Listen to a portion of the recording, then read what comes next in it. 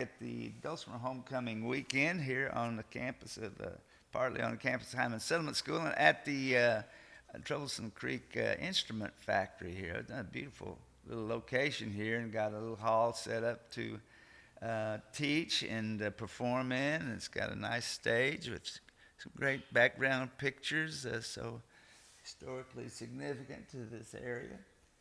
So got the Mona Lisa over there on the wall with her Remo drum.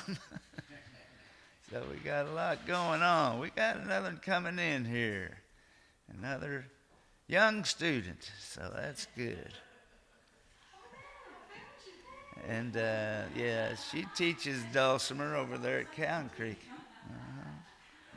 So kind of get saddled up there, Bev, and we'll get started. We're doing just a classic nonsense song, children's songs here, and we're going to start out with the one I did last night, Shortening Bread. We're in D-A-D, and I got the Big Bertha here from. I wish Doug was here to talk. If he slips in, remind me. Doug constructed this instrument. It's been in the flood. It's got one hole in the back here. It was sitting up on the floor, and the flood come through this way on it. So that's a reminder. But we'll have him talk a little bit about this instrument. D-A-D. Now you can come up and get shortening bread. I think or you can pass it around. Yeah, pass around shortening bread. All right. So we're just going to walk through it quickly here. This has got doesn't have the extra fret here, so some of the may be different. So it starts in. Yes, there's Doug. Doug, tell about the construction of this instrument here. Oh my goodness, that one has an internal double wall that you can see peeking out here. It's got a sound baffle inside it, made of Sitka spruce that runs all the way down the box. Yeah. And originally this pattern I developed at the request of John Trusty. When he was wanting something, he wanted a dulcimer shaped like Dolly Parton. So we developed this pattern, said this is about, as far that direction as we could go. Yeah. And we called it the Busty Trusty. Busty Trusty. After Trusty. Yeah. And What- we built what- several of them. What does the effect of that wood sound? You said wood running through it. What does it do? Well, we wanted to make an internal possum board so that the tone of the instrument wouldn't be dampened down by just laying it on your lap or a table. Oh, so it bounces off of a possum board inside. Yeah, an experiment. Yeah. But one that we like. I mean, it's a very friendly instrument. Yeah. All right. As best I recall, is it friendly? Yeah, it's Boomer. So, shortening bread on a Busty Trusty, Trusty Busty. Okay, we're starting with the chorus there. 0545, 0545, 0545, 210. Work that out there on your own there. Pretty simple. And you can do a little jazzy little lick.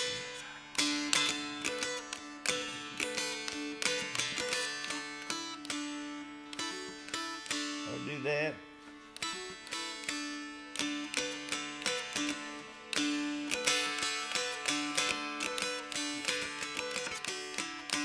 You can do that. So let's just do that. Oh, fire, mom. Little baby love, shortening. Shortening bread. Shortening is lard, I believe, and it's a lard cookie. That's all we want. That's all we need in life. A little bit of grease. Okay. Here we go. 0545. Ready and 0545. 054521. Again. 0545. 5, 4, 5, 2, 1, oh. There you go. Then you go up to the high note, 7 or 8. 3 little children. 7, 5, 4, 5, 7, 5, 4, 8, 5, 4, 5, 2, 1, oh. 8, 5, 4, 5, 8, 5, 4, 8, 5, 4, 5. Then the chorus on 2, 4, 5, oh, 5, 4, 5, 5, 4, 5, 2, 1, oh, oh, 5, 4, 5, oh, 5, 4, 5, 5, 4, 5, 2, 1, oh. That's pretty good. Good. So you can do the oh, 5, 4, 5, 2, 2, 1, oh. You can do it.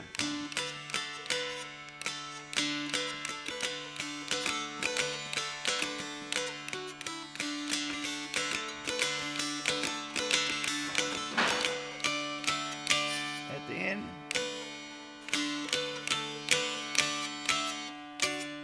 Okay, the little finale there. Okay. Play it one more, and then we'll sing some words to it. 3 little children start at the top there. 3. Here we go. 3 little children sitting in bed. 2 were sick and the other half dead. Sent for the doctor. Doctor said, feed little children that's shortening bread. Mama, little baby loves shortening. Mama, little baby loves shortening bread. Mama, little baby loves shortening. Little baby loves shortening bread. That's good. Okay, let's just go on with the song here. Put on the skillet, flip up the lid. Ready? And put on the skillet, flip up the lid. Feed the little children that's shortening bread. That ain't all that Mama gonna do. Mama gonna make some coffee too. Mama, little baby loves shortening. Little baby loves shortening bread. Mama, little baby loves shortening.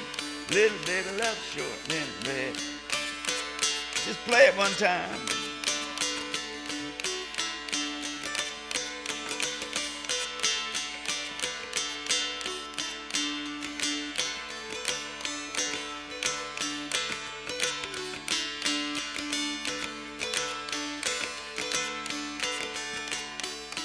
Oh, when those children smell shortening bread, they jumped right up out of bed. They jumped around, danced and sing, danced a little jig with a chicken wing. And little baby loves shortening. Little baby loves shortening bread. Mama, little baby loves shortening. Little baby loves shortening. Play it.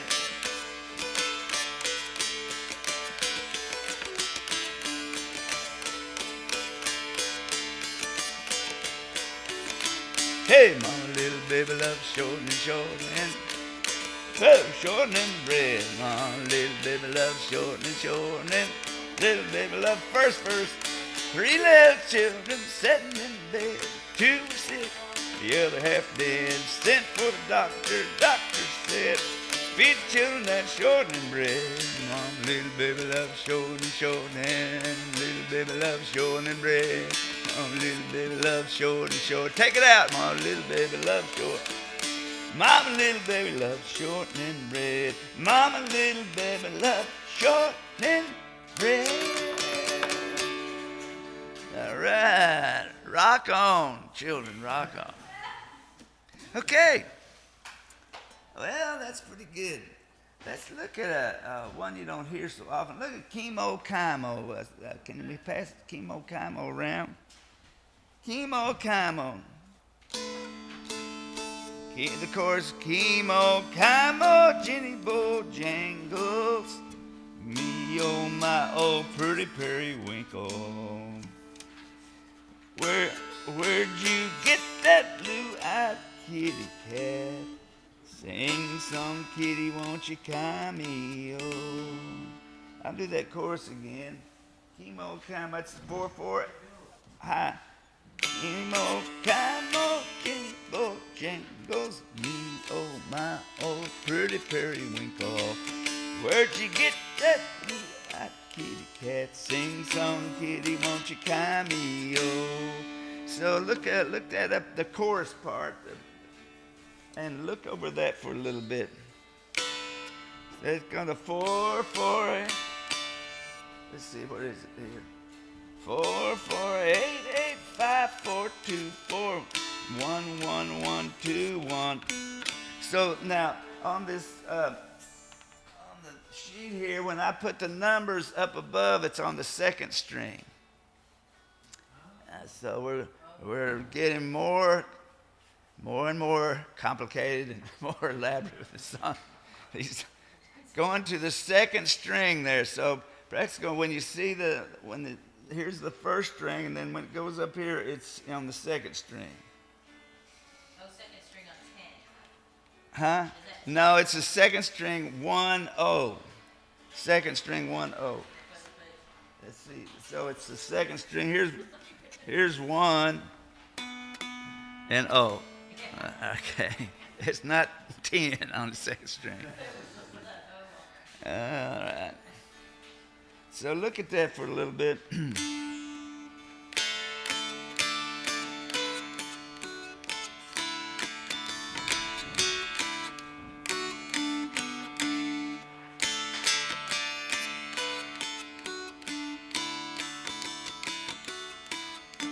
Yeah, look at that. See if you can reach in there and get that. Or you can strum all the strings. You don't have to find that string. If you can find it, it's fine. If you don't, just strum it.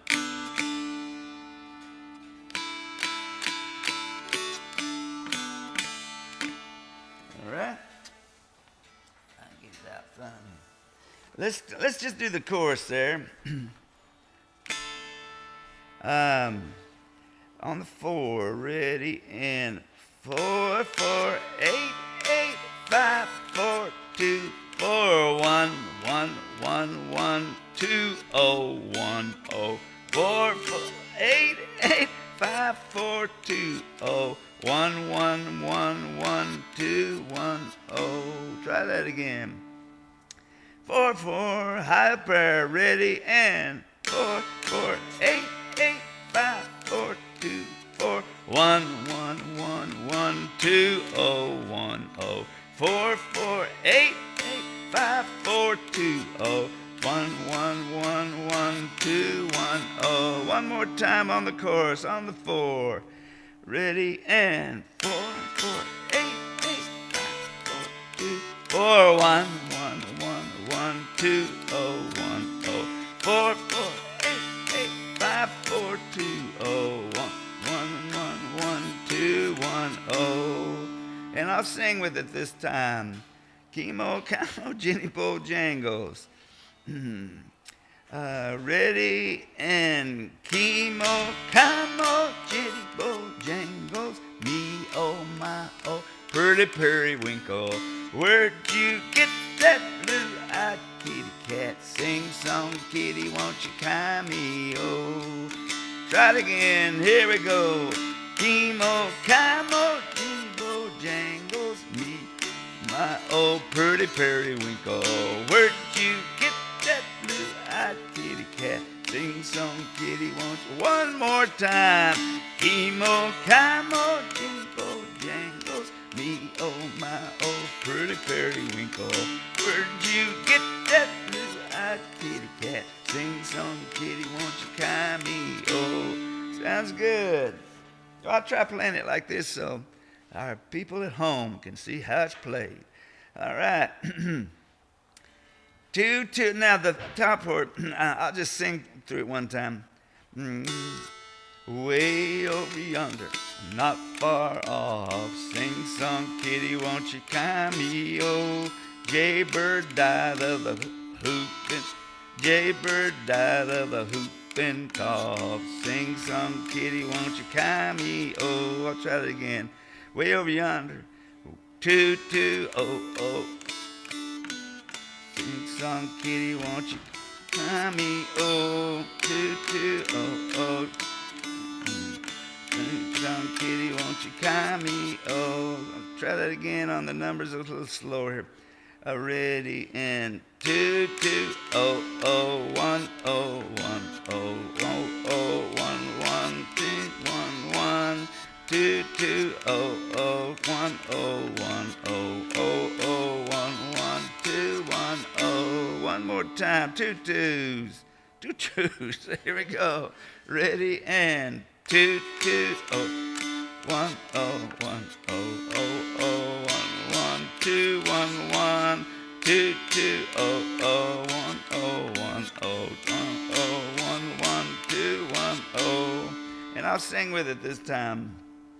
Well, our cow won't give milk in the summer. Sing song, kitty, won't you come me? Oh, so we have to take it from her. Sing song, kitty, won't you come me again?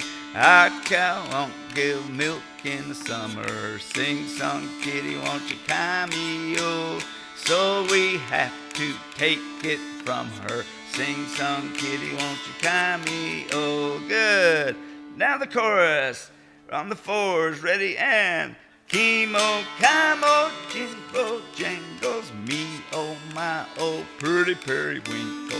Where'd you get that blue-eyed kitty cat? Sing some kitty, won't you come? Going to the chorus, no, not to the chorus, going to the verse. Well, now over yonder, not far off. Sing some kitty, won't you come me, oh. Jaybird died of a whooping cough. Sing song, kitty, won't you come me? Chorus, chemo, camo, jingle, jangles, me, oh my, oh pretty periwinkle. Where'd you get that blue-eyed kitty cat? Sing song, kitty, won't you? Here's another verse. Well, our cow won't give milk in the summer. Sing song, kitty, won't you come me? Oh, so we have to take it from her. Sing song, kitty, won't you come me? Here we go. Chemo, camo, bojangles, me, oh my, pretty periwinkle. Where'd you get that blue-eyed kitty cat? Sing song, kitty, won't you? One more time, let's do the verses. The chorus. I don't know where we are. Verse, oh, our cow won't give milk in the summer. Sing song, kitty, won't you come me? Oh, so we have to take it from her. Sing song, kitty, won't you come me? Chemo, camo, chemo, hey, jingle, jangles, me, oh my, oh, pretty periwinkle.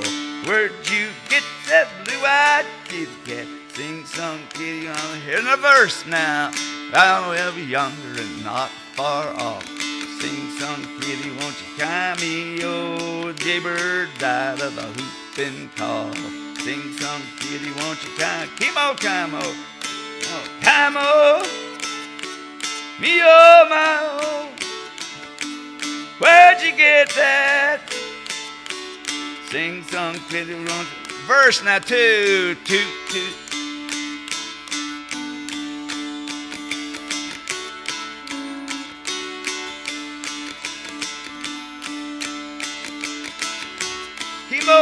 Chemo, camo, me, oh my, oh.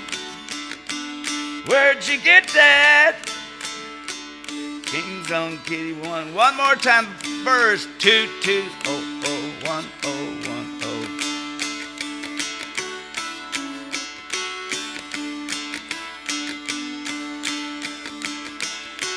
oh. Chemo, camo, jingle jangles. Me, oh my, oh. Where'd you get that? I kitty cat thing. Out, going out. Oh, that's good. Oh, the hills are alive with the sound of music. Now we got to make up a verse here. I did in school. Got to make up a verse on the girls and the boys. Now name a place around here in Knott County. Name a area or something. Anybody know one? Where you live around here? Nobody lives around here. So some of you out back there know. Way over yonder in old Frog Town. Sing song, kitty, won't you come me, yo? What's going to rhyme? All the boys. That's to rhyme with town. What goes up must come down. It does. Way over yonder in old Frog Town. And then we'll sing one on the girls. What's another place? Around here. Let's see. Way up yonder on Old Pine Top, all the girls go there to rot. I like that one. Let's do that one. That's the kind of thing that a fifth grader would say now. Frogtown, what can make up scurrilous about boys at Frogtown? The girls would sing something on the boys there. They look like a clown. All the boys look just like a clown. Okay, here we go. Way over yonder on old Frogtown. Here we go. Well, way over yonder on old Frogtown, sing some kitty, won't you come here? All the boys look like a clown. Sing some kitty, won't you come? Kimo, come, King. Come, Jenny Bojangles, me, oh my, oh, pretty periwinkle. Where'd you get that blue-eyed kitty cat? Sing some kitty, won't you? Try it again, sing it with it. Kimo, come, me, oh my, oh, pretty periwinkle. Where'd you get that blue-eyed kitty cat? Sing some kitty, won't you come? Hear the verse. Way up yonder on old Pine Top. Sing some kitty, won't you come me, oh. Girls go up there just to rot. Sing some kitty, won't you come me, oh. Hey, Kimo, Jenny Bojangles, me, oh my, oh, pretty periwinkle. Where'd you get that blue? Sing some kitty, one more, Kimo, Kimo. Kimo, Jenny Bojangles, yo, my old pretty periwinkle. Where'd you get that blue-eyed kitty cat? Sing it once, see if you can sing it one time. Kimo, Kimo, Jenny Bo, me, oh my, oh pretty. Where'd you get that? Sing some kitty, won't you come me, oh. Very good. That's a good one. Okay. Now let's look at Froggy Wintercourt. If you can pass around copies of Froggy there. Kimo, Kimo.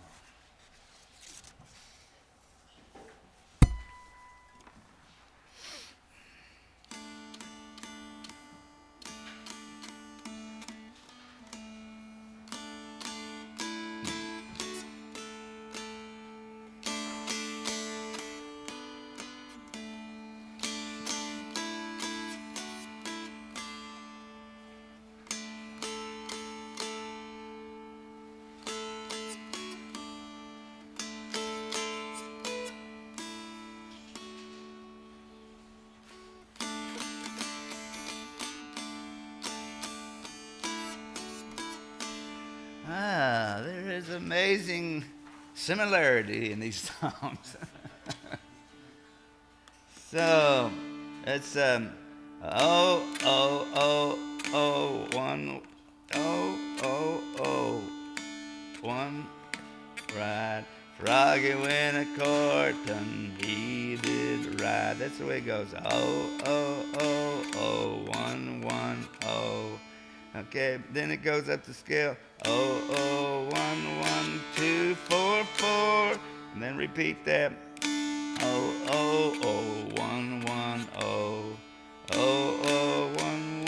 2, 1, oh. Pretty simple. So the lines above, if it goes above the first string, it goes to the second string. In that line, it goes up.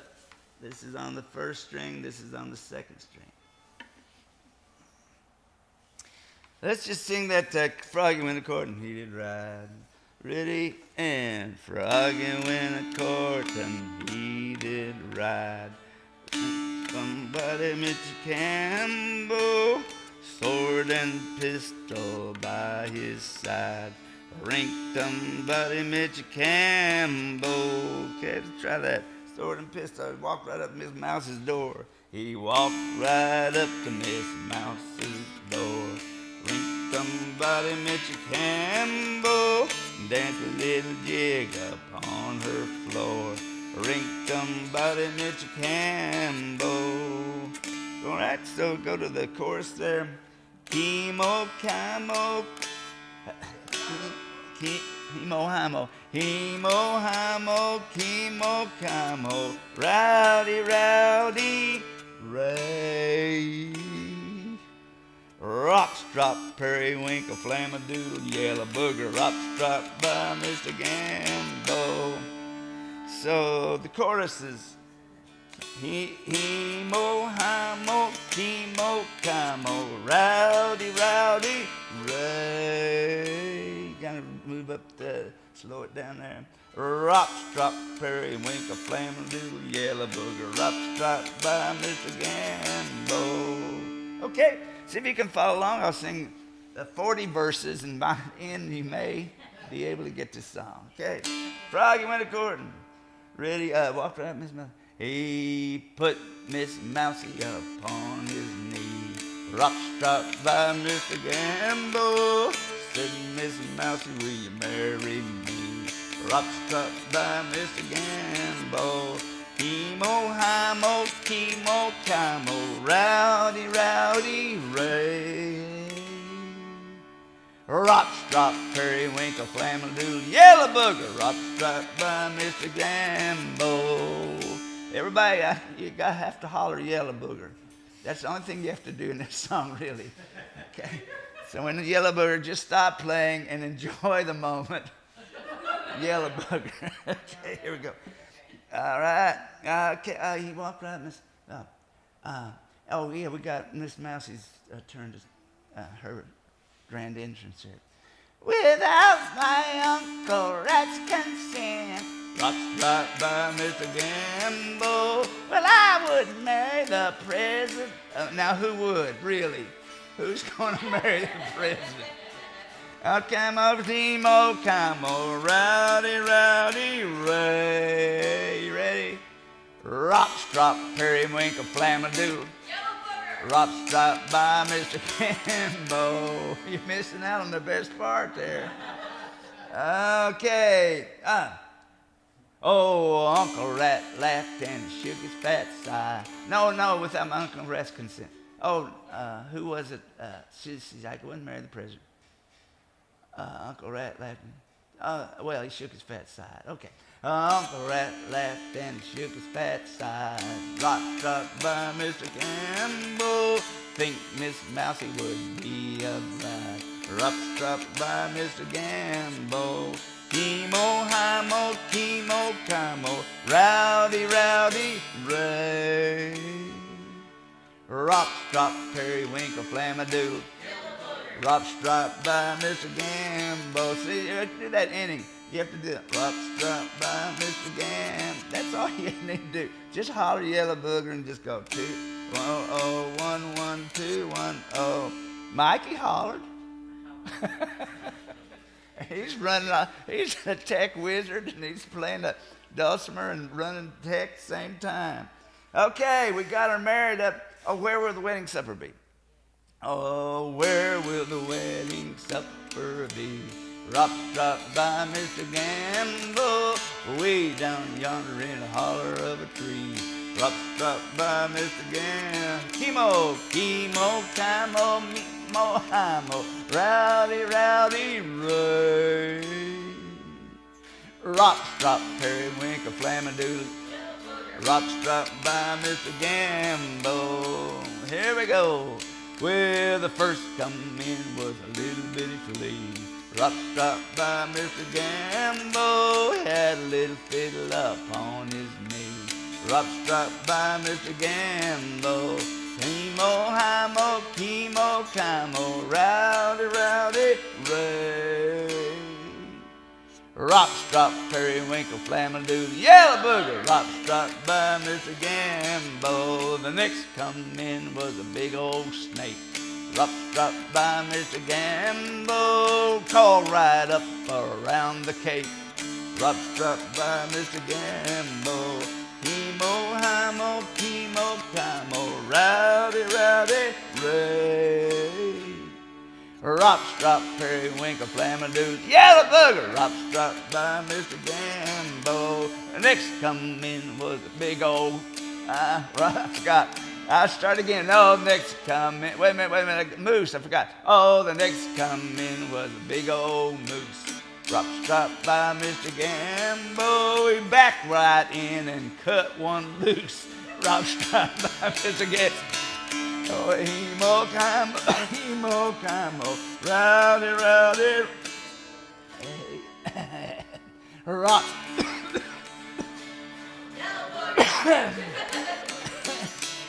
All right, I need some water. If you find some water for me, I'll be happy. We got to finish her off here before I finish. So we got the moose come in. Now we got the next come in is a big tomcat. Maybe somebody else singing. Oh, the next come in was a big tomcat. Rock stopped by Mr. Gambo. Growled at the frog and gnarled at the rat. Rock stopped by Mr. Gambo. Hemo, oh, chemo, camo, rowdy, rowdy, ray. Rock, drop, periwinkle, flamingoes, yellow booger, rock, drop, Mr. Gambo. Now that is the end of him and her. Rock, drop by Mr. Gambo. There won't be tadpoles covered with fur. Rock, drop by Mr. Gambo. Hemo, hymo, chemo, camo, rowdy, rowdy, ray. Rocks drop, periwinkle, flamadoo. Rocks drop by Mr. Gambo. The chorus one more time. Hemo, hymo, chemo, camo, rowdy, rowdy, ray. Rocks drop, periwinkle, flamadoo, yeah. Rocks drop by Mr. Gambo. All right, very good, very good. Thank you. I might need a little drink of that. A little swig of that, buddy. Let me get a little swig. Cumberland Gap. Thank you, Cumberland Gap. Oh yeah. We got to test the water coming off our hill. We got two creeks on either side of our property. It runs real rapid down that hill, and I've tested for everything, but I need a chloroform test, I think, before I go drinking it. But I'm trying to get somebody else out to take it out and send it off. You have to send the test off. Every other thing has been really, it's according to the papers I have, pristine water, it says.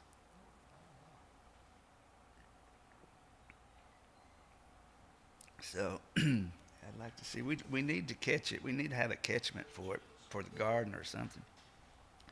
Because you just watch all that water come down. It's daggone. I wish we could save some of that.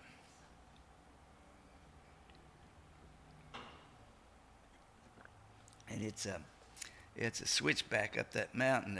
We've got a rocky place. It just comes, it's like a rock garden going up in those rocks on either side, and where the stream comes down. Slick Rock Holler, they call it.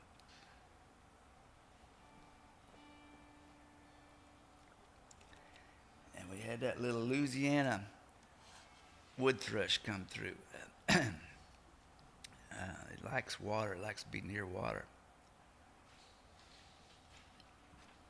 And it hops around on rocks in the stream, so it's a perfect place for that little bird. All right. Let's do Turkey in the Straw. I think that's a turkey in the straw.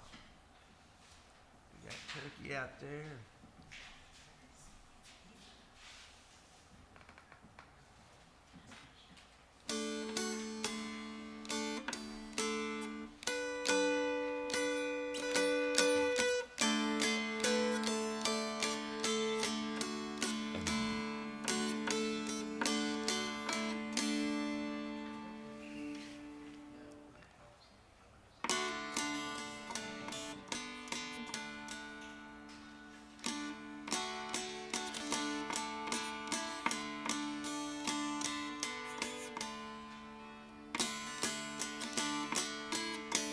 Okay, let's just, you kind of slide up 210-000-110, and then 2220211 again 2100011 2440210. Let's go that slowly up. 2100011 2220211 2100011 24402 again 2100011 2220211 2100011 24402. There you go. Okay, now let's look at the chorus. And it got a little thingy there. Turkey. 0244020244024. Then I just sing and make a chord here. I put my finger across, make like a bar there, and go up to this. See if you can find that a little. So I use the ring finger and then my pointer finger to reach up on the first string.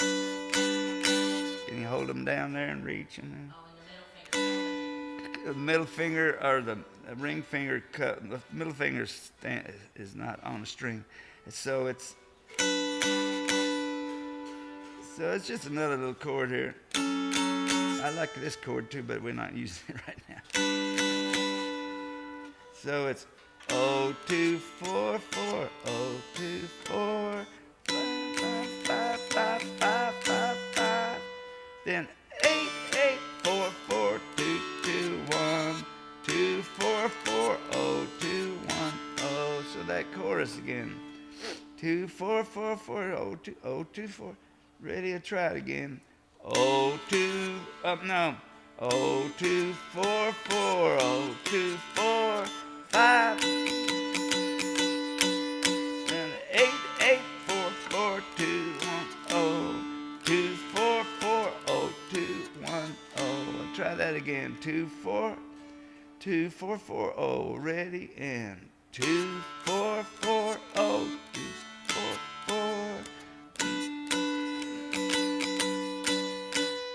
88442212440210. Okay, let's try it off slowly here. 21000. Ready? Slowly. Ready and 2100011 2220211 2100011 240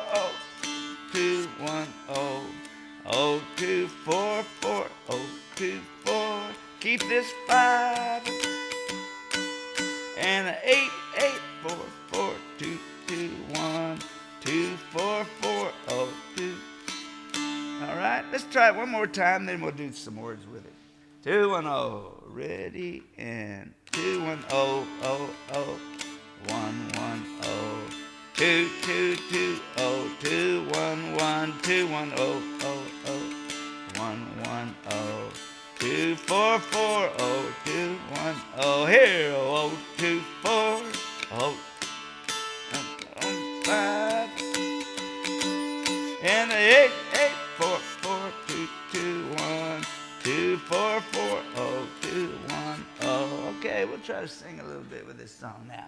Oh, I had them ready.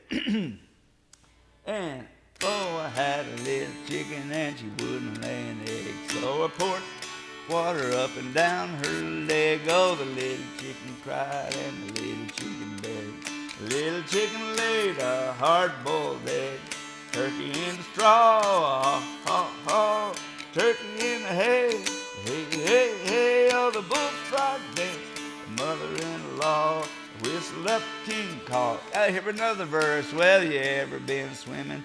Bright and sunny days. Seen all the little fishes swimming in and out of the bay. Their hands in the pockets and the pockets in the pants. And the little fish are doing the hoochie coochie dance.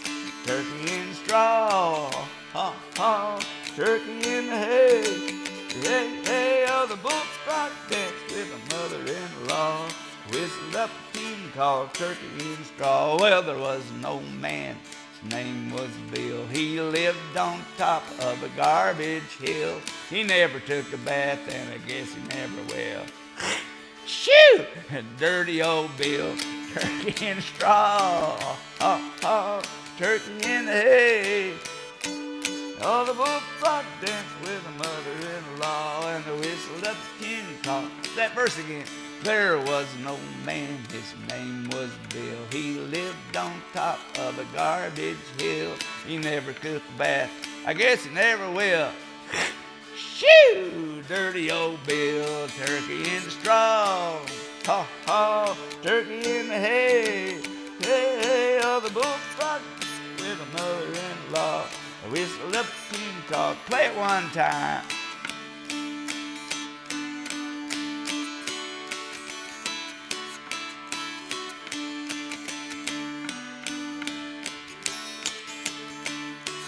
Here we go, turkey in.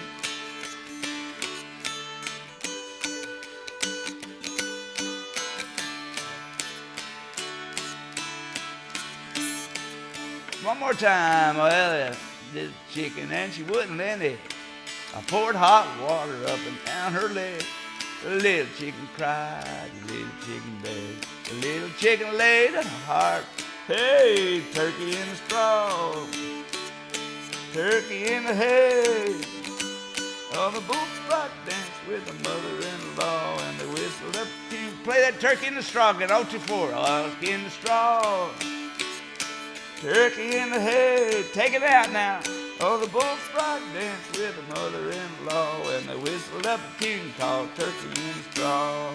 All right, good job. All right, we covered some good old nonsense songs, kids songs. And now, how much time do we have left in our little session? 15 minutes. 15 minutes. Well, let's just calm down a little bit here. I'll sing a couple of children's songs here.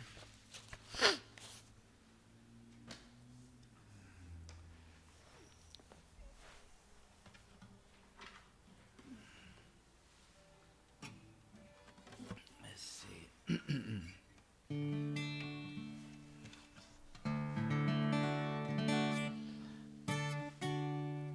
This is a song I made up in the fall of the year. A long time ago, I was out in San Francisco, and Jimmy Carter didn't get reelected. I love Jimmy Carter. I don't guess anybody here remembers Jimmy Carter. I really like Jimmy Carter. I used to have dreams that I'd be at the White House. I'd see him on the steps. I'd try to help him. You know, God, you're doing okay. It's all right, Jimmy, you're doing okay. And then Reagan got elected, and I saw these clouds coming in over the bay there. I said, oh, man. But so I worked it in this children's song. It goes like this. Low clouds moving in, low clouds moving in, silver sheets line the streets, the red lights drinking raindrops. Oh, the ground you've been running around all summer. Oh, wait a minute. Let me get it right. Been running around all summer, but now you're coming down. There's these low clouds. Let's try that again from the top. Low clouds moving in, low clouds moving in, silver sheets line the streets, the red lights drinking raindrops. Been running around, you've been running around all summer, but now you're coming down, and there's these low clouds. Low clouds moving in, low clouds moving in, silver sheets line the streets, the red lights drinking raindrops. The ground is soft and fallow. The trees look like old bones, and there's these low clouds. Low clouds moving in. Low clouds moving in. Silver sheets line the streets. The red lights drinking raindrops. Oh, the wind is in the treetops. Leaves are coming down, and there's these low clouds. Low clouds moving in. Low clouds moving in. Silver sheets line the streets. The red lights drinking raindrops. See, we'll try to sing it along here on this rainy time outside in the low clouds. Settle down. Low clouds moving in. Low clouds moving in. Silver sheets line the streets. The red lights drinking raindrops. The wind is in the treetops. The leaves are coming down. There's these low clouds. Low clouds moving in. Low clouds moving in. Silver sheets line the streets. And the red lights drinking raindrops.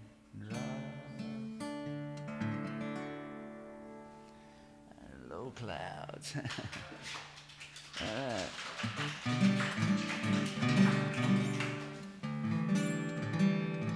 There's a little riddle song. I had a kids radio program that had the riddle in the middle all the time. See if anybody could guess it. Oh, old time mountain riddles. Tried to resurrect some of those. So see if you can guess it. I have a little secret, but it's for you to tell. And so I'll raise it to my lips and bid it fare thee well. And if you see it passing, then catch it if you can. Then only you and I will understand. You know it already? My parents do not know it, though it's not so far away. For in the woods beside my house my secret comes to play. She grabs me by the shirt tails and bids me come and go. And where she comes from I will never know. The chorus. I have a little secret and it's for you to tell.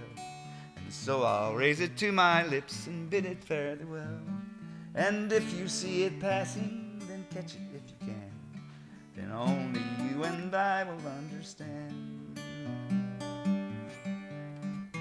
She can whistle, but she cannot talk, so you know she's passing by.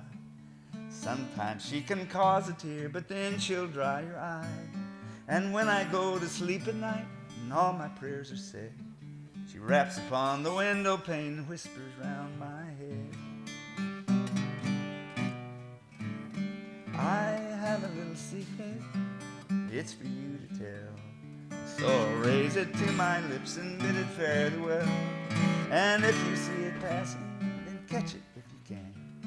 Then only you and I will understand. Sometimes she's a stranger and she bangs upon the door. And then she climbs the chimney tops and sweeps down to the floor. I ask her where she's going.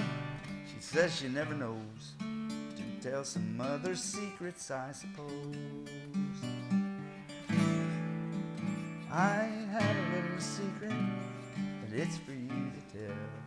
So I'll raise it to my lips and bid it fare thee well. And if you see it passing, then catch it if you can. Then only you and I will understand.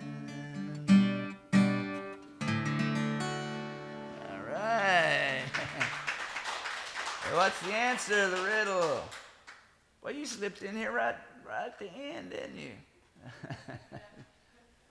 All right. What's the answer? Claire, what's the answer? Don't know the answer. Amy Lynn. Yeah, what's the answer? Not the same. Oh, Don't worry. I'm sorry. yeah, Yeah. that's okay. Let's see. It is the wind. That's right. Sarah Kate got the answer. How many knew that was the answer? Oh, you did. Okay. I kind of did. Okay, I think we're about out of time here. So we've done some children's songs over the years and some of the old classics. Um, what's the time? What time is it? Are we out? You got 8 minutes. 10:52. Oh, we got 8 minutes. Let's see. Let's see if I can get back into tuning.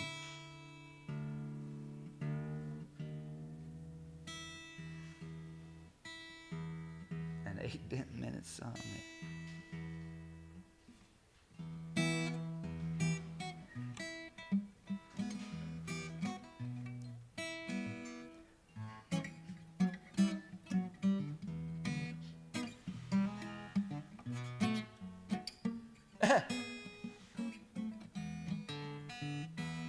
Hey, hey, diddle, diddle, cat and fiddle.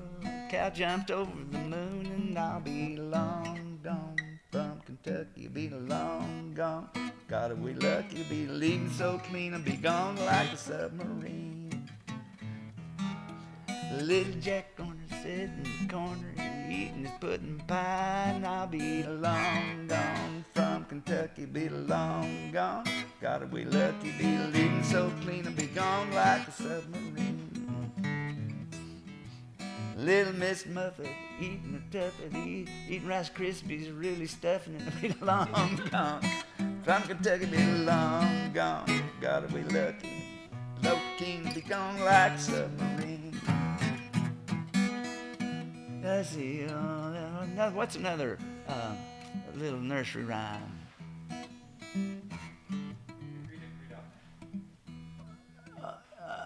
Hickory, dickory, dickory dock, the mouse went up the clock.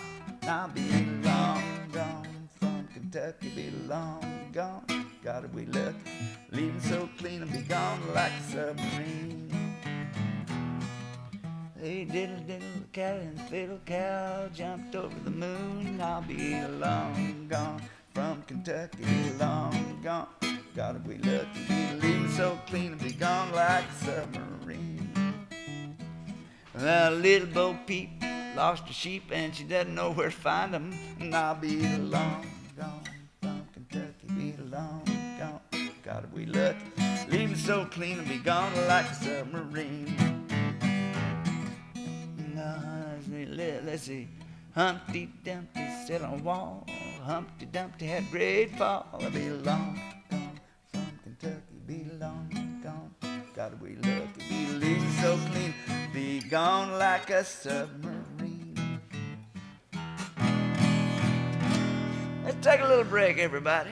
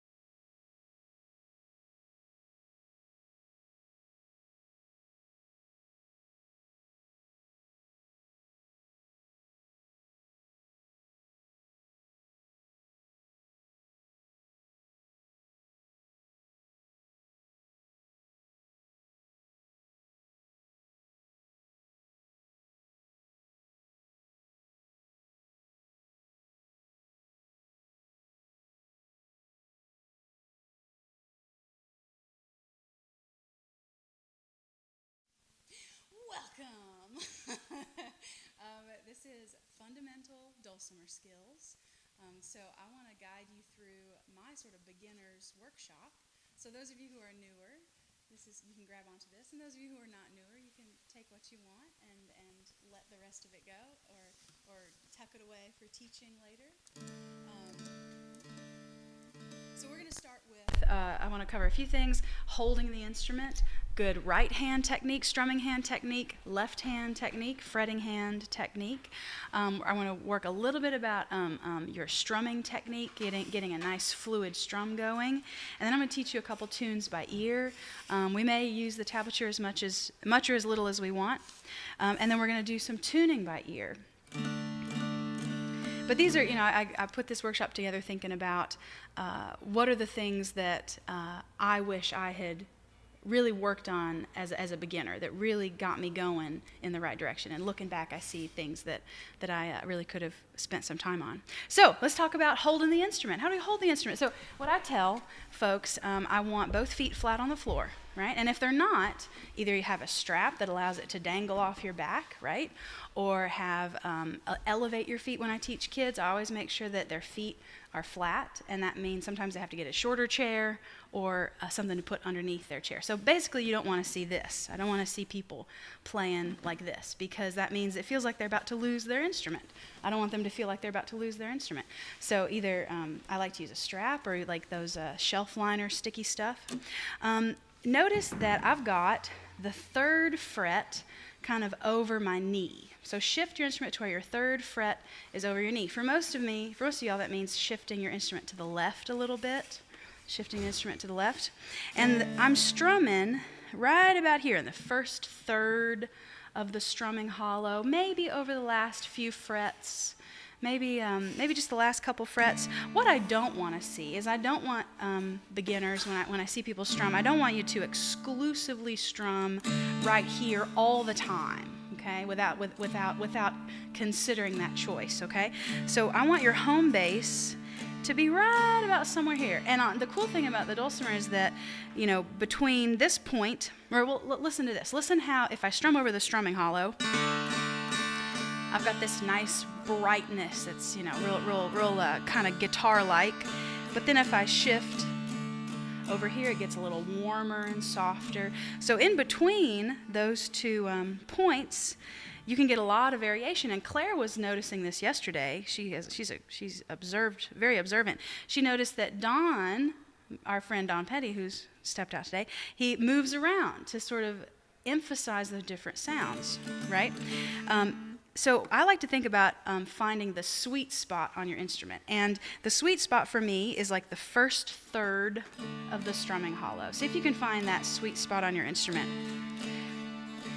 A place where it sounds warm, but also balanced, and with that brightness and that crispness.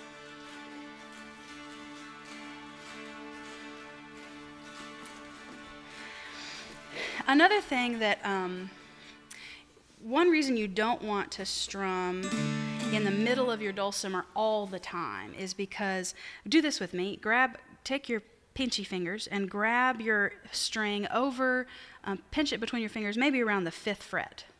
Pinch it between your fingers and wiggle it around. Wiggle the string back and forth. Notice that. Notice how loose it is. And now do the same thing but over by the strumming hollow, and notice how it's a lot tighter. Okay? So then notice you can wiggle a lot down here and you can't wiggle. And that's on purpose. That means that when I strum the string, if I strum the string further down into the frets, here's what's going to happen. I'm going to get my pick, it's going to pull against the string, it's going to stretch it, and then it pops off, right? And we don't want that because you're going to get a jangly sound. Your dulcimer's not going to sound clean. You're not going to have a nice clean sound. But you want your string to resist your pick, right? So if my pick is pushing against the string, I want a little bit of stretch, and then it pops off nice and quickly. So we want that. We want that sound. So if you notice your tone is kind of jangly and not crisp and clean, it might be you're strumming where the strings are loose and floppy. We don't want that. So closer to the strumming hollow. Another super nerdy thing you can do is you can tap into the natural harmonic resonance of your instrument, okay? So listen to this.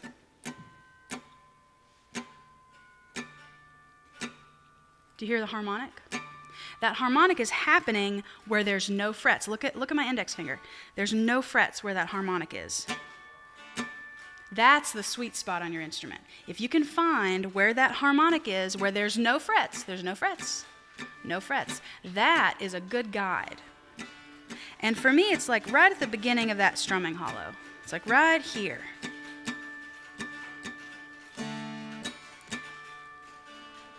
And you're kind of strumming where your instrument has a sweet spot. And everybody's instrument has a different sweet spot.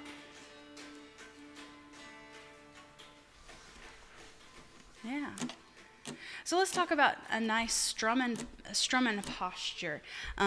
I like to, everybody do this with me. Let's do an invisible strum. That's not the right word, but it gets the idea across.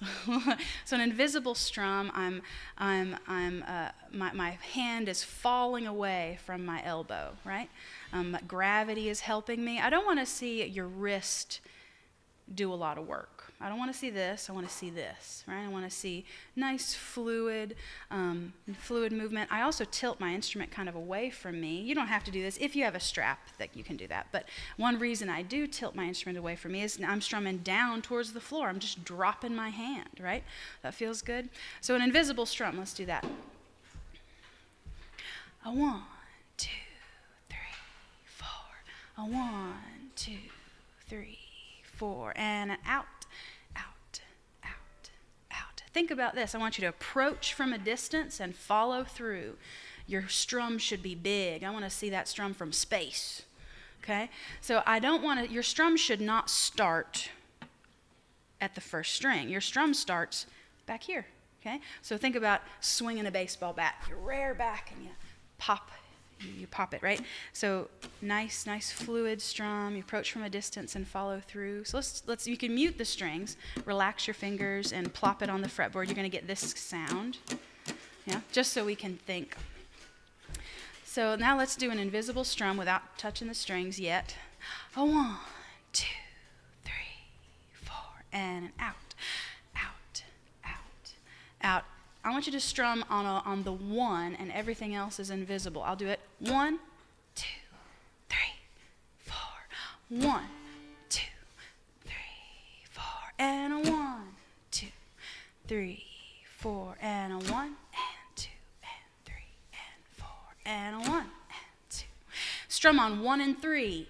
1 and 2 and 3 and 4 and 1 and 2, 3 and 4 and a 1 and 2 and 3 and 4, 1 and 2 and 3 and 4. Strum on all the numbers. 1, 2, 3, 4 and a 1, 2, 3. Strum in both directions. 1 and 2 and 3 and 4 and 1 and 2 and 3 and 4 and 1, 2 and 3 and 4 and one more, and go invisible.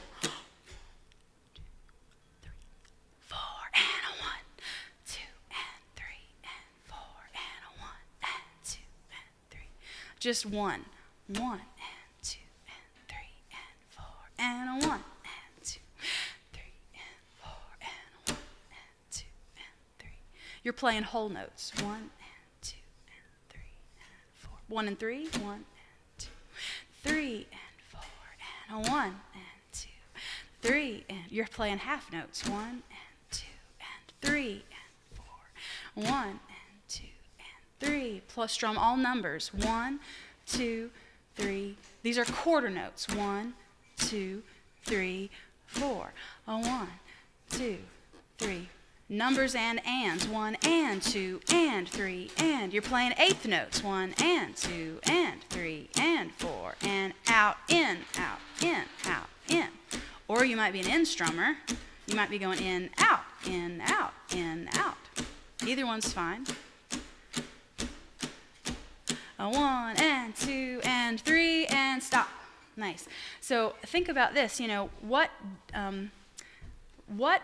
was the common factor through all of that?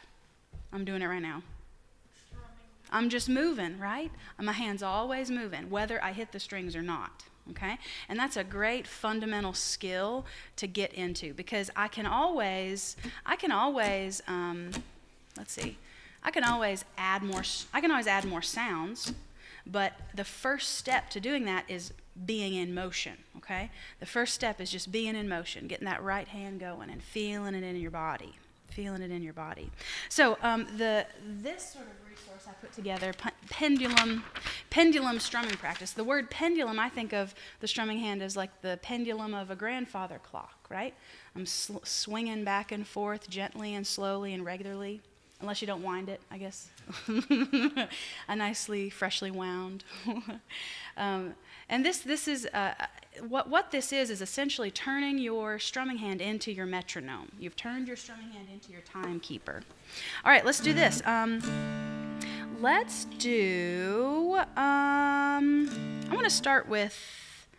start with by going to D, G, D. But don't take out your tuner. Don't do it. Go to the 3rd fret on the bass string. That is the pitch that you need, okay? So if you watch me for 2 seconds, I'll show you a quick thing. Here's some tuning by ear. The trick to tuning by ear is constantly checking back and forth, lots and lots. See if you can get it close. You're loosening your middle string 1 step down in the musical scale. And if you want to, when you think you're close, get your tuner and see how close you got. You might find you're a few cents sharp or a few cents flat.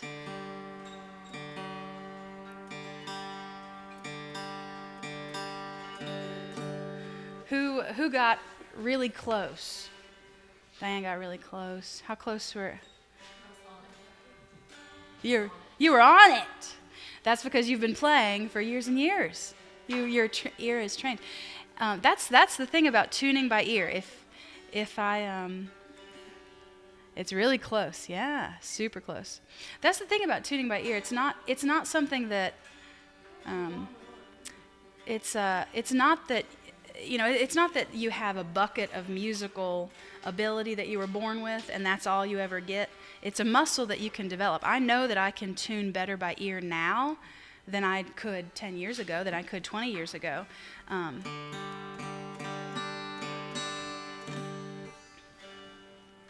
Nice. So, don't worry about looking at the tab. In fact, I don't want you to look at the tab. Ignore that. And I want you to read my hands. I want you to watch my hands. So let's do this. This is another sort of fundamental skill that I have tried to pick up over the years, and that's by playing. Playing by ear is about 50% actually playing by ear, but the other 50% is playing by eye, playing by watching. So I'm going to play this tune, a simple tune real quick, and then I want you to mime along with me. Without making noise, I want you to move your hand in tandem with mine, okay? So wherever I move, you move. When I go high, you go high. When I go low, you go low, okay? It doesn't matter if you get it right. I just want you to be in the right zone. You don't even have to be on any particular string. But I'm going to play a whole tune. I bet you know it. So mime along with me.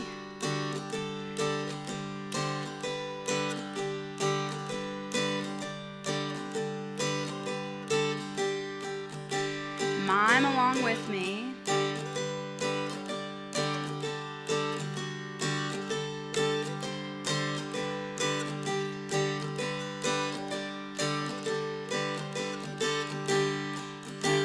I bet you know this one.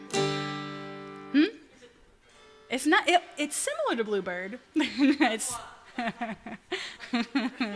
it kind of sort of like Bluebird. Skip to my Lou. That's right. Classic. So put your index finger on 5 and give me 2 5s. Slide it down to 3. That's a little space. And then 5 5. And then 7 and hang out there for a little bit. Let it ring. There you go. So the first phrase is 5 5 3 3 5 5 7. Do that again. 5 5 3 3 5 5 7. Do it again. 5 5 3 3 5 5 7. Now the next part, put your index finger on 4. Do the exact same pattern. Ready, go. 4, 4, 2, 2, 4, 4, 6. Good. Do that again. 4, 4, 2, 2, 4, 4, 6. Let's take those two parts, Velcro them together from the top. 1, 2. Start on 5, 5, 5, 3, 3, 5, 5, 7, 4, 2, 4, 6, 5, 3, 5, 7. Freeze. Take your ring finger, put it on 4. Okay? Watch me do it once, and then it'll be your turn. Okay? Give me a regular 4, and then a 5, 6 out and back. So watch me. Yeah? 4, 5, 6. Out, out, in. Okay? We're playing a quarter beat and 2/8 notes. And then walk down the steps starting at 5, 4, 3. So the last little phrase looks like this.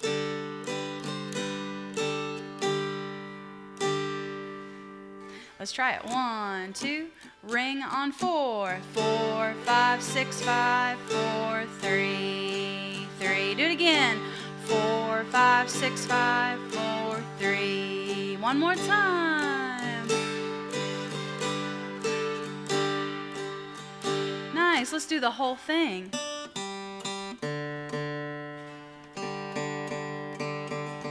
I was hearing a rattle. That makes me so nervous in the wintertime. Okay. Well, it's so rainy now. Maybe the rattle will go away. All right, let's try it. 1, 2.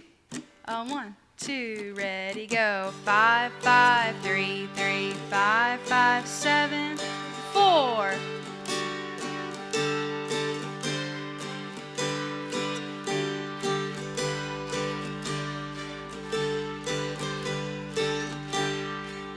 Again.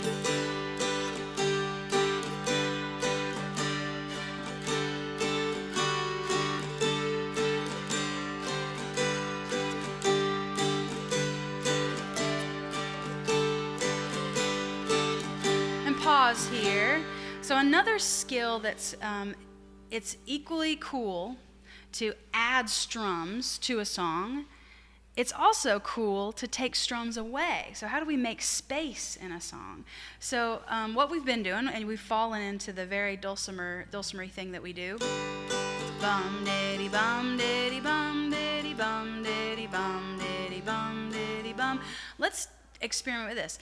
Take away the diddy and just turn it into bum bum bum bum bum bum bum bum bum bum. Let's try that. 1, 2, ready, go. Bum, bum, bum, bum, bum, bum. Hold. Let it ring. Yeah. Let it ring. Good. Let's make even more space. So notice that we've got 5, 5, 3, 3. Well, we've got 2 5s. One will do just fine. So let's do this. I want to hear. We're turning it into a half note version. That's what we're doing. We're taking notes away. Let's try that. 1, 2, ready, go. 5, 3, 5, 7, 4, 2, 4, 6, 5, 3, 5, 7, 4, 5, 6, 5, 4, 3, 3. And the reason we don't change that part is because that's the melody, and we want to keep that there. But we're playing the skeleton of the tune. So watch me this time. Watch my strumming hand.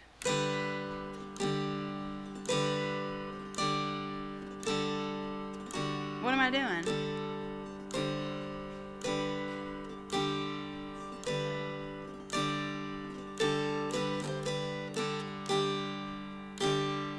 I'm still moving, but I'm choosing not to hit the strings. So do that with me. You're filling it in with air strums. Get used to moving your right hand a lot. 1, 2, ready, go. Air, air, air, air, air strum, air strum, air strum, out and out and out and out and out and out and out and out and out and out and out and out and we're half note version right now. Nice. Cameraman's killing it. Okay, turn it into a quarter note version. Double it up. 5 5 5 5 3 3 5 5 7 4 4 2 2 4 4 6. Let it ring. 5 5 3 3 5 5 7 4 5 6 5 4. Add the ditties. 5 ditty 3 ditty 5 ditty 7 ditty 4 ditty 2 ditty 4 ditty 6 ditty 5 ditty 3 5 ditty 7 ditty 4 5 6 5 4. Do it. Add all the ditties again. 5 ditty 3 5 ditty 7.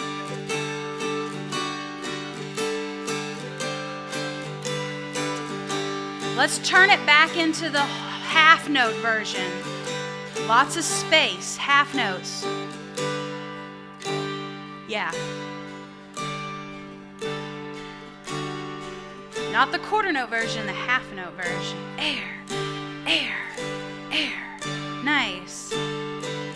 Add the ditties.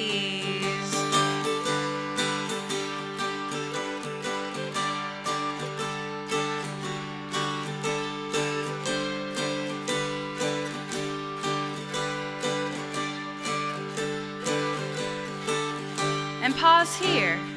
So did you feel it still felt musical even when we took notes away?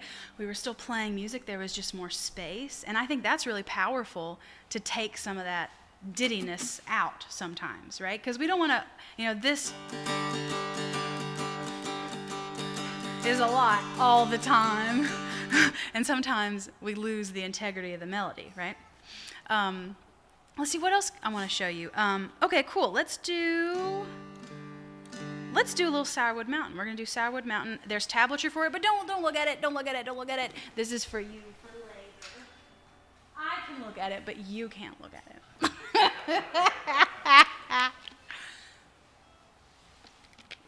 Okay, I'm going to play the whole thing for you. Do the same thing. You're miming along with me. Mime along with me.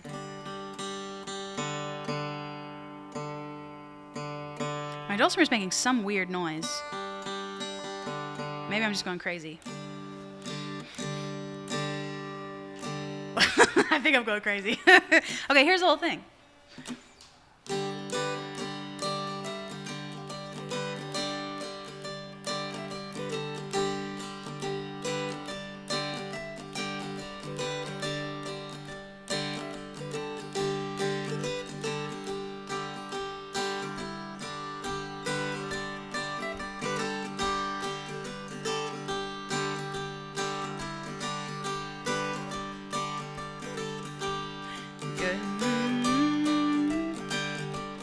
Hey, hey, diddle-um day, so many pretty girls I can't count 'em. Hey, hey, diddle-um day, my true love, she's a blue-eyed daisy.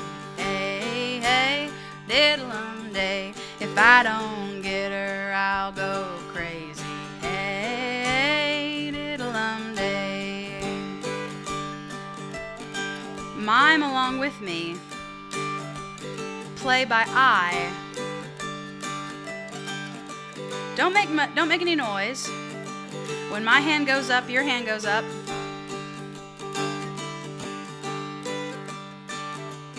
When my hand goes down, your hand goes down.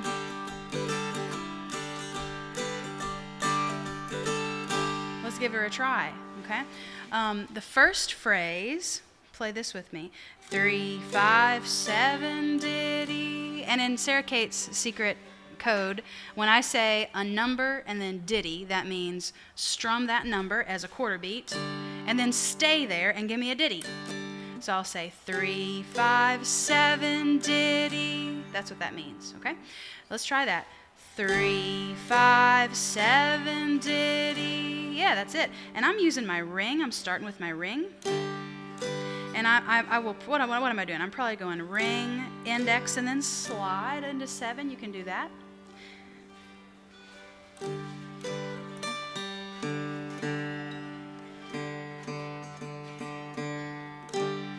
Let's try that. A 1, 2, ready, go. 3, 5, 7, diddy. Do that again. Ready, go. 3, 5, 7, diddy. Freeze here. Here's the next phrase. 8, 10, 7, 5. Those are all outs. So find your 10. What's your 10 sound like? It's a little space. It's your octave of your 3.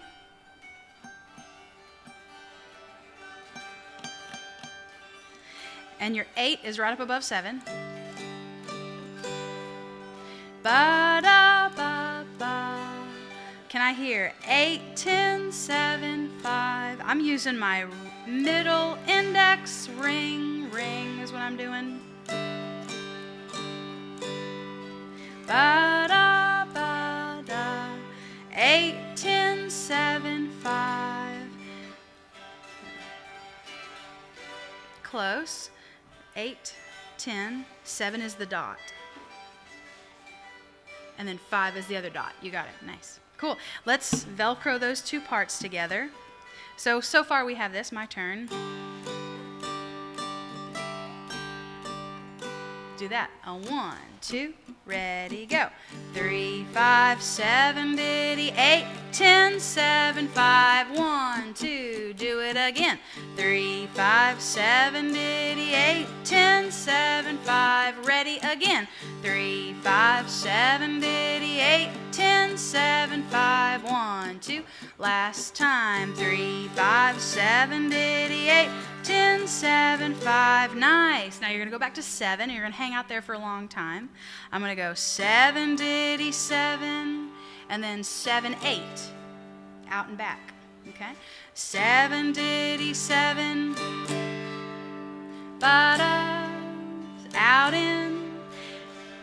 So it's going to sound like this. 7, diddy, 7, 7, 8, 7, 5, 4, 3. So there's 2. This is the hardest part of the whole song. Ba-da, ba-da. This is the hard part. 7, 8, 7, 5. Out, in, out, in. Let's isolate that part. So play this for me. 7, 8, 7, 5. Those are all eighth notes. Out, in, out, in. Da, ba, da, ba. Let's back up and add. It's going to sound like this. 7, diddy, 7, 7, 8, 7, 5, 4, 3. Watch it again. Ready, go.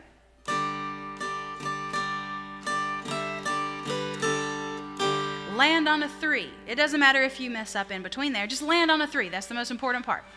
So start at 7. I like to use my middle finger for that. 1, 2, ready, go. 7, diddy, 7, 7, 8, 7, 5, 4, 3. Do it again. 7, diddy, 7, 7, 8, 7, 5, 4, 3. 3 more times. Out, in, out, in, out, out. Out, out, in, out, out, in, out, in, out, out. One more. That's the whole A part. Let's do the whole A part. Starts at 3.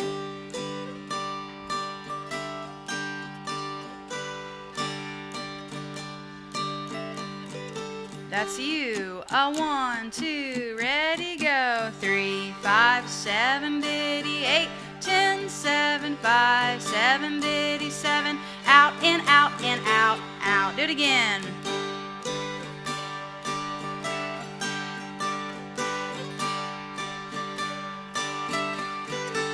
Do it again.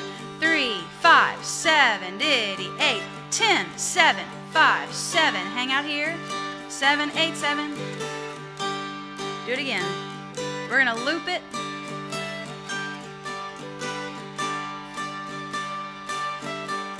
Let's slow it down a little.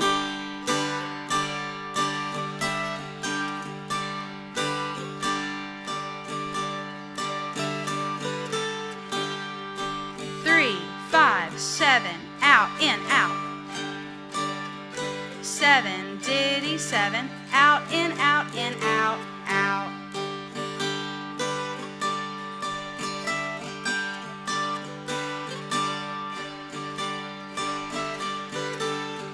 it again.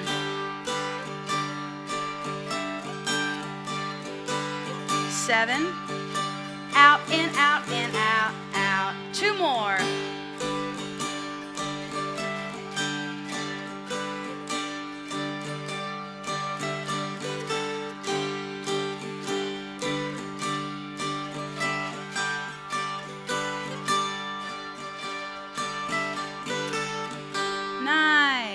Nice. And you catch more each time. The B parts start at 5. B parts start at 5. And you're going to walk down the steps.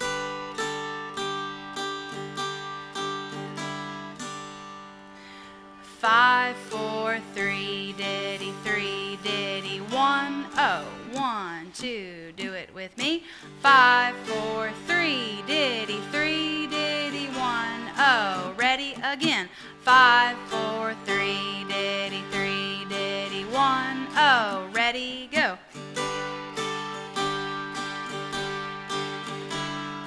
Ready, go. 5, 4, 3, diddy, 3, diddy, 1, oh, nice. And the next part is going to sound really familiar. So the ending of the B part is, it kind of starts like it's going to start the A part over. 3, 5, 7, 7, 8, 7, 5, 4, 3. So let's tackle the ending of the B part.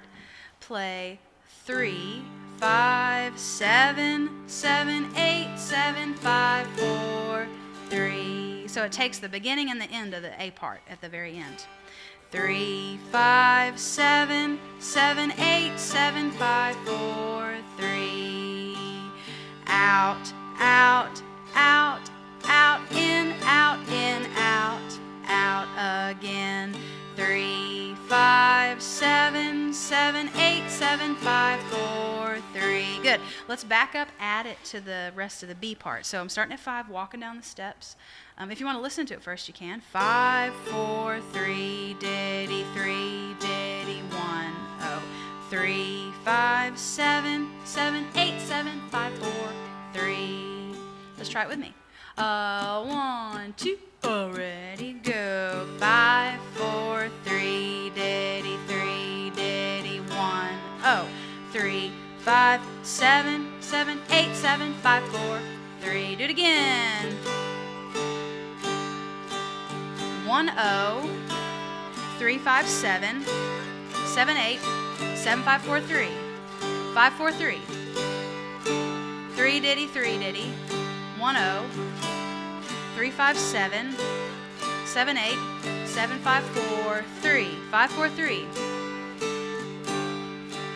1, 0, 3, 5, 7, 7, 8, 7, 5, 4, 3. One more. Walk it down to 1, 0. 3, 5, 7, 7, 8, 7, 5, 4, 3. One more. 5, 4, 3, diddy, 3, diddy, 1, up. 3, 5, 7, 7, 8, 7, 5, 4, 3. Nice. Any particular questions or problems from anyone? Let's do the whole thing. I'm definitely hearing a brace shake loose. Oh, I hate it when that happens. It's the worst feeling. But it's okay. If only there was an instrument company that could fix instruments. What? Oh my gosh. One time I was teaching pick and bow, and this little boy, and it's both of our faults. I should have had my instrument in your case. If you're not playing it should be in the case. But it was on top of my case, and he was running around. He shouldn't have been doing what he was doing either. And then he ran into it and knocked my dulcimer, and the head just popped off. Oh, I felt so bad. And I didn't make a big deal about it, but I was, cause my heart was, oh. And then the next day I was like, Doug, I got a problem. And within 24 hours I had that dulcimer back. Sounded better than ever. So if you want to live somewhere where you could get ASAP dulcimer repairs, move to Hindman. All right, let's do from the top. So where did it start? Oh, where did it start from the very, very beginning? 3. There you go. It starts at 3, and then it kind of walks up it kind of traces the scale, traces the triad. 3, 5, 7. 3 notes of that chord. There's that part, and then it goes 8, 10, and then 7, 5. And then hang out at 7 for a while. 7 diddy 7, 7, 8, 7, 5, 4, 3. And we do that again. So 3, 5, 7, and then 8, 10, 7, 5. And then 7 diddy 7, 7, 8, 7, 5, 4, 3. And the B part, walk at 5, 5, 4, 3. Hang out there for a while, 1, 0. And then 3, 5, 7, and then skip to the end. 7, 8, 7, 5, 4, 3, and then you do that again. Okay? Let's do it from the top. Anything that you play on the melody string in DGD and in DAD, you can flip it over to the bass string. So try that a couple times if you'd like, if the Spirit moves you. Here's something that I want you to do, though, when you do that. Listen to this difference. So I'm gonna do something with my pick. Okay, I'm gonna change something with my pick. Here's option number 1.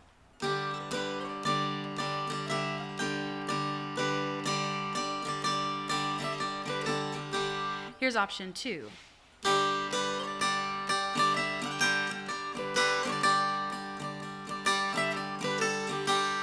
What did you notice about? Did you notice a difference? Claire noticed a difference.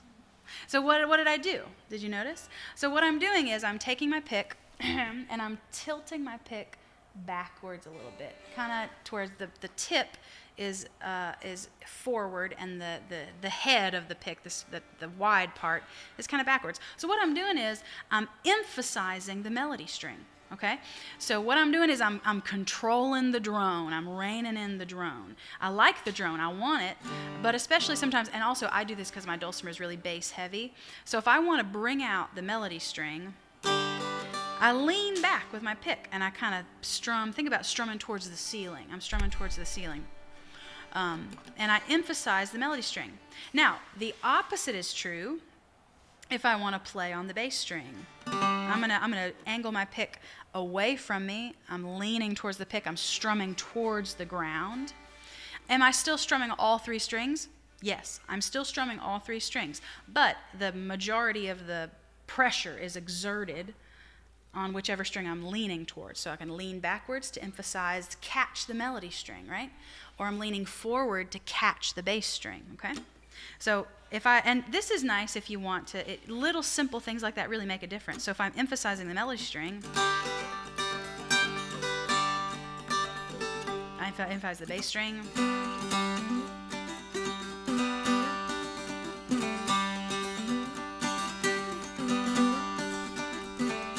Right? It really adds some richness to it, as opposed to just your strum being flat all the time, and every string gets all the same amount of attention, right? So think about that as you play. Flip, flap your pick back and forth. Okay? Let's do it. Let's do it a couple times. Maybe we'll speed up eventually, but not at first. 1, 2, 1, 2, ready, go. 3, 5, 7, 8, 10, 7, 5, 7, 7, 8, 7, 5, 4, 3, 3, 5, 7, 8, 10, 7, 5, 7, 7, 8, 7, 5, 4, 3. Walk it down. 5, 4, 3, diddy, 1, 0, 3, 5, 7, 7, 8, 5, 4, 3. 5, 4, 3, walk it down. 1, 0, 3, 5, 7. Do it again from the top. 7. Do it again. If you're on the melody, lean your pick back. Emphasize the melody string. 5, 4, 3. 1, 0, 3, 5, 7. 5, 4, 3. 1, 0, 3, 5, 7. Do it again. You can switch strings. If you switch to the bass, angle your pick towards the floor.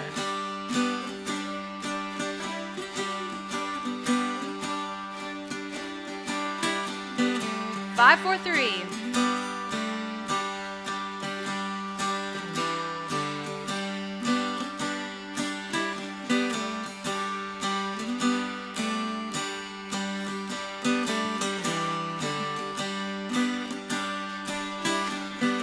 Do it again. 7, 7, 8, 7, 5, 4, 3, 3, 5, 7, 8, 10, 7, 5, 7. Hang out here. 7, 8, 5, 4, 3, 5, 4, 3. 1, 0. 5, 4, 3.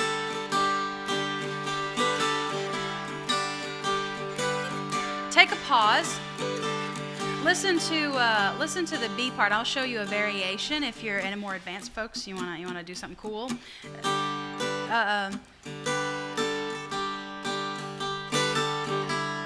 That's a fun little thing. I'm just going 5, 4, 3, diddy 3, 5, 4, 3, 1, 0. And that's within the character of the tune. I'll hear fiddlers do that. So that's a little fun thing you do. 5, I'll let you catch that as you go, but it's in the B part. 5, 4, instead of going 5, 4, 3, diddy 1, 0. Instead of, you can replace those 3s. That's a fun little jazzy thing. Let's try it. Let's give it a couple more times. 1, 2, 1, 2, ready, go. 3, 5, 7, 8, 10, 7, 5, 7. 7, 8, 7, 5, 4, 3, 3, 5, 7, 8, 10, 7, 5, 7, 7, 8, B part, walk it down, 5, here's that variation, ba da da ba da ba da ba. 5, 4, 3, 5, 4, 3, 1, oh, yeah. Do it again.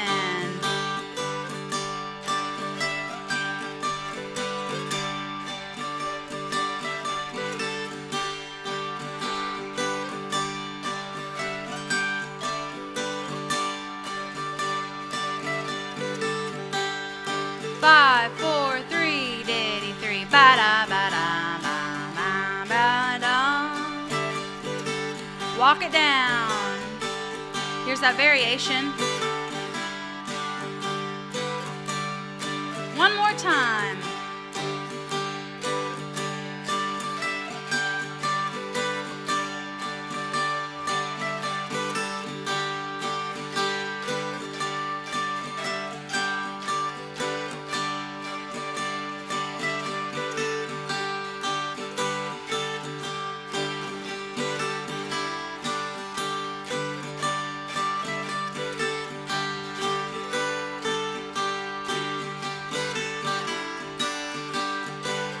Take it home. Heck yeah, chickens crowing on Sirewood Mountain. Excellent, excellent work. Excellent. Y'all doing okay? Y'all need to wiggle around? Let's see, we're done at 12:15. Is that correct? I think that's correct. Okay. I wanted to show a couple more things. Two things I wanted to get at. One is some fretting technique that I want to do with you. And secondly is knowing how to quickly and easily play in your second octave. Okay. So first things first. And these are fundamental skills that I think that are easily too easily overlooked. So do this with me. Take your index finger and go to 1 on the bass string. That's a good place for it. And pretend like you're about to play a 1 on the bass string, but relax your finger to where you're just deadening the sound. Get this sound. Just the bass string. If you get any tone whatsoever, you're pressing too hard for this exercise. Okay. I just want to hear thump. So thump along with me. Thump, thump, thump, thump, thump. Some of you are pressing still too hard. Relax. I don't want to hear no tone at all. Now, in the tiniest, smallest, incrementalist, smallest amount at a time, can you start pressing down?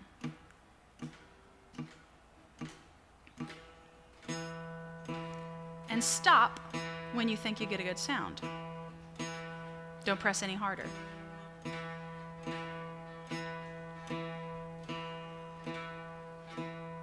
Okay, pause. Do that same thing. Do it on the melody string, okay? So deaden the string. You should just hear a little tick, tick, tick, tick. Slowly press, very slowly, slowly, slowly, slowly, slowly, slowly. Oh, there's where mine is. Okay. Pause. Let's do it somewhere else. Let's do it on number 3. We might hear a little bit of a harmonic. Just a thump. Let me hear a thump. Barely, barely start pressing. Barely, barely start pressing. Pause when you get a good sound. When you get a good clear tone. Good. Good. Stop here. So what do you notice about that? What'd you notice? Online or anywhere? Did it take you a long time to get there? It was pretty much right away. So something that I'll see with, especially if people are used to playing guitar or any other sort of instrument where they're pushing against air, right? They're holding up an instrument. They end up pressing too hard on the instrument. So when I'm teaching, one of the first things I'll tell people is relax that left hand. Shake it out. Pretend you're shaking out a match. Pretend you're slinging water off your hands. Soft fingers, nice curved fingers. So you don't have to press anywhere near as hard as you think you do to get a good sound. And thankfully, I mean, you know, a good test if you have a playable, well-built instrument, right? This is a good test to see if you're buying a new instrument and you want to see if it's worth your money. Here's another thing I want you to do that's a good test. Go to number 4. That's a good fret for it. And fret number 4. And watch me do it first. I'm going to fret, but I'm going to scooch ever so slightly to the left, away from the fret wire, a little bit at a time, and I'm going to stop. I'm going to see where it starts sounding bad. Like, kind of right about there, I get a little intonation off. It's a little bit zingy. So do that on your instrument. Scooch to the left. See how far away you can get without. See how much you can cheat.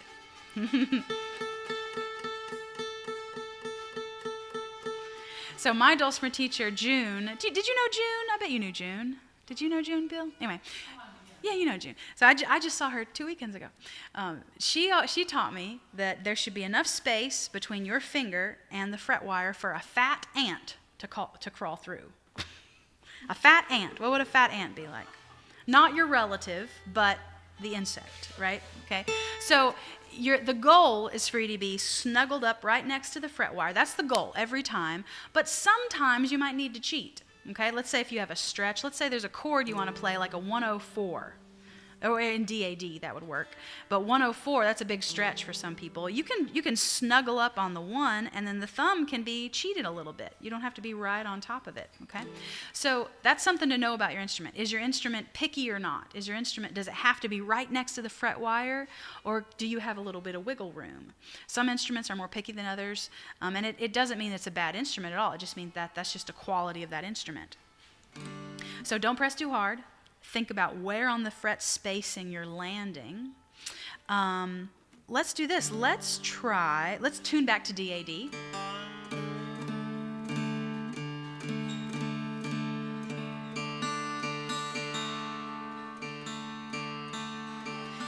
I won't make you do it by ear this time. But if you wanted to, you could put your finger on 4 on the bass, and that would give you the pitch that you need. Yeah. You somehow did it! Not somehow, it's because you're talented, because you play music. Because you're a musician. Huh? She plays so many instruments. So let's do a little bit of, maybe we could do a little Say Darlin' Say. And then maybe we'll move it up an octave, okay? I'll play it. This is a real simple little tune. I'll play it for you.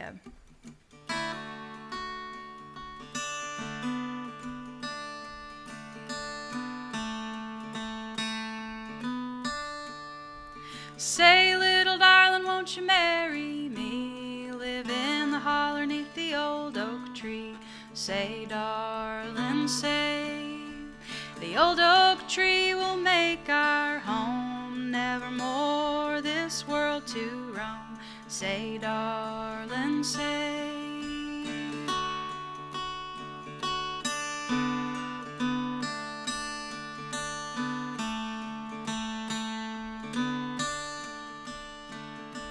So let's do this little strum kind of pattern. So I'm doing kind of a bum ditty, but I'm breaking it up. My bum is the melody string, and my ditty is the middle and the bass. So I'm kind of doing a little tick-tock kind of strum.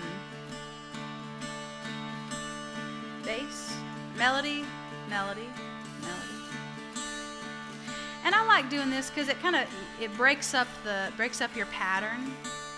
So if you want to break it down a little further, I'm going out on the melody string, and I kind of angle my pick towards the ceiling because that way it reduces my margin of error. I won't hit the other strings. If I'm kind of angled towards the ceiling, there's less chance I might catch the other strings. And then I'm going to kind of angle my pick towards the floor to catch the middle and the bass. And I'm going to go out and back on the middle and bass. And I might catch the melody string, and that's okay. That's okay. This is just another way. Warren May does this.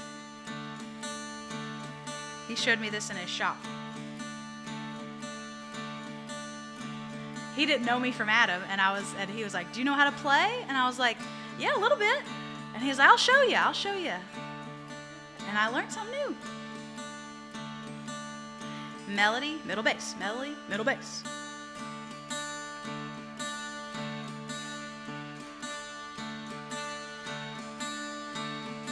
This is a nice way to break up the monotony of a bum ditty. You get to hear more of the instrument. It's a little more musical. I'll teach you a couple chords. There's a couple simple chords in D-A-D. It's always nice to know a few chords to be able to sing. It's so nice to sing. So I like to put a 2 on the bass. That's my D chord.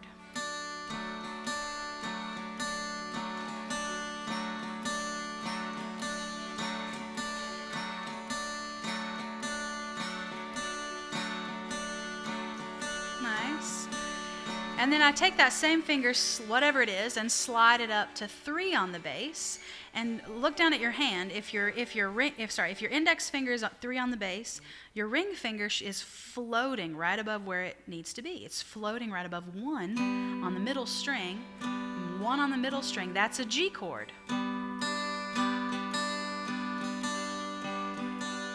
Do my Warren May strum.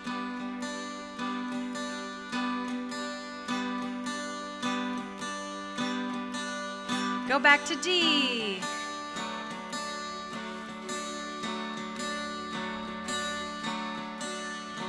Whatever finger's on the bass right now, doesn't matter what it is, slide it down to 1. And now for me, that's my middle fingers on the bass string, and that makes for my ring finger floating above, right where it needs to be, and put down an A chord. Put down an A chord. It's a sandwich chord 101.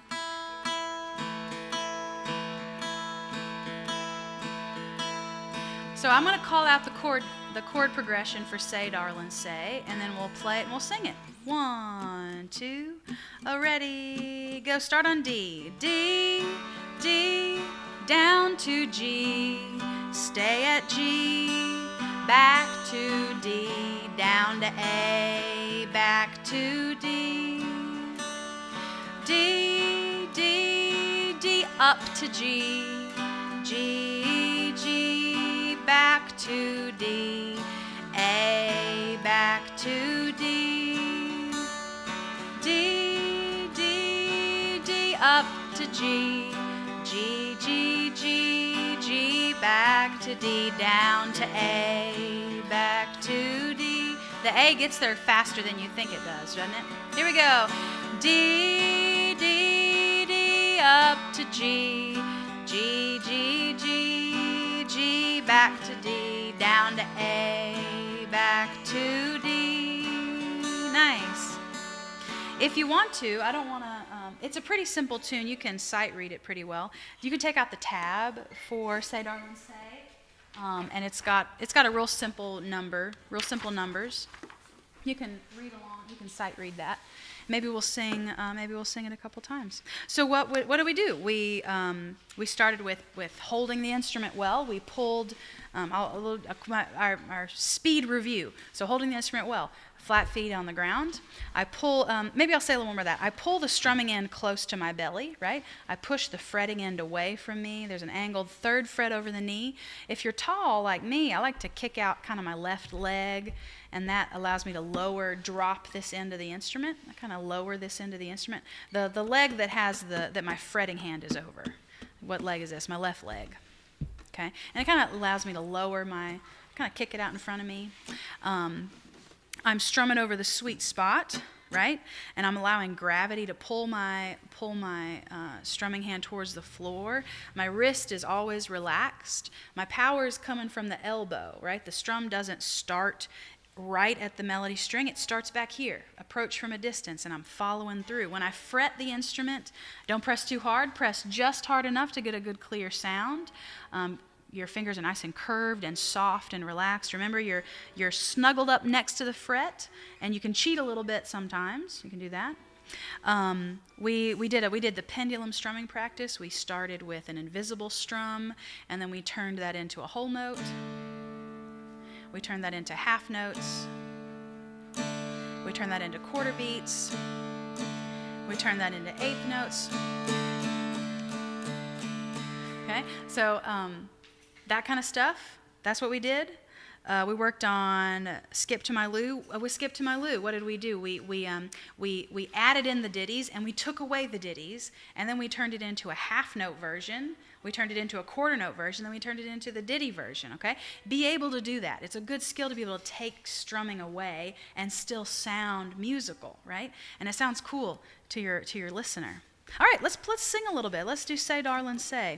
And these chord shapes, we did a real simple strumming pattern, a bum ditty. I like to, what is this called?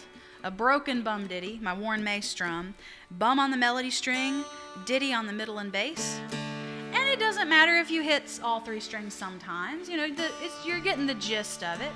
The idea is you want to hear more of the instrument. You want to hear everything it's got going on. Here we go. Start on D. A 1, 2, ready? Let's play it once. D, D, D, up to G, G, G, G, G, back to D, down to A, back to D, do it again. D, D, D, up to G, G, G, G, G, back to D, down to A, back to D. Here we go. Say, little darling, if you were mine, wouldn't do nothing but starch and iron. Say, darling, say, starch and iron will be your trade. I'll get drunk and lay in the shade. Say, darling, say. I do not condone that. Da, da, da, da, da, da, da, da, da, da, da, da, da. Let's pick it up just a little. 1, 2, 3, 4. Well, hush, little darling, don't say a word. Papa's gonna buy you a mockingbird. Say, darling, say. And if that mockingbird don't sing, Papa's gonna buy you a diamond ring. Say, darling, say. And if that diamond ring turns brass, Papa's gonna buy you a looking glass. Say, darling, say. And if that looking glass gets broke, Papa's gonna buy you a billy goat. Say, darling, say. And if that billy goat don't pull, Papa's gonna buy you a cart and bull. Say, darling, say.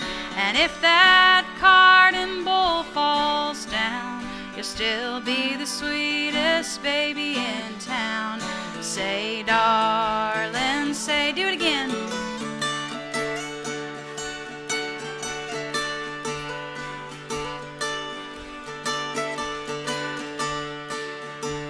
If you want to play it, you can.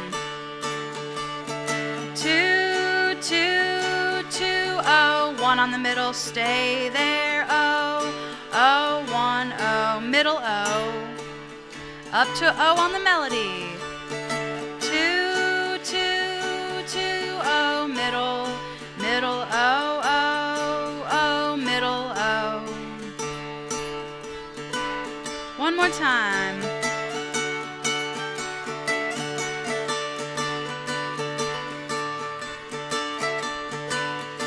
Let's sing one more time. Well, say, little darling, won't you marry me? Live in the holler 'neath the old oak tree. Say, darling, say. Lovely, lovely, lovely. Thank you for playing with me. Tune in next time. Next channel. No, same channel, same time. Same channel, same time. Bye, y'all. Let's go eat lunch.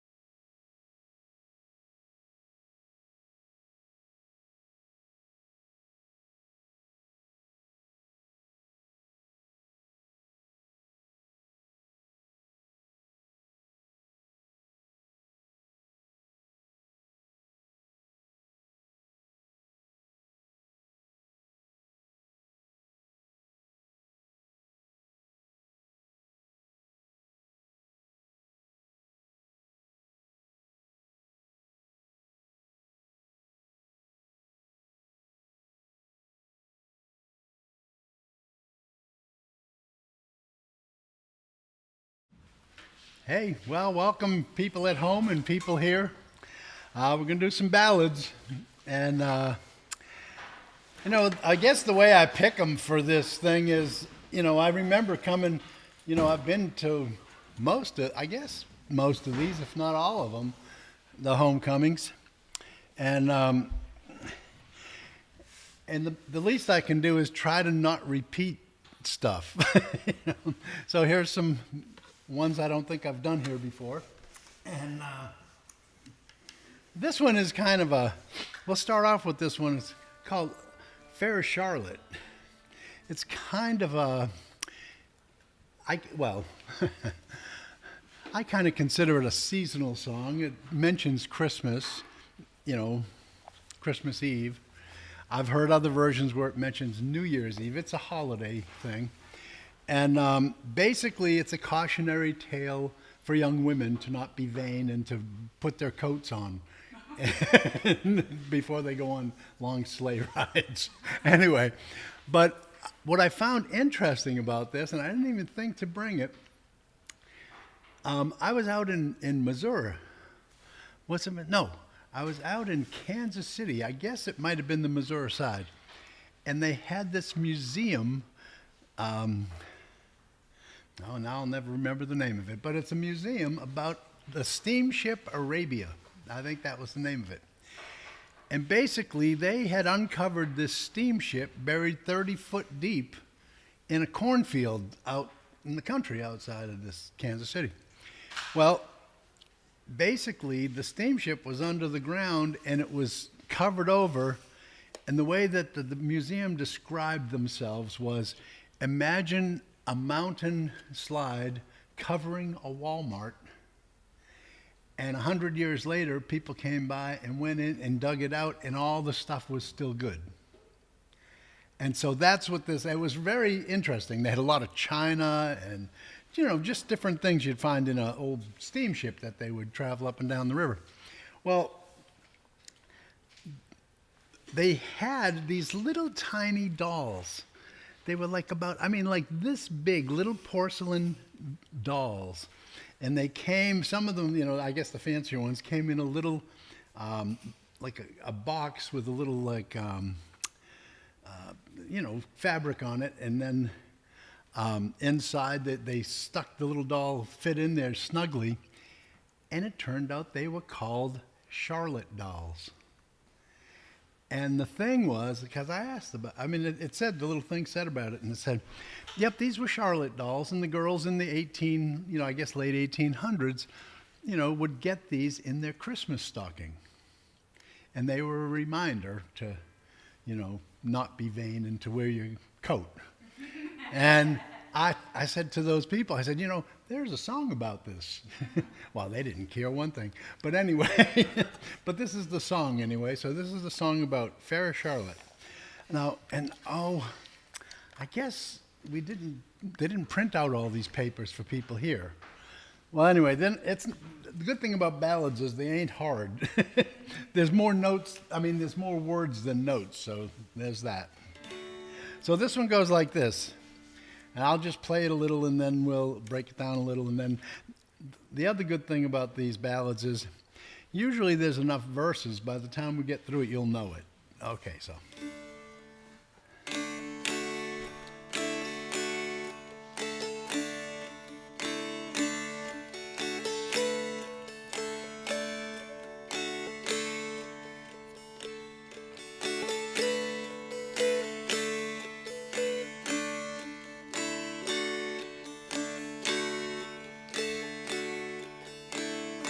And that's the whole melody.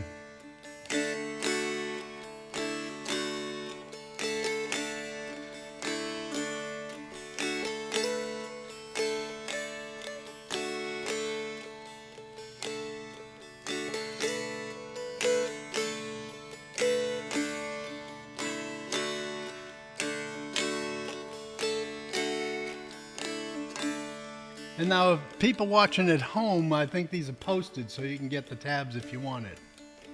So we go. Fair Charlotte lived on a mountainside in a wild and lonely spot. There's not a house for miles around except her father's cot. Okay, so, I can say the numbers if you like, if that'll be helpful. So, 2, 1, 2, and be aware, like I'm saying what's written on the paper, but when the words change, then the strokes change. So if you have more syllables, you put in an extra strum. If you have less syllables, put in less of a strum. And with ballads especially, my approach is when you get, if you're doing a fill or, a pause or something, then lighten up on your strum. Don't just all be the same pressure. Just lighten up and let the words be what carries through, because it's a story. That's what we're about. Okay, so it goes. 2, 1, 2, 4, 4, 0, 1, 0, 2, 4, 5, 4, 7, 2, 4. Let's just do that much.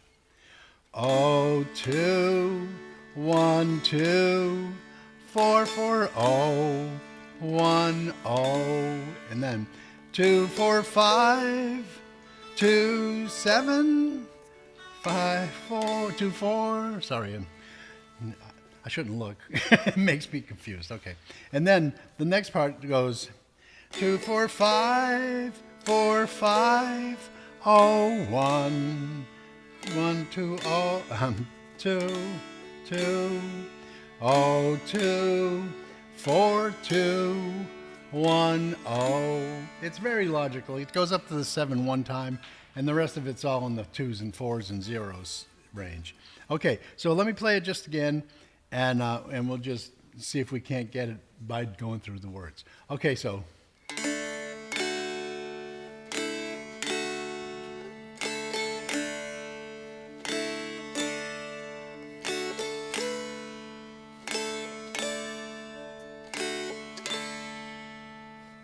Oh, 2, 1, 2, 4, 4, 0, 1, 0, 2, 4, 5, 5, 2, 7, 2, 4, 2, 4, 5, 5, 4, 5, 4, 0, 1, 2, 0, 2, 4, 2, 1, 0. Okay, so now just learn it the old way by listen. Okay, so fair Charlotte lived on a mountainside in a wild and lonely spot. There was not a house for miles around except her father's cot. 'Twas Christmas Eve and the sun was low as she cast a wistful eye, and to the window she did go to watch the sleighs go by. At last she saw a familiar sleigh come dashing to the door, and scarcely could she hear Charles's voice, so loud the wind did roar. Oh, daughter dear, her mother said, this blanket round you fold. There's a deadly storm abroad tonight. You will catch your death of cold. Fair Charlotte smiled and said, I look just like some gypsy queen to ride in blanket folded round. I never could be seen. My cloak and bonnet are enough, for they both are lined throughout. Besides, I have a silken scarf to twine my neck about. Her cloak and bonnet soon were on as she stepped into the sleigh, and over hill and dale they sped towards a tavern far away. Such a storm, says Charles, I never saw. These lines I can scarcely hold. And Charlotte whispered these few words, I'm growing very cold. He cracked the whip and urged the team much faster than before, and over hill and dale they sped, and loud the wind did roar. Such a night, said Charles, I never saw. It's freezing on my brow, while Charlotte whispered once again, I'm getting warmer now. They drove up to the tavern door, and Charles jumped out and said, why sat you there like a monument? Surely you're not dead. He asked her once, he asked her twice, he asked her 3 times more. He took her by the hand, oh God, 'twas cold, was warm no more. 'Twas then he knelt down by her side, and he kissed her marble brow, and his thoughts went back to where she said, I'm growing warmer now.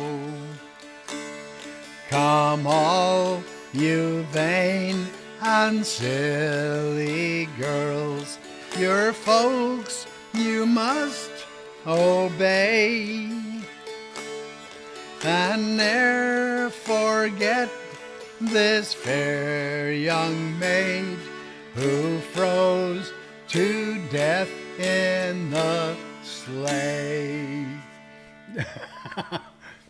It's the old, I can just see them back in the 1800s going, oh, law me, that poor girl. They didn't have TV, you know. Well, never mind the internet, you know. They didn't see people getting shot every, time you turn on in between commercials. That was a big deal. All right. So that's Fair Charlotte. Okay, well, anyway, so I'm just trying to pick. The one that I have here that I really like is, we'll come up to it after a while, Lady Margaret. Now, there's so many versions of Lady Margaret. It's just one of those ballads I tend to really, it's a ghost visitation ballad. Can't beat that. But let's try this one. This is one I don't do it too much. It's kind of, I wouldn't exactly call it a sacred song, but I'd call it a religion song. Anyway, you'll see. It's kind of interesting, called The Evolution Girl.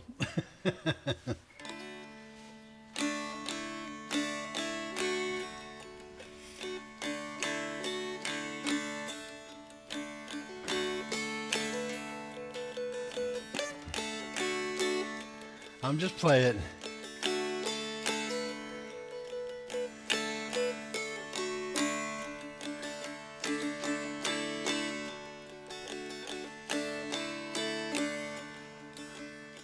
Oh, and these tabs for this? Oh, great. So they're passing out. They got some papers if you want them. I'll just play it a couple times while you're looking at, while they're passing those out.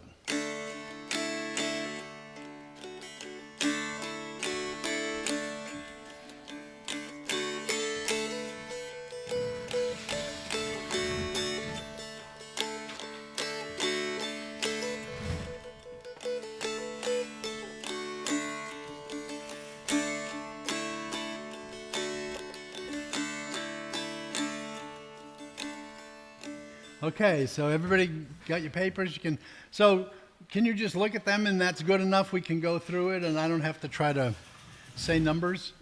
That'd be a good thing. Okay.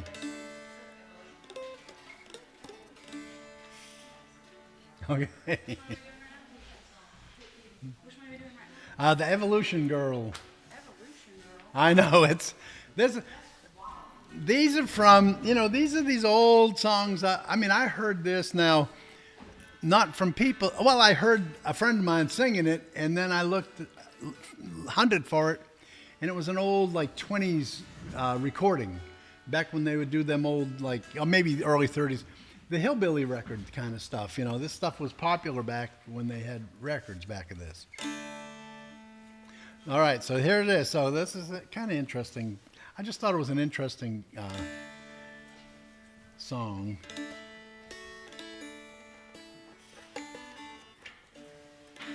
Yeah, everybody okay? Everybody doing good? Everybody happy at home?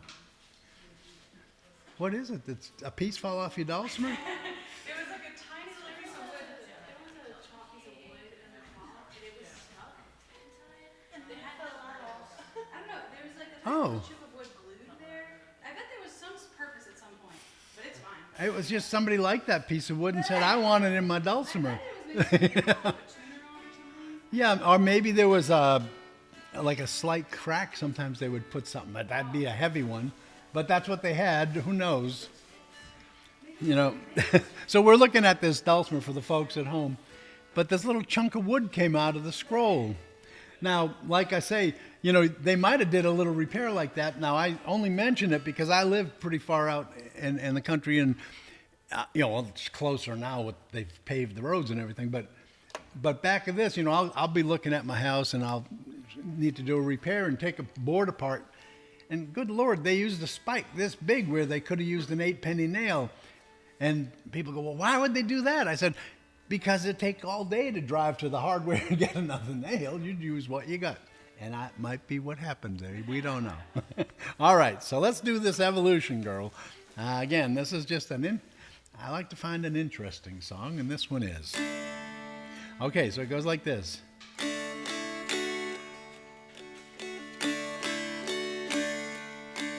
It reminds me of something.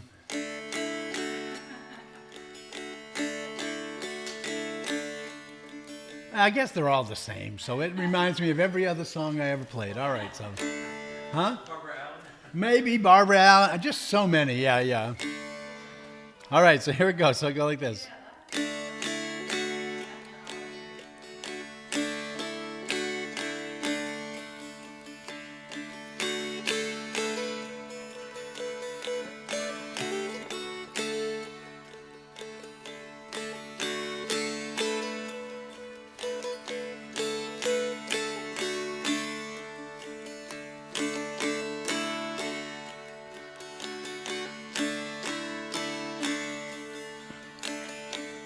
Once I met a fair young lady, and I learned to love her well.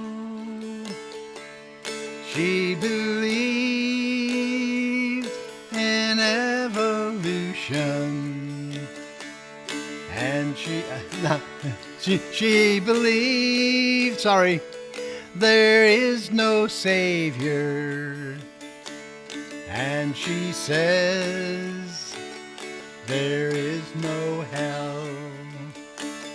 Let's play it.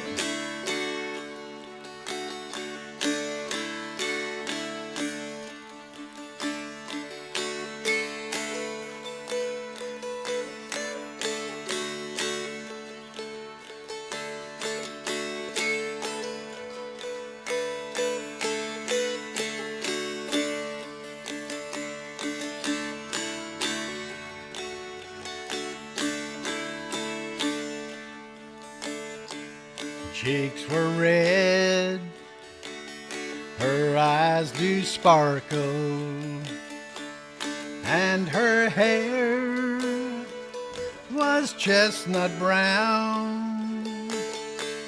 She believes in evolution, and she comes from New York town.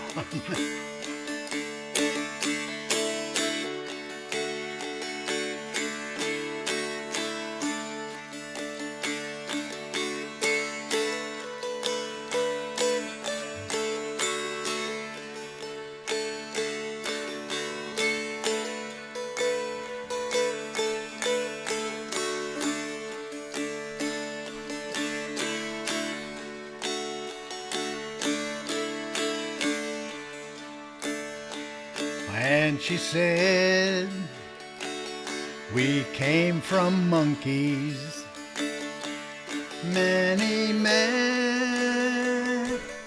years gone by, but I know she'll need a savior when her time shall come to die. Won't you change your way of living?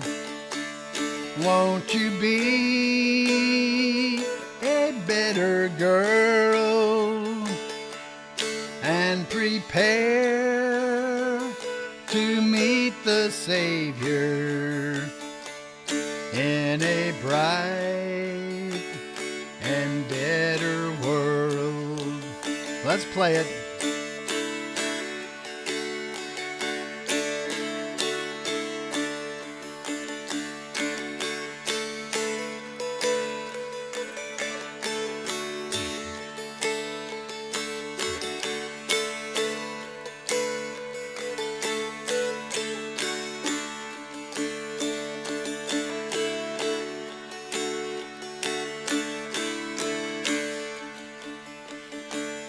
You must walk that lonesome valley. You must cross that troubled shore tide. Don't you want to meet your mother over on the other side? Don't believe in false teachings, for the truth to you I've told. don't believe in evolution, or the devil will get your soul. Isn't that an interesting song? I mean, just what? Uninteresting. So, I mean, I wonder how old that is. So, Ken, do you have any thoughts on that? I mean, on, I mean, I don't know when. I mean, it might be old enough that it was like when Darwin was around or something. It could be. It might be newer. I just don't know. I'm just curious if that was issues back then in the churches or whatever. I think it's interesting that we sort of picked up or discussing back here. The tune's sort of like Life's Railway to Heaven. That's right. That's right. That's what it was that was reminding me of. Life's Railway to Heaven. Yeah, maybe the Scopes trial. Yeah, exactly. There was some event that must have sparked this song to be written. But anyway, what an interesting song. And when I heard it, it was a little quicker than that. I just, for teaching, I slow them down. But all right. Well, let's try this one. You probably know this one, but I just figure after all these dreadful things, let's do a happy song. We'll do the Happy Land.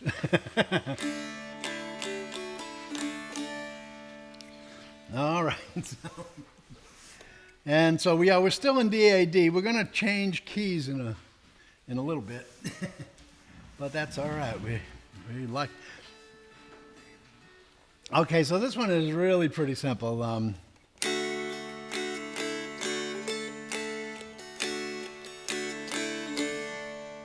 Now, I know this one from the Christian Harmony. It's like, mostly, I guess around the country, a lot of people do sacred harp, shape note singing. In Western North Carolina, the tradition was more, now it's changing. With all the people that move in, they're doing a lot of sacred harp. But the Christian Harmony was a little more kind of steady and plodding approach to the songs rather than, the sacred harp can get all jumpy and happy.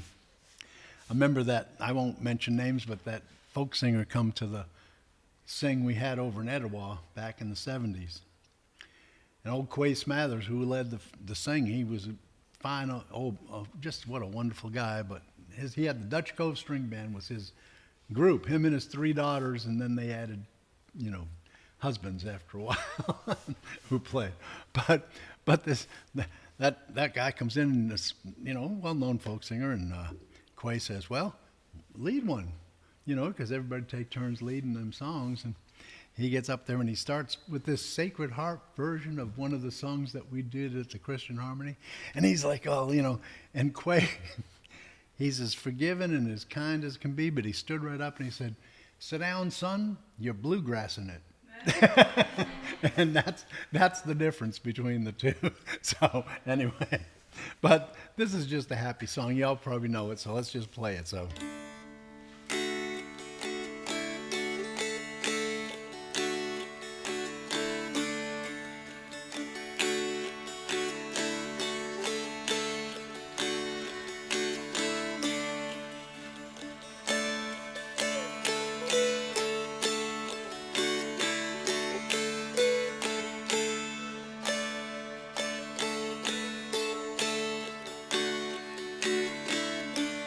Do you have it? Should I slow it down, or are we good? How's the people here? A little slower? Okay.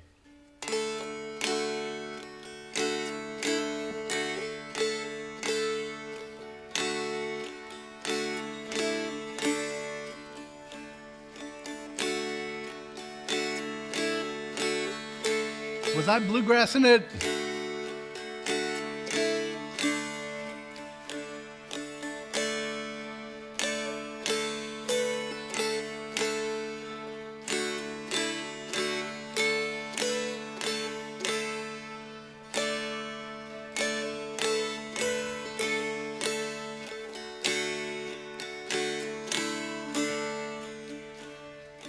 There is a happy land far away, where saints in glory stand, bright, bright as day. Oh, how they sweetly sing, worthy is our Savior King. Loud let his praises ring, praise, praise for aye. Let's play it.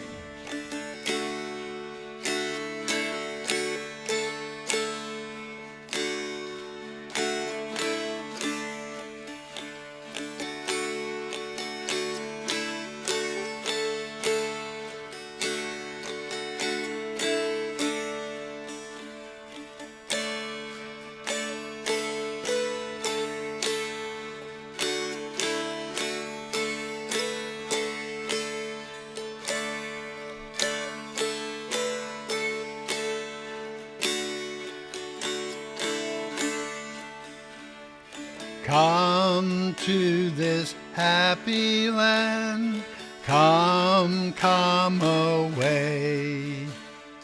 Why will you doubting stand? Why still delay?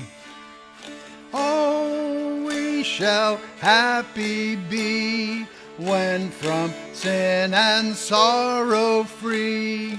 Lord, we shall live with thee, blessed, blessed for aye. Play again.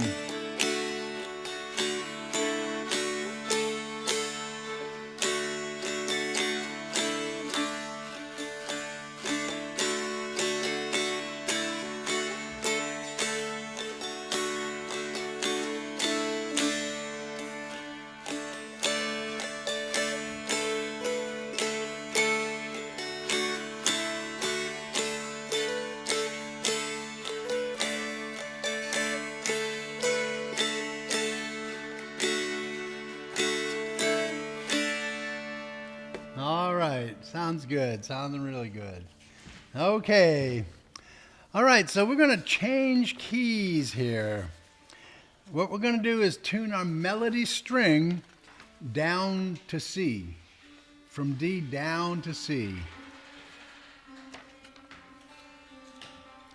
And this one,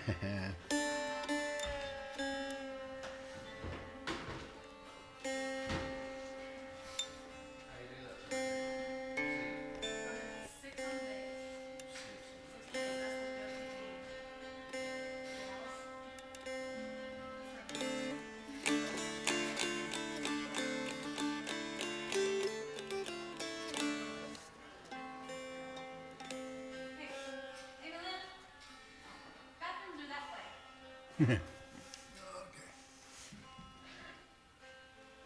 send you on a wild goose chase. I have a hard time finding them too.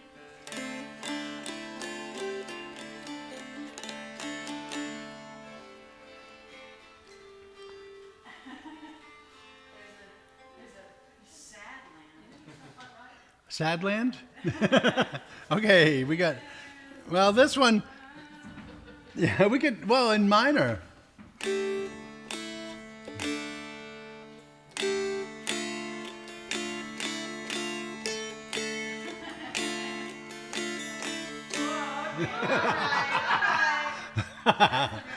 That's right up there with Happy Birthday. You know, it's like, yikes. Well, you get old enough, that's probably a good melody. All right. So this one here is William Riley. And I really like this one. This is one that I learned from, oh, she was a sweetheart, Mary Jane Queen. She was just, she was a force of nature, old Mary Jane. Played the banjo and sang these old songs, had a very old, raspy, you know, this is the folks that I really love the music, where people sing the music because it's to be sung and it's to be carried on. Not because it's a performance or something, it's just the music. I mean, she played all over the place. She'd play these festivals well into her 80s. And her signature song, well into her 80s, was I Wish I Was a Single Girl Again. And she'd tear the place up every time. But anyway, this is, I hadn't heard this much anywhere else but from her. And she sang this a cappella, but it kind of fits good on the dulcimer. So it's William Riley. So, and I usually play it like with force, but I'm going to try to be restrained. So I go. Yeah, well, I mean.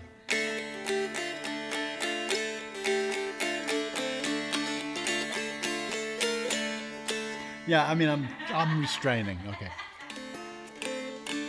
Okay.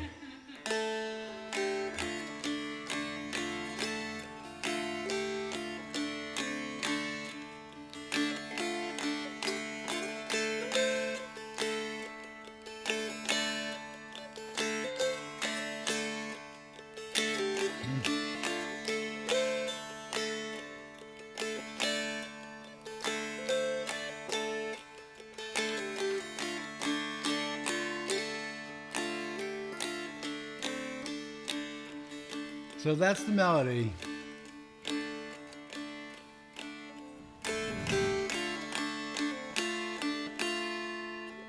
Yeah.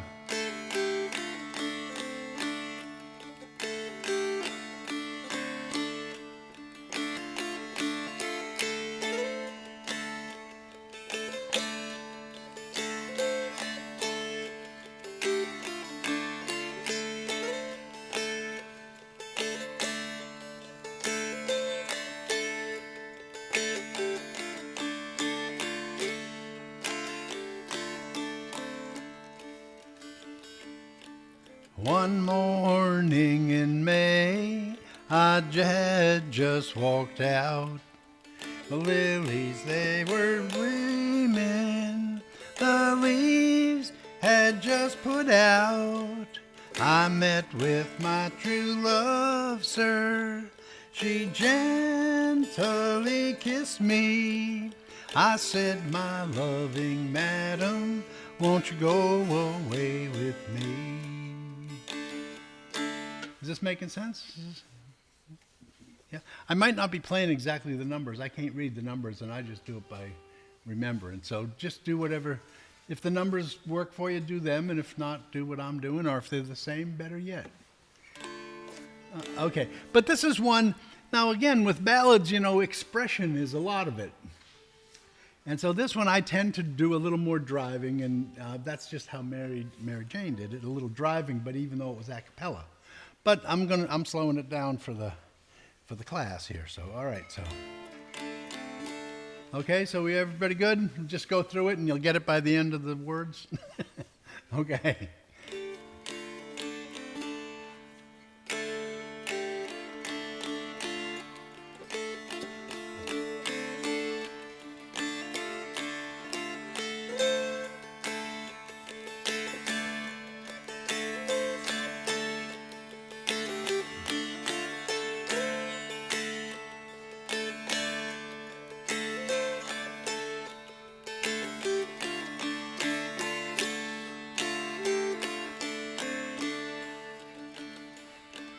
One morning in May, I had just walked out. The lilies, they were springing. The leaves had just put out. I met with my true love, sir. She gently kissed me. I said, my loving madam, won't you go away with me?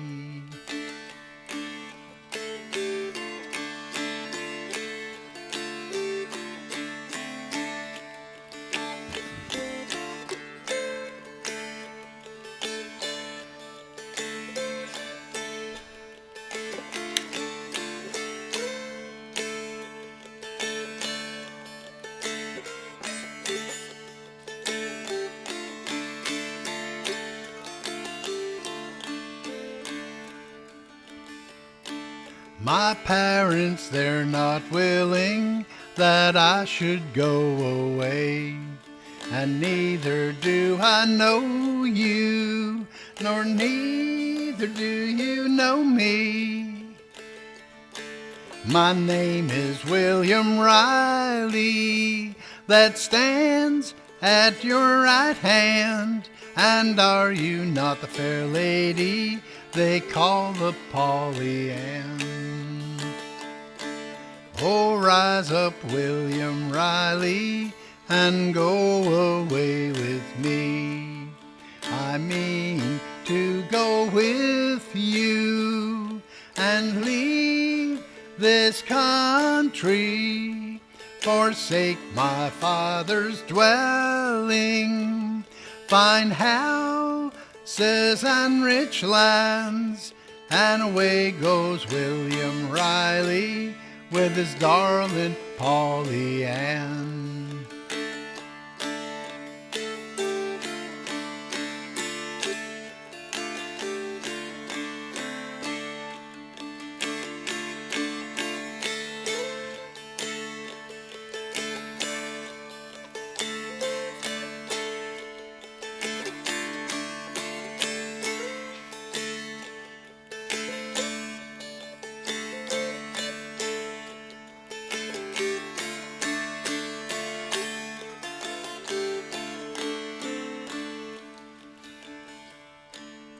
This lady, she was taken in Cincinnati town. Oh, wait a minute. Oh, rise up, William Riley, and go away with me. Forsake my father's dwelling, find houses and rich lands. And away goes William Riley with his darling Polly Ann. Okay. This lady, she was taken in Cincinnati town, and Riley, he was taken, bound down all to the ground, just like some thief or robber. Next morning he was found for nothing but the stealing of his darling Polly Ann. In came this young lady's father, this was the tale he told. He's robbed me of my silver, he's robbed me of my gold, beside a silver buckle. I'll have the limb I found, I'll have the life of Riley if it costs 10,000 pounds. In came this young lady, fell down upon her knees. The fault is not with Riley, the blame all lies in me, for Riley did not steal them. I swear by all above, for I gave them to Riley as a token of my love. In came this young lawyer with courage very bold, to hang a man for love, it is murder, don't you know? To hang a man for love, it is murder, don't you see? And away goes William Riley, the judge has set him free. There is a ring among them, O'Reilly you must wear, with diamonds all around it, and flattered with my hair. And when you wear it, Riley, wear it on your right hand. It'll make you think of me, love, when you're in some foreign land. Anyway, it's Mary Jane. I mean, but you know, again, it's an interesting story. I've not heard this ballad. I don't know if it's American or where it's from. But anyway, I've not heard it anywhere else. All right, so then, now we got Lady Margaret. So again, this is an interesting version of the Lady Margaret. You know, Gene Ritchie did a lovely version of this. And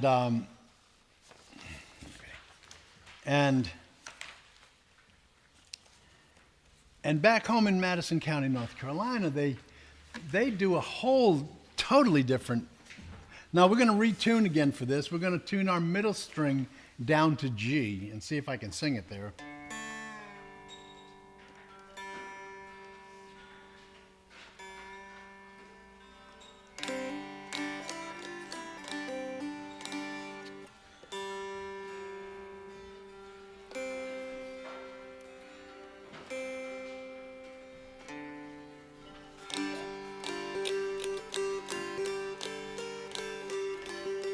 So the tuning is going to be D on the bass, G on the middle, and C on the melody.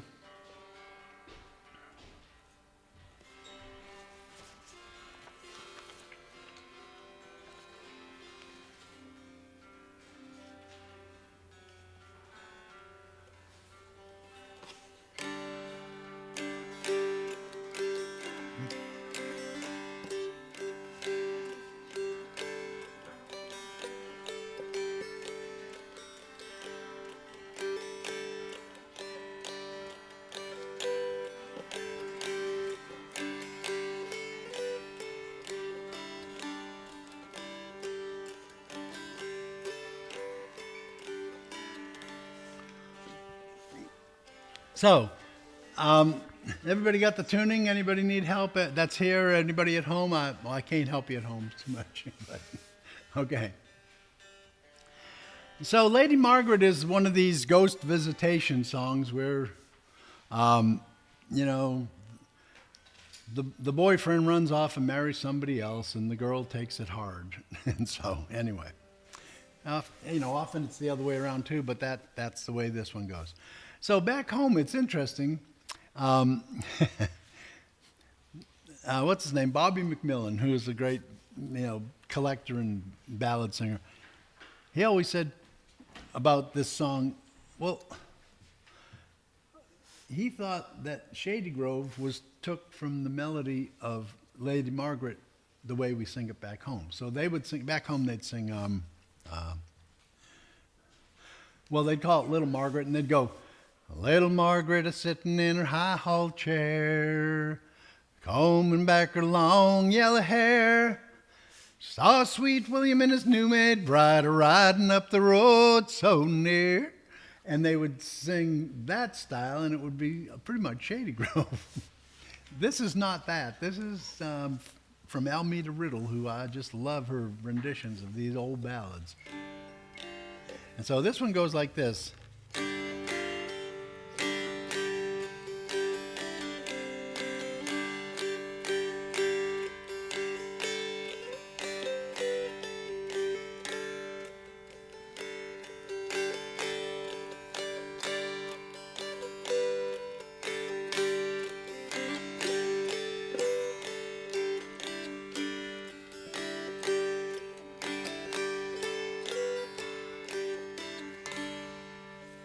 Kind of a pretty melody, I think. Sure I'm right. Okay, so everybody got it? You got the tune in? Everybody good? You need help? A tuner? You got one? Okay. Yeah, mine's in. Well, this little one wouldn't probably fit on there. This is a stealth tuner. It's one of these, you know, those regular ones people use all the time, but this little one fits right on this dulcimer. It just hides right there. Don't bother nothing. So this is D, G, C tuning. C on the melody, G on the middle, D on the bass. And it's great for, you know, if you need... You know, if you play the old traditional style and you need notes to go below do, this is a good tuning if DAC ain't working. If that configuration ain't working, use this one. I guess this is G minor. Now, if I tune this all up a step to E, A, D, that's where I'd play all these minor and some kind of modally tunes in the key of A minor or key of A. So anyway, just tuning tips. Okay, so ready? Well, let's just go through this. It's got a bunch of verses, so hopefully, I'll get through most of them anyway. Well, I should probably do it because you want to know what happens, I guess. It's a ballad. Okay, so let's just do it. So.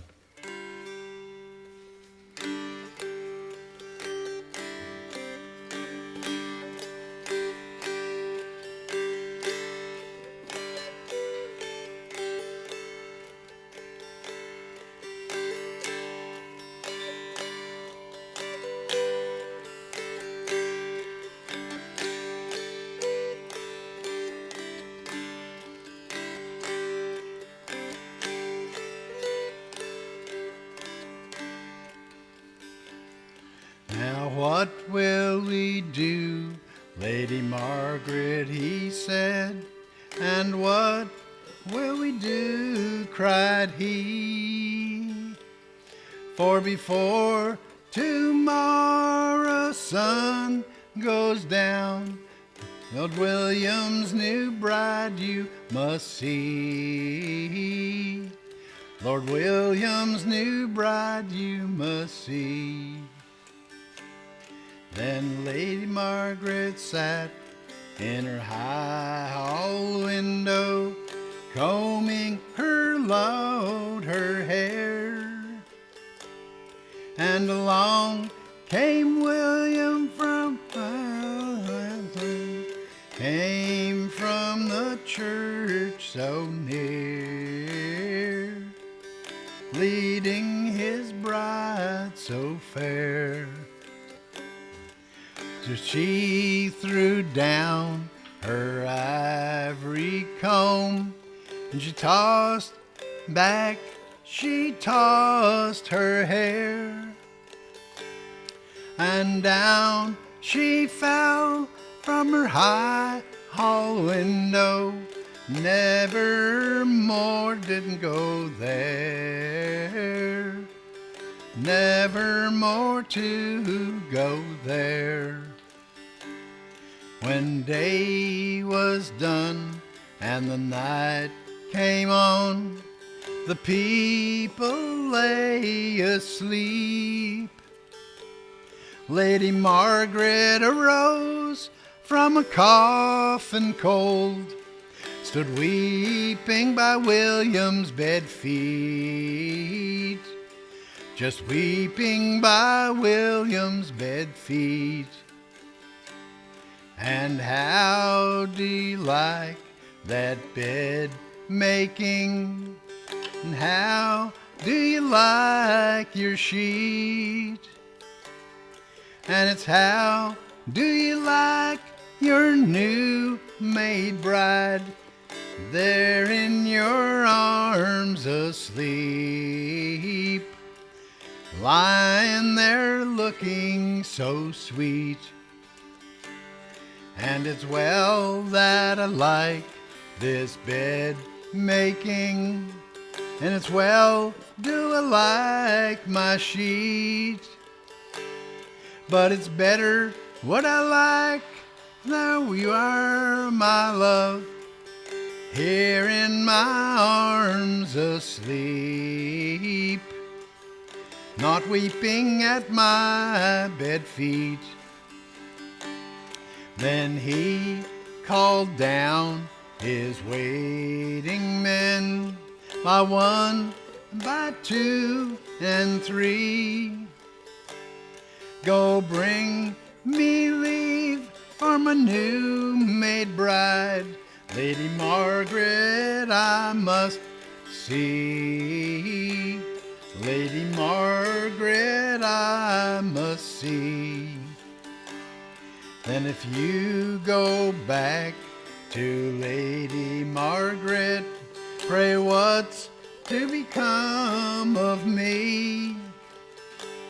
Well, I won't be gone but an hour or two until I return to thee. Until I return to thee. Oh, is she in that bowery room, or is she in the hall?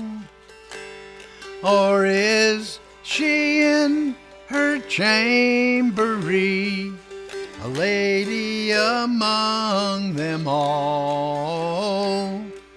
A lady among them all. No, she's not in her bowery room, and she's not in her hall. Lady Margaret lies in a coffin cold out there in the hall, with her face turned towards the wall. Take off that coffin lid, turn back the shroud so fine.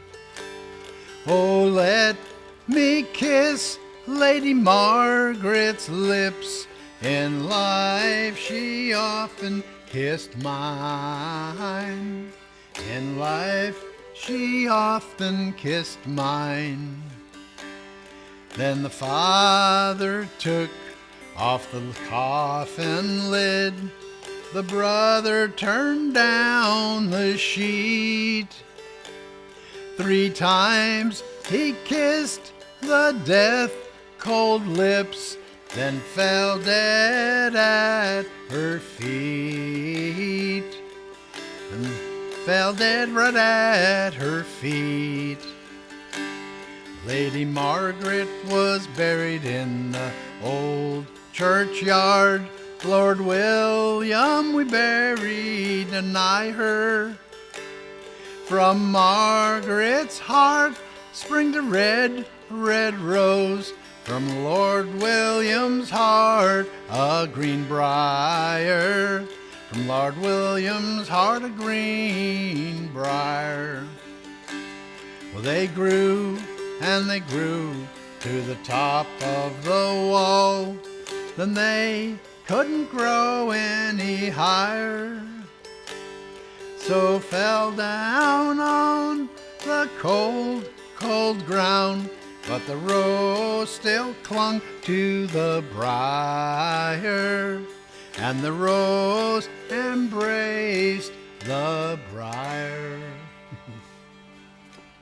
Anyway, that's a pretty elaborate version of, and I'll just say one thing about that, these old songs, but when they mention that her face is turned towards the wall, it means she committed suicide. And that's what it's about. So anyway, I guess, that might be, I think we're done. We got 1 minute. Well, I guess we can be done. Can you play a little bit of a Pretty Betty? What was the little tune we did yesterday? Pretty Betty Martin? Was that it? No? Oh, Betty Baker? Betty Baker. Can you play a little bit of that one? Yeah. I'm trying to remember how it goes. Okay, yeah. Now that would usually be in D, A, A. So I'll put it.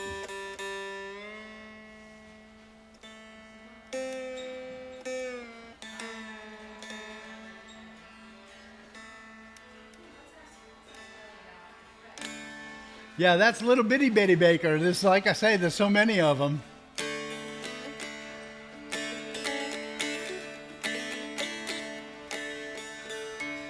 Okay, let's see if we can.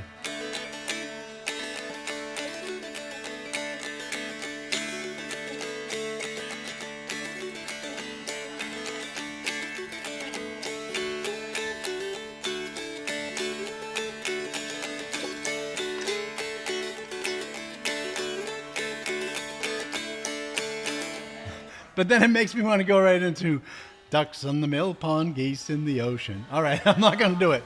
It's like so here. So go like this. It'll be on that film.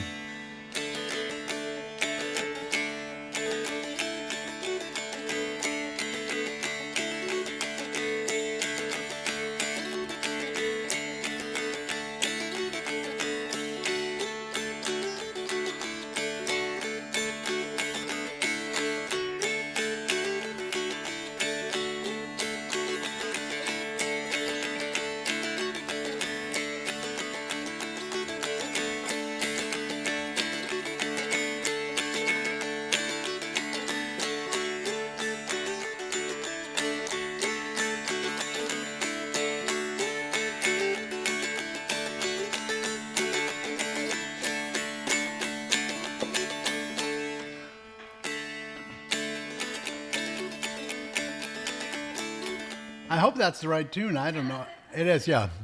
Because I don't know. I mean, You make them up every time. over the hill, see Betty Baker. She fell asleep and the devil couldn't wake her.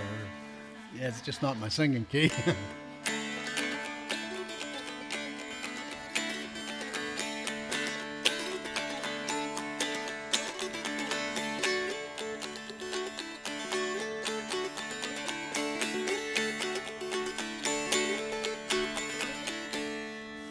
That's the beauty of them little tunes. You can play them fast and just get rhythmic with them. Anyway, but I think we're done. I guess something else is coming up here. I appreciate being here. Anyway.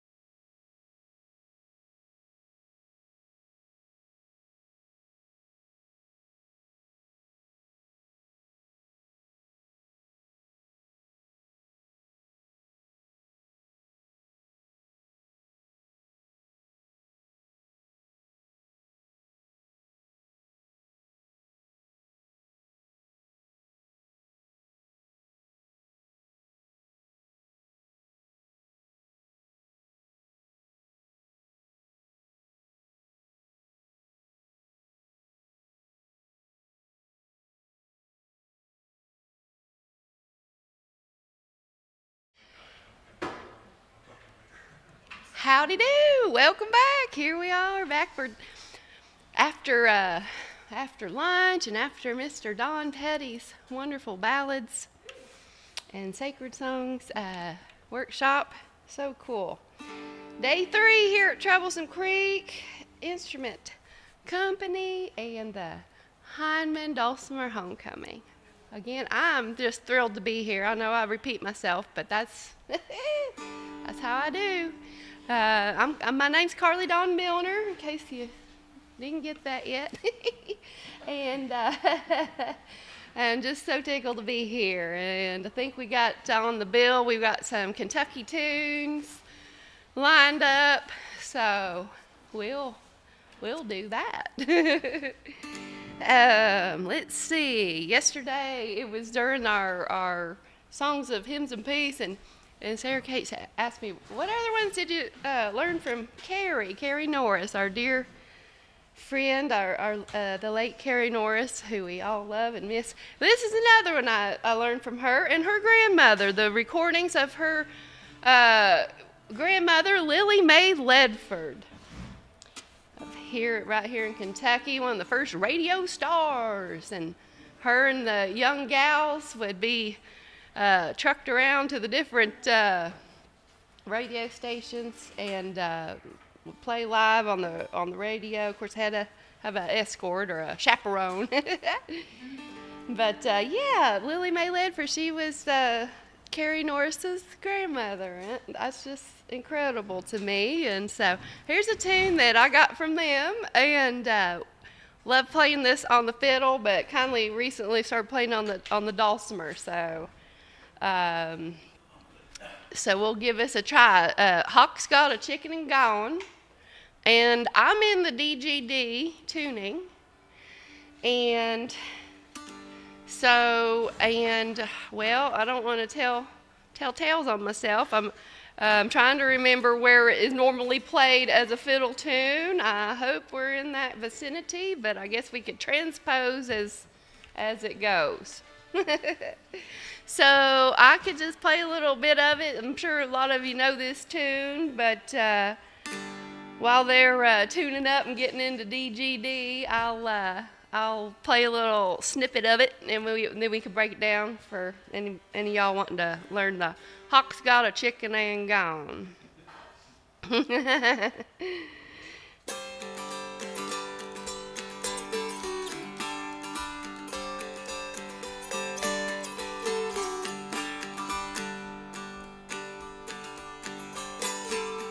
Well, let's see. I'm going to have to start that over now. Here we go.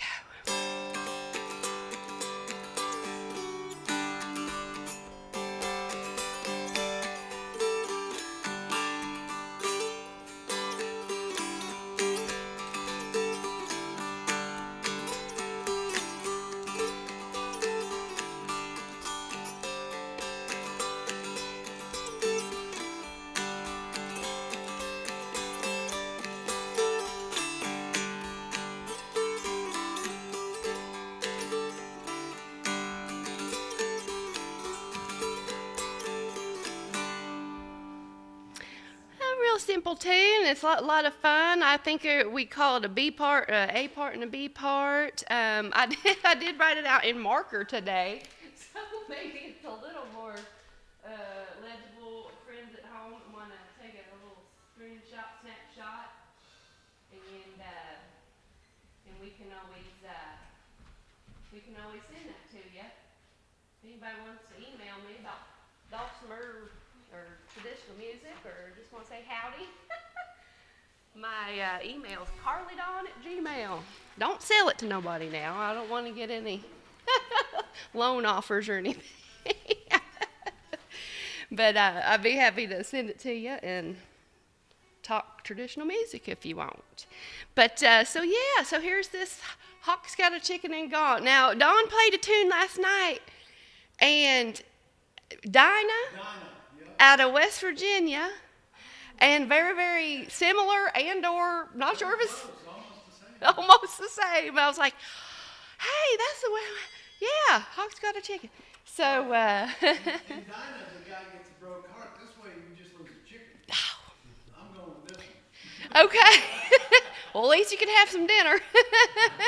Maybe. Well, maybe if you, well, maybe not. Maybe if you got the whole thing. But so a lot of times you'll hear the folks sing, "Hawk's got a chicken and gone away.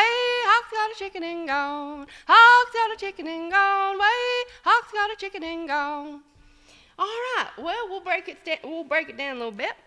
And that first part, that A part, is let's see, 6, 6, 5, 5, 5, 4, 3, 1, 0. 6, 6, 5, 6, 7, 5, 4, 3, 1, 0. 5, 4, 3, 1, 0. 5, 4, 3, 1, 0. 5, 4, 3, 1, 1, 5, 5, 4, 3, 1, 0. Yeah. And let's see. So did I just go through the whole thing? I think I did. Oops. So, well, that's it. So one more time, we could maybe go slow for that for part A. I wanted to break it up just in case that made more sense for people. So at the top, we got, here we go, 6, 6, 5, 5, 5, 4, 3, 1, 0. 6, 6, 5, 6, 7, 5, 4, 3, 1, 0. And then that's the A part. And then we go to the B part. 5, 4, 3, 1, 3, 5, 5, 4, 3, 1, 0. Repeat. 5, 4, 3, 1, 3, 5, 5, 4, 3, 1, 0. Yeah, do we want to try the B part one more time? Would that be? Okay, so that B part is 5, 4, 3, 1, 3, 5, 5, 4, 3, 1, 0. Repeat. 5, 4, 3, 1, 3, 5, 5, 4, 3, 1, 0. We can start at the top. Here we go to the 6 and 6, 6, 5, 5, 5, 4, 3, 1, 0. 6, 6, 5, 6, 7, 5, 4, 3, 1, 0. B part. 5, 4, 3, 1, 3, 5, 5, 4, 3, 1, 0. 5, 4, 3, 1, 3, 5, 5, 4, 3, 1, 0. 6, 6, 5, 5, 5, 4, 3, 1, 0. 6, 6, 5, 6, 7, 5, 4, 3, 1, 0. 5, 4, 3, 1, 3, 5, 5, 4, 3, 1, 0. 5, 4, 3, 1, 3, 5, 5, 4, 3, 1, 0.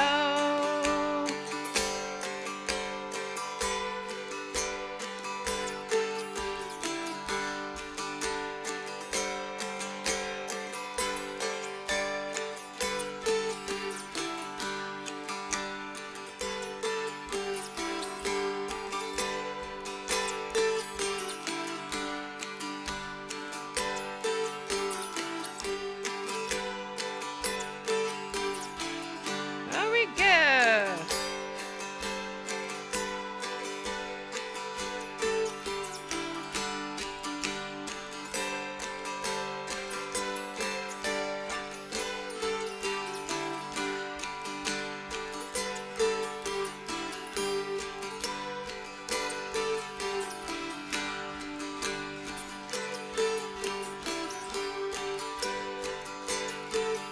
One more time.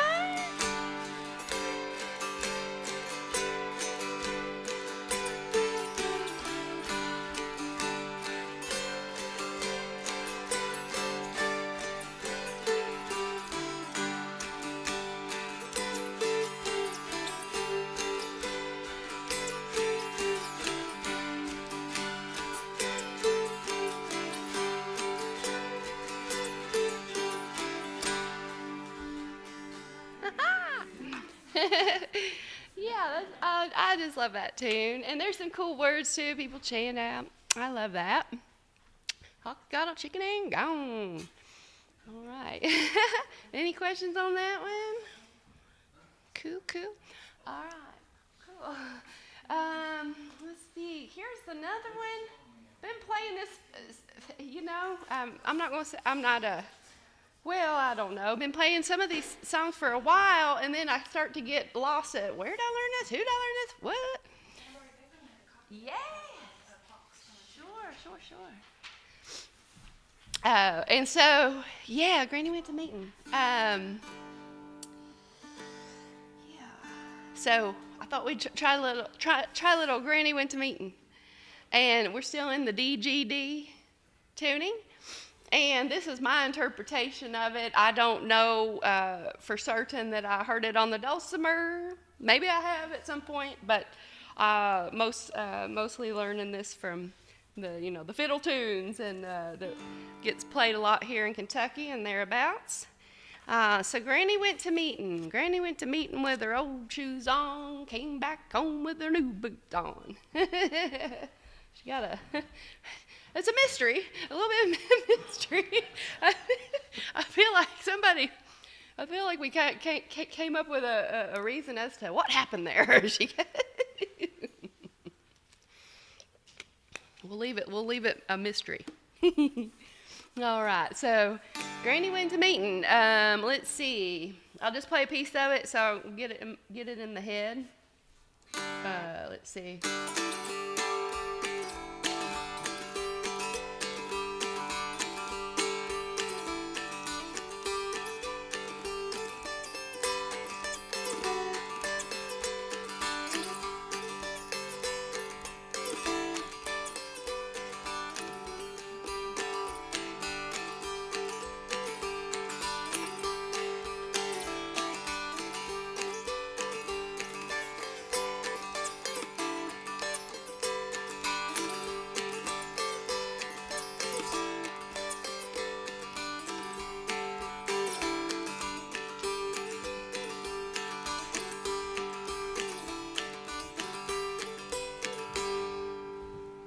So there we go. Yeah, we just do each of those, excuse me, oh my, each of those phrases twice. I'll flash it to the screen and see if, la-di-da.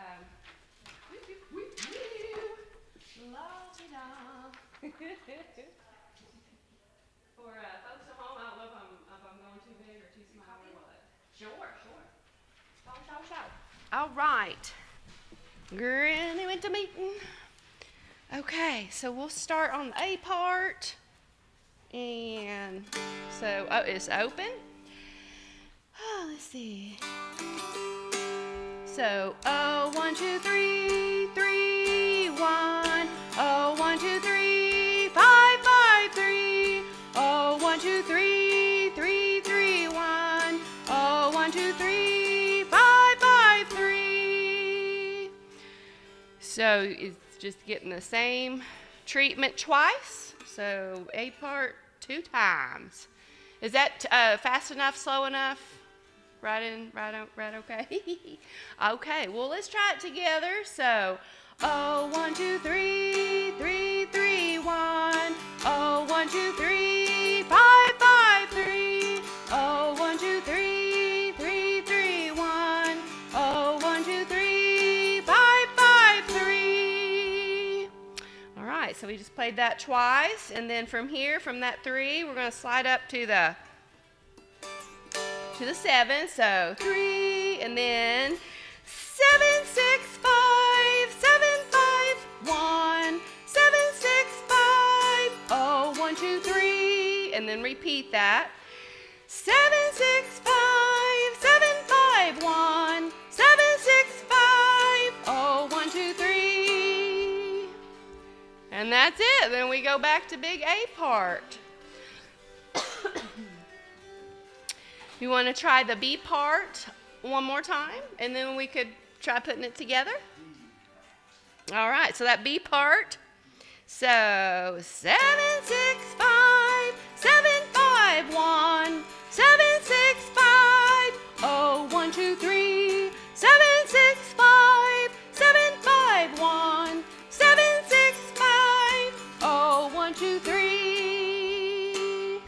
start at the beginning. And oh, 1, 2, 3, 3, 3, 1. Oh, 1, 2, 3, 5, 5, 3. Oh, 1, 2, 3, 3, 3, 1.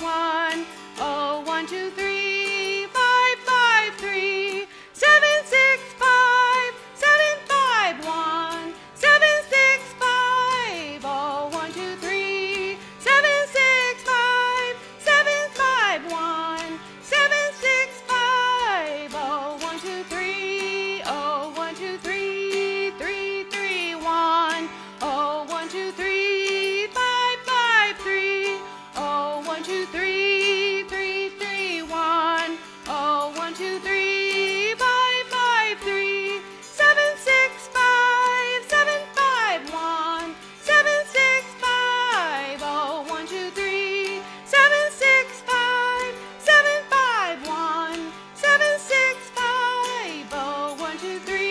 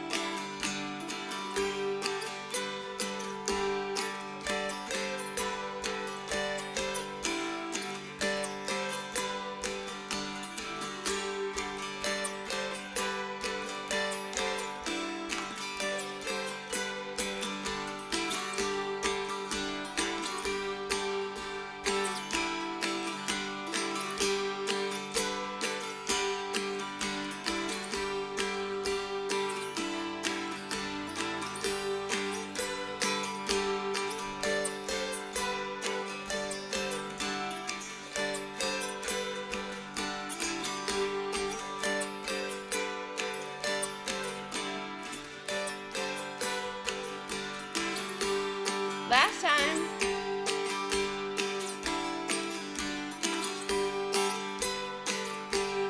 Granny went to meeting with her new shoes on. Came back home with her new boots on.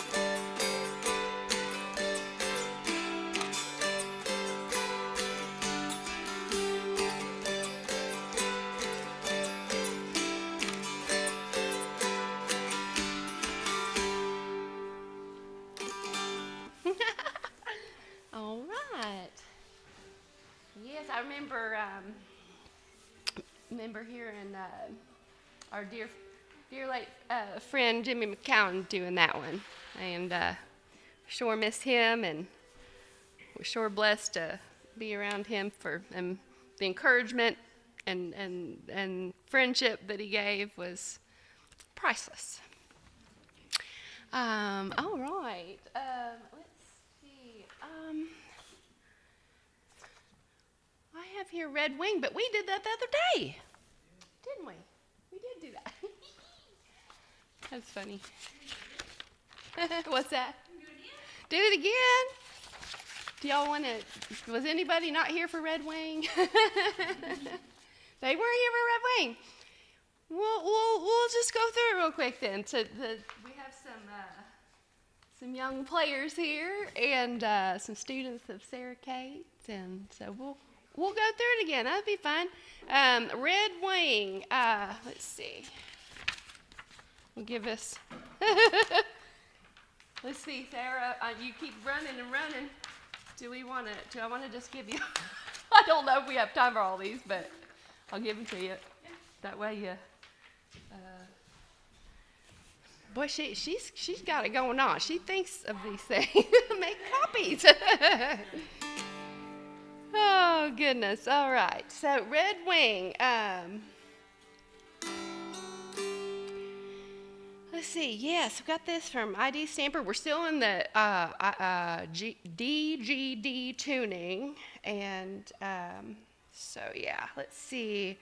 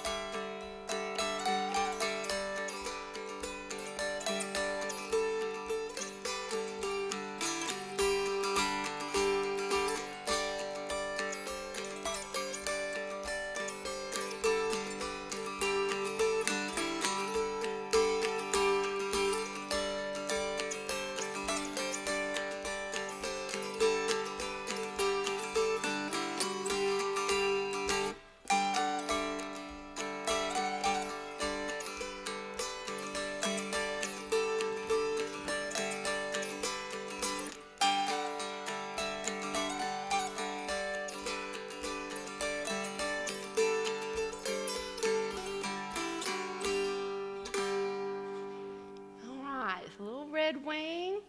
All right, so sometimes I'll start on that high B part. I don't know. Sometimes it gets me into the song a little more, so that's what I did today. But I guess we would consider that the B part. So let's start on the A part. And so we would start on the O, the open. So I would stroke the O, 1, O, 3, 3, 7. So we'll just stroke the O open and then note the 3 and then slide up to 7. So O, 3, 3, 7, 6, 8, 6, 7, 6, 4, 5, 3, 4, O, 1, 2, 3, 4, 3, slide up to 7, 6, 8, 6, 7, 6, 4, 5, 3, 4, O, 1, 2, 3, 3, 3. That's the A part. And then sometimes I put a little, not a pause, but like a little break, and I'll let it stop ringing, but I don't think ID did that. I think he's just letting it ring and flow. But then you jump from that 3 up to the 10. So here's the B part. 10, 9, 8, 8, 9, 10, 8, 7, 5, 7, 8, 7, 4, 7, 8, 7, 5, 10, 9, 8, 8, 9, 10, 8, 7, 5, 7, 8, 7, 4, 5, 6, 5, 4, 3. And then I kindly like to do a little turnaround there, and then 3, oh, 1, 2, 3. And then I'm ready to start my, thank you so much, Sarah Kate, I appreciate that so much. And then ready to start it over again. So each of those parts get played twice. A, B, B is what they sometimes call it, breaking down the music. So we want to try that one again together. Would it help to slow down just a wee bit to let y'all catch on? just a wee bit? Okay. All right, cool.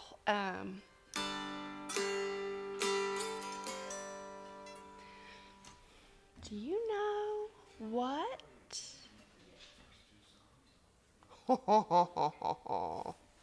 Do you know what I did? Oh.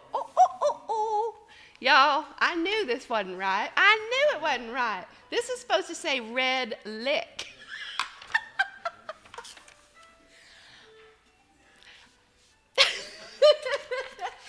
This is red lick. I'll come around with my purple marker and correct all your sheets. So this is not red wing, but we were just playing red wing. Oh my goodness, I am so sorry to be so confusing. I will provide the red wing tab for y'all today for all you here. And out there in TV, YouTube land, I think we had it the other day for you. But we'll do it again. I'm so sorry. I knew something was wrong with that. And then I looked down at the numbers. I was like, that's not right. That's not red wing. I wrote red wing instead of red lick. I'm sorry, you all. But since we put all that time into red wing, we'll just go through it one more time since these young ladies were just playing it with us. I appreciate you being patient with me. Oh, my goodness. Okay, we'll try red wing one more time. So, from the beginning. Oh, 3, 3, 7, 6, 8, 6, 7, 6, 4, 5, 3, 4, oh, 1, 2, 3, 4, 3, slide up to 7, 6, 8, 6, 7, 6, 4, 5, 3, 4, oh, 1, 2, 3, 10, 9, 8.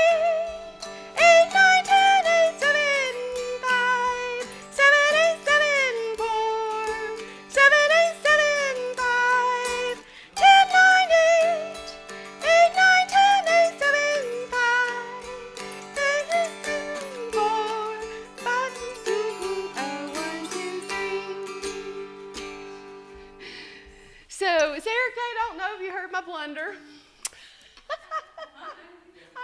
I did some. I was telling them I wrote red wing on here, but this isn't red wing. This is red lick.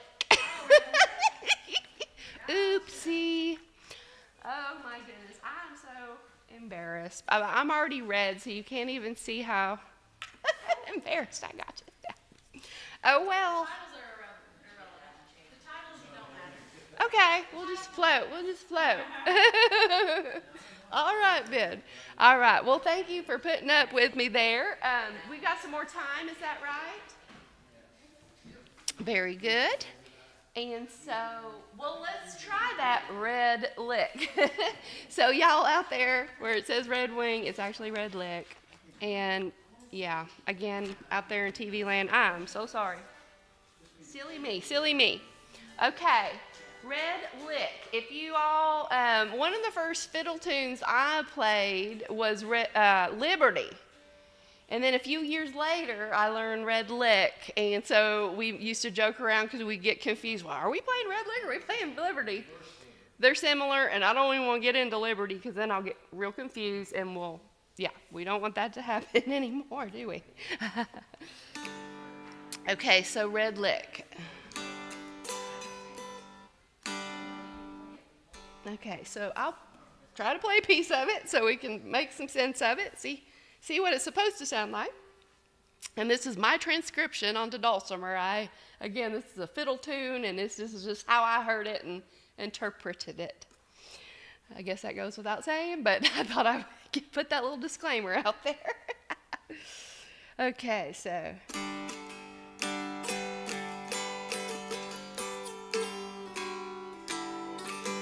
Let's see.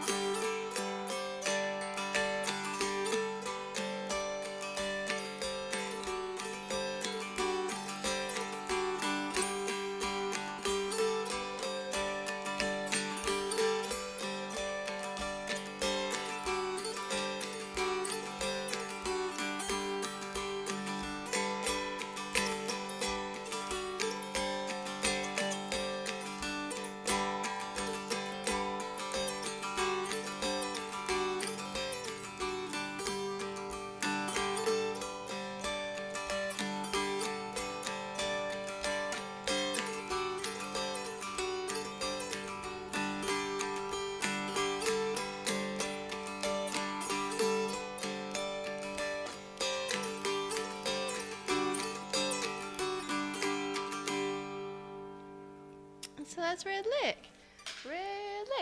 And so nice little, pretty little tune.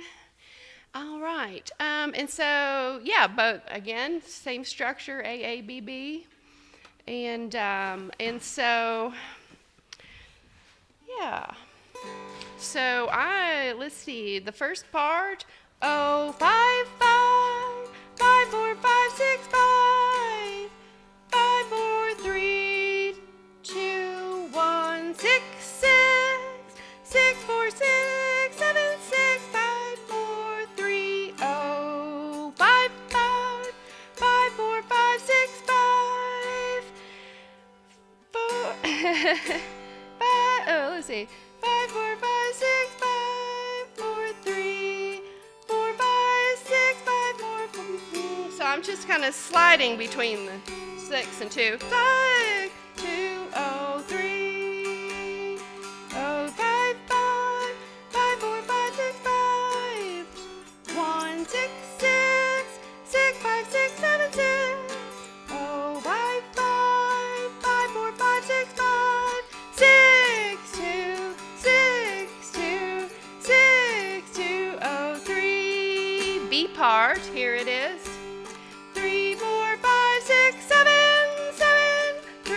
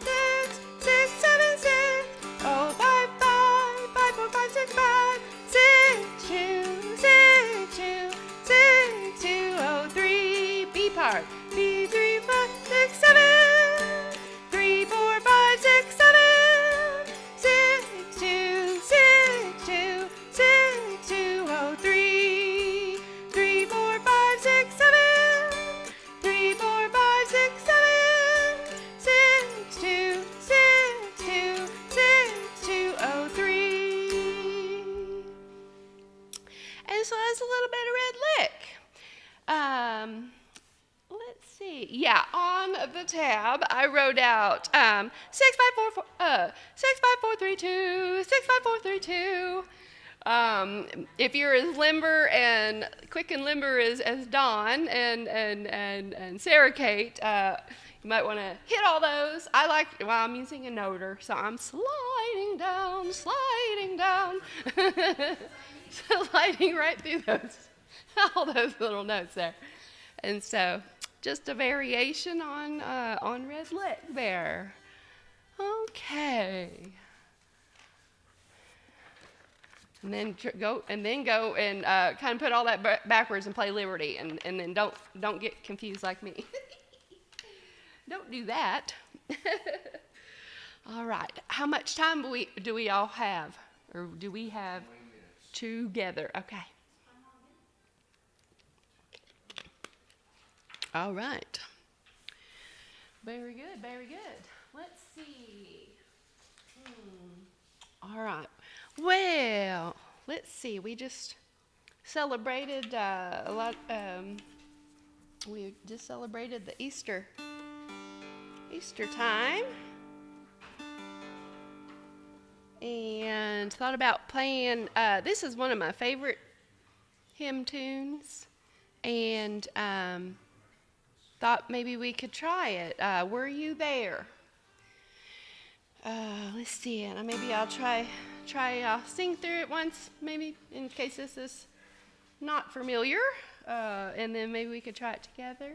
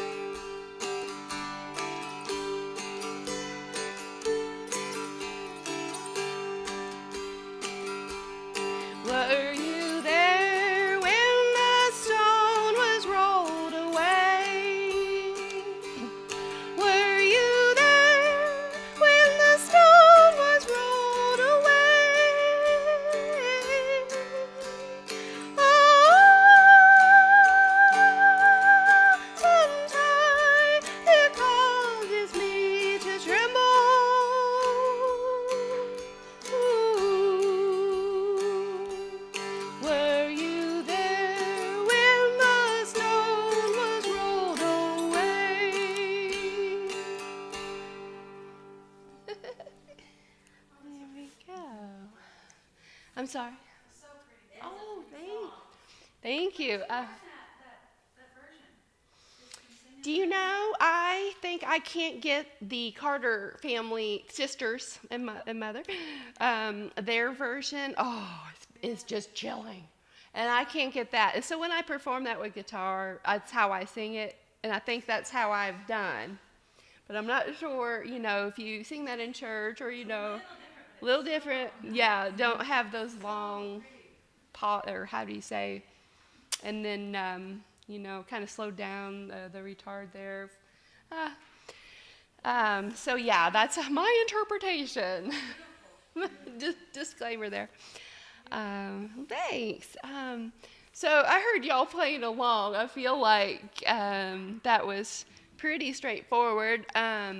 For our friends at home, I failed to stand up and flash you the numbers in case you want to go back over that here sometime. And I think this is so cool that this is all saved in the Forever Land on YouTube. We'll go back and watch. I know I've played these episodes, over and over, and some of them I got to see live, and then, I'd go back and check up on things and re-listen and things like that. So I think it's really cool that they're doing that, letting that be out there. Let's see. I had a couple other tunes in another tuning, but I got one more in this here tuning. So maybe we'll try that and then see where we're at, type of thing. Yeah. Let's see. This is a tune. I think we played it last night in our jam. It may already be so familiar to everyone, but just in case it's not, I feel like, well, this is such a Kentucky tune. We play it at all the square dances, we used to call it our Cowan Creek Mountain Music School theme song. Of course, sometimes there's a rotation of those, but this one for sure. And for anybody out there that's not heard of Cowan Creek Mountain Music School, look that up. We meet every last week of June over here in Letcher County, one right next door here, one county over. And so cool. It's join the Cowan Creek family. You'll have a wonderful time. There's classes for every level, beginning to advanced. So even you hot fiddlers and people who know it all, you can still come and learn something and be a part of the fun. So excited. Sarah Kate, you'll be there with your Dulcimer class, and it may be filled up. It might be too late this year, y'all, so you got to make plans for next year. I'll be doing a singing class, so we'll be doing a lot of singing and harmonizing, and we're looking forward to that already. It's like my vacation, but I promise I'll do a little work while I'm there. And so, did I tell the title of this? No. It's Fly Around, My Pretty Little Miss. It's got some different names and a lot of different verses, and it's a lot of fun. Let's see. Turn that around. And fly around my pretty little miss, fly around my daisy, fly around my pretty little miss, she almost drives me crazy.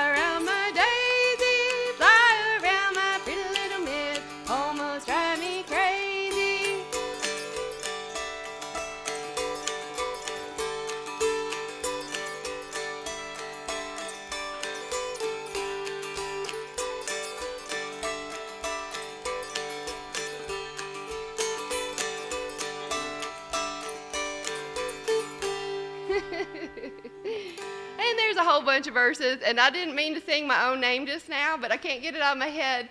My singing partner, she would sing lead on this one, and she would always sing, "Bake a cake for Carly," and she would get this big grin on her face, and I would just about lose it every time and try to keep my composure, but I tried to sing Charlie. Yeah.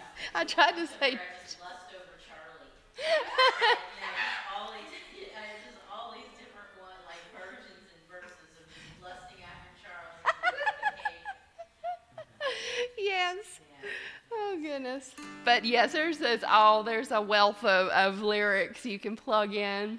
But this is a favorite fiddle tune and a dance tune. So if you want to come play a square dance with us, you gotta learn Fly Around. Let's see. So we'll maybe try it. Did you girls get a copy of Fly Around? Okay. Well, maybe we'll just go through it real quick, just in case somebody else there wants to do it with the numbers and give it a go. All right. So we'll start on the 5. So 5, 4, 3, 3, 3, 0, 0, 0, 1, 3, 5, 5, 5, 4, 3, 3, 3, 0, 0, 0, 1, 3, 3. Sorry. 5, 3, 3, 3, 0, 0, 0, 1, 3, 5, 5, 5, 4, 3, 3, 3, 0, 0, 0, 1, 2, 3, 3. Okay, so that was the A part, and then we go up for the B, and we go 5, 7, 5, 7, 8, 8, 5, 7, 5, 7, 4, 4, 5, 7, 5, 7, 8, 8, 5, 5, 4, 3, 3, 5, 7, 5, 7, 8, 8, 5, 7, 5, 7, 4, 4, 5, 7, 5, 7, 8, 8, 7, 5, 4, 3, 5, 4, 3,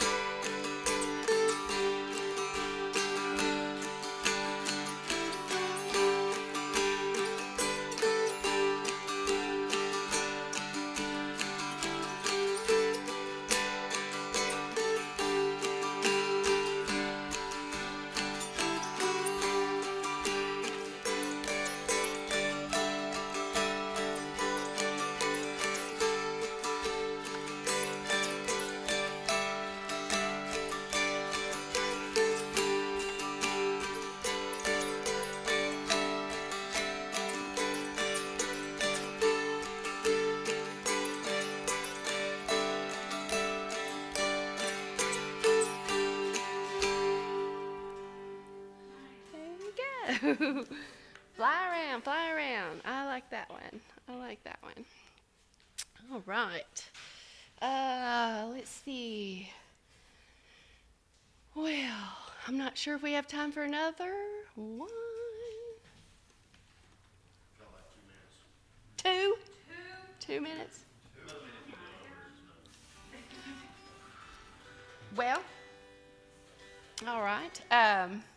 Let's see if I can. I don't think I better do it to this one. This one might not.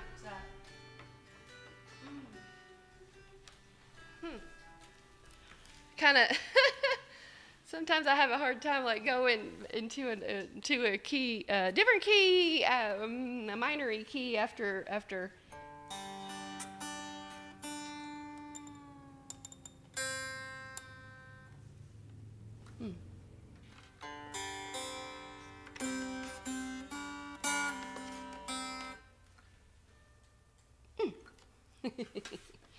Woo-wee doggies. Let's see.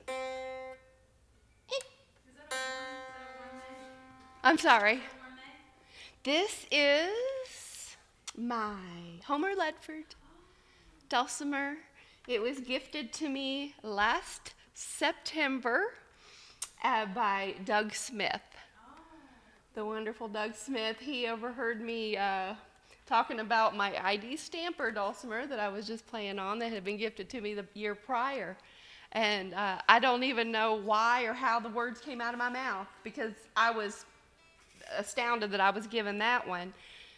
And I don't know how I even said the words that the only thing left in this world that I could ever want as far as instrument-wise would be a Homer Ledford. And I don't know why I even said that because I was, I got an ID stamper dulcimer. How can I top that? But Doug overheard me say that, and then the next time he saw me, he brought this for me and gave it to me, and I just he made a case for it and everything, and the case is very heavy. It's a very heavy case, but I'll tell the story real quick about the dulcimer. He bought this from Homer himself when Doug, I don't know how old Doug is, and I won't try to guess, but he's older than me. And he bought this from Homer himself when Doug was 17 years old. And he had all diamonds on here. Well, Doug decided he wanted hearts, like a lot of these other dulcimers have. So he went to carving on this, and he carved one of the diamonds into a heart. And then you said, well, there's only one. And what happened? He's like, well, it was harder than I thought, and I just left it. Which I thought was so funny. Yeah. And I think he said he asked Frank Prophet, I believe, to put in a 6.5, and he said no. And so he didn't get his 6.5, and it got left here.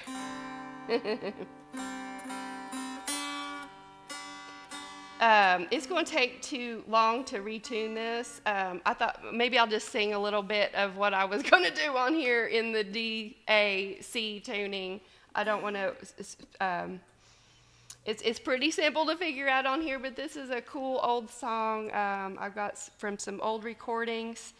I want to say Aunt Martha Williams. What would a minor sound like? I am a poor pilgrim of sorrow, cast out in this wide world to roam. I have no hope of tomorrow. I'm trying to make heaven my home. Sometimes I'm tossed and driven, and I know not where to roam. Oh, I've heard of a city called heaven. Oh, I'm trying to make heaven my home.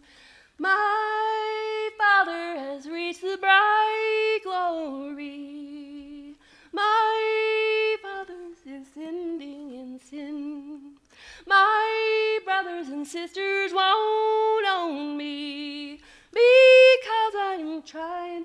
fit in. Sometimes I'm tossed and driven, and I know not where to roam. Oh, I've heard of a city called heaven. I'm trying to make it my home. Oh, I've heard of a city called heaven. I'm trying to make it my home.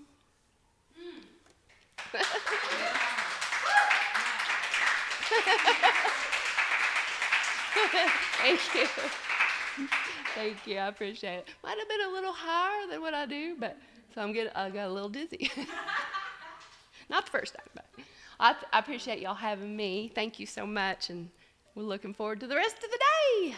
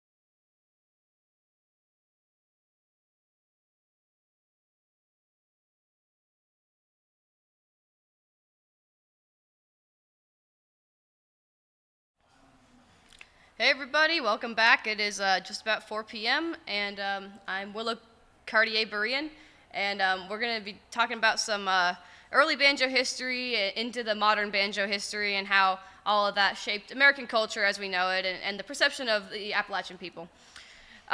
So this can be a little bit uncomfortable in some areas, but it's all true to the best of my knowledge, and so bear with me because there is a message of hope at the end.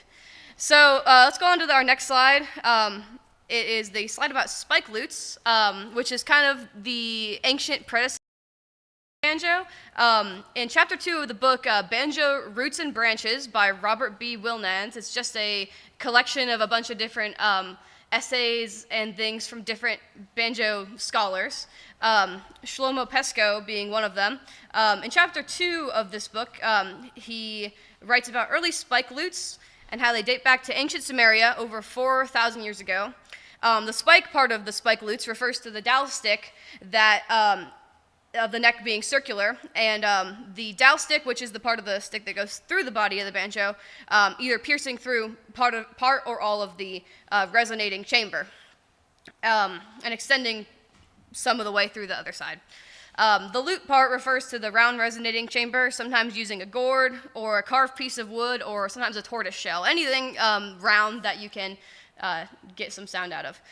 In the modern day, you see some can banjos and things like that where it is a similar concept with things that we can find locally now. As you can see, these are three-stringed instruments. The Ikanting, especially the Menzies mahogany Ikanting on the right there, is a three-stringed instrument. And this is kind of the origin of the two longer strings and one shorter string idea, is the Ikanting from West Africa. And if you look on the other side, you have on the right, or on the left, you have the ancient Egyptian spike lute, which was restored. I think they found it in, where did they find it? I think ancient Egypt.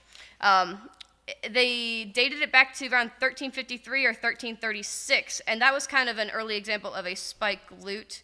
1336 BC, an early example of a spike lute with a stretched skin going across the top of it. And they were able to identify what it was and restore it. As you can see, the stick kind of goes over part of the head. It's only wrapped around by a couple pieces. Similarly with the Ikantings, the heads are kind of lower down. The stick kind of sticks up in the middle. It doesn't go through the head, but on every Ikanting I've played, it's had that arch where the stick sits, and the bridge kind of straddles that on either side. Below you have a Haitian banza, courtesy of Pete Ross, which is another early iteration of the banjo, this one with 4 strings. And if we go to the next slide, you'll see that banza is related to the early gourd banjos, which are different from the original spike lutes. These early gourd banjos started being made in the Caribbean and surrounding islands areas in the 17th century. This is from, again, Shlomo Pesco's chapter 2 in Banjo Roots and Branches. Due to the Atlantic slave trade, some of them were brought to the Caribbean islands and brought their spike lutes with them, and would get some European influence from the guitars that they had, and would gain that flat kind of fingerboard appearance, and sometimes the extra third string you see, the 3 longer strings and the 1 short string. They still maintain the short string. Let's see. George Gibson, he gets to write in chapter 14 of this book, Banjo Roots and Branches, and he has some really good stuff to say about the influence of how the banjo melded in with the fiddle and other traditions here in the U.S. But in regards to the early gourd banjos, he says in chapter 14, it's likely that quote, "It is likely that Luso-Africans were involved in the creation of the early gourd banjo, a Creole instrument with both European and African features, and might have brought the instrument from the West Indies, where early descriptions of it have been found, to colonial America. Many of the slaves imported into the colonies in the 17th centuries were from the West Indies," and that's on page 261. And of course, George Gibson, everybody here I think knows him, but I can't give a lecture about the banjo in this county without mentioning him and all the great works that he's done in banjo history and to keep all that alive. He's got a banjo museum after all. He's been a big collector of the different banjo traditions for many, many years. He did an interview with Symposium magazine in the spring of 2021 in tandem with Clifton Hicks. They talked about how he learned traditional banjo from his neighbor James Sloan in Knott County at a time when the Scruggs style was the dominant style. In Gibson's chapter in Banjo, Roots and Branches, chapter 14, he talks about the intermingling of white and black, fiddle, banjo, and dance tradition. And Gibson stresses that dance was a driving medium through which this music was spread and preserved. Gibson next brings up the fact that the history of minstrelsy was extensively documented, and that many people incorrectly cite that as the origin of whites playing the banjo. And indeed, information is spread much more quickly in the industrial hubs of northern cities, which have more newspapers for faster information spreading, more infrastructure to more efficiently spread information around, more concert halls and that kind of thing for more people to come and see the shows, and just more people in a more concentrated area. So it makes sense that that's spread more quickly in an urban setting. Gibson asserts that we need to examine the history, the quote, history and folk life of the common white in order to see the full picture, unquote. Common whites are referring to non-wealthy white people, both slave owners and non-slave owners, just for clarification. Gibson cites Archibald Ferguson and Joel Walker Sweeney as being two of the first well-known white banjo pickers, and they were the first documented minstrel banjoists. That's from page 259. He also states that their performances would have likely been unremarkable and forgettable if not for the fact that they wore blackface. This implies that whites playing the banjo was more commonplace than often perceived, because they had to do something different to gain the attention for being banjo players. Gibson then cites Edmund S. Morgan from the book American Slavery, American Freedom, and the Ordeal of Colonial Virginia, where Morgan describes the camaraderie, romance, and intermingling of culture and tradition between these groups of people in the mid-17th century. Gibson then brings up this cultural exchange in regards to African Americans learning white fiddle tunes across Kentucky in the mid-19th century.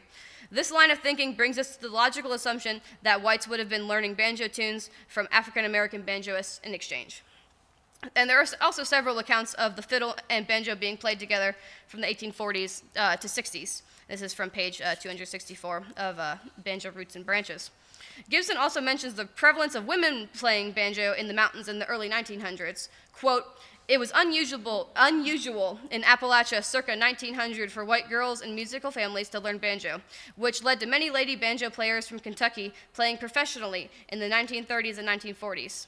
Young girls in African American families were also learning banjo. Molly Combs, born 1885, an African American from Perry County, was an accomplished banjo player and could, quote, play until the cows came home, unquote. That's from page 272.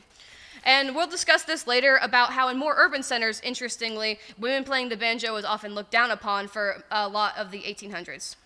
But overall, Gibson summarizes the intermingling of the fiddle, the banjo, and dance among whites and blacks as follows. Quote, the presence in Kentucky of African-American fiddlers by 1780 and of an African-American banjo player by 1781 proves that enslaved African-American musicians were brought to Kentucky by the first settlers. The interdependence fostered by frontier living conditions would have facilitated music exchange between the groups. That white fiddlers were adopting music from African American fiddlers by the mid-1800s implies a similar exchange was occurring between black and white banjo players, unquote.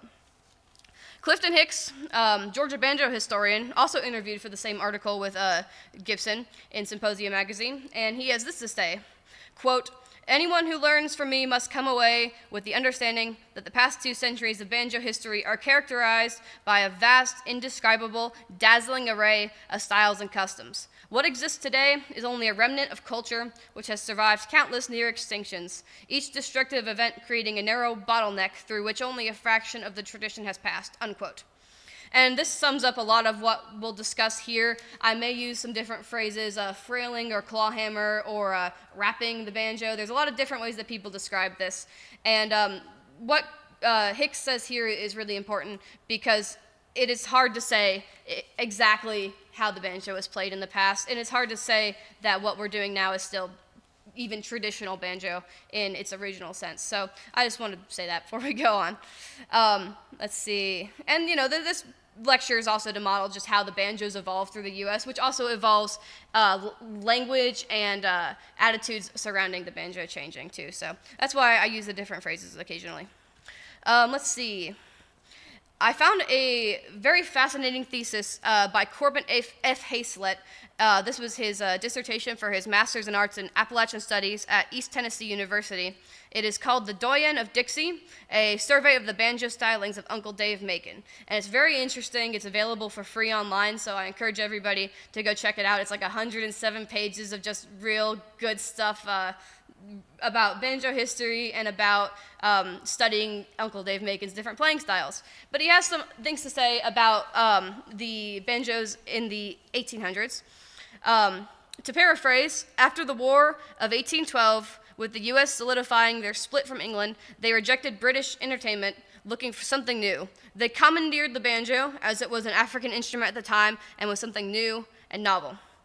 And so, as of the mid-19th century, the banjo music was starting to be written into sheet music and sold, and there was a rising popularity of minstrel shows. And for the sake of clarity, this was many times white performers rubbing burnt cork or shoe polish on their face. This is called blackface, and imitating African-American stereotypes, often stereotyping vernacular and action. And this was a medium that was sometimes used to talk about political issues, and they would use stock character archetypes, such as maybe you have a mom character or a drunkard character, but they were always using African Americans. This is the butt of the joke, is the baseline of all of this. According to Augusta Arts and Culture, one of the first groups was the New Virginia Minstrels. Quote, they billed themselves as authentic, but they were all white, none of them were from Virginia, and the entertainment they were performing wasn't new. Unquote. So they played as a group with banjo, fiddle, tambourine, and bones, and played the music of black communities, oftentimes incredibly unaccredited and unattributed. They would bring up, I learned it from African Americans, but they wouldn't ever quote anybody in particular or really give you any details on that. So it's debated. I'm sure some of them did. I'm sure some of it was actually just stuff they stole and didn't really care to name people. Let's see. Despite this, Augusta Arts and Culture goes on to say that most of this urban audience would learn from the minstrel's own sheet music and interpretations, which adds that layer of inauthenticity. And this craze was really no joke. It was crazy how popular the banjo was. On page 25 of Hazlett's thesis, The Doyen of Dixie, he states, quote, fiddles were, up until the 1840s, the most prevalent string instrument in the nation, until being rivaled in popularity by the five-string banjo of the minstrel craze, unquote. And that's from page 25. This increase in audiences witnessing banjo music made more people want to play and buy sheet music, and all over major cities of the U.S. and England, you could find banjos and banjo sheet music. Next slide, please. In 1855, Briggs' Banjo Instructor was published. It made banjo music more easily accessible to white middle-class people. It was a collection of banjo sheet music.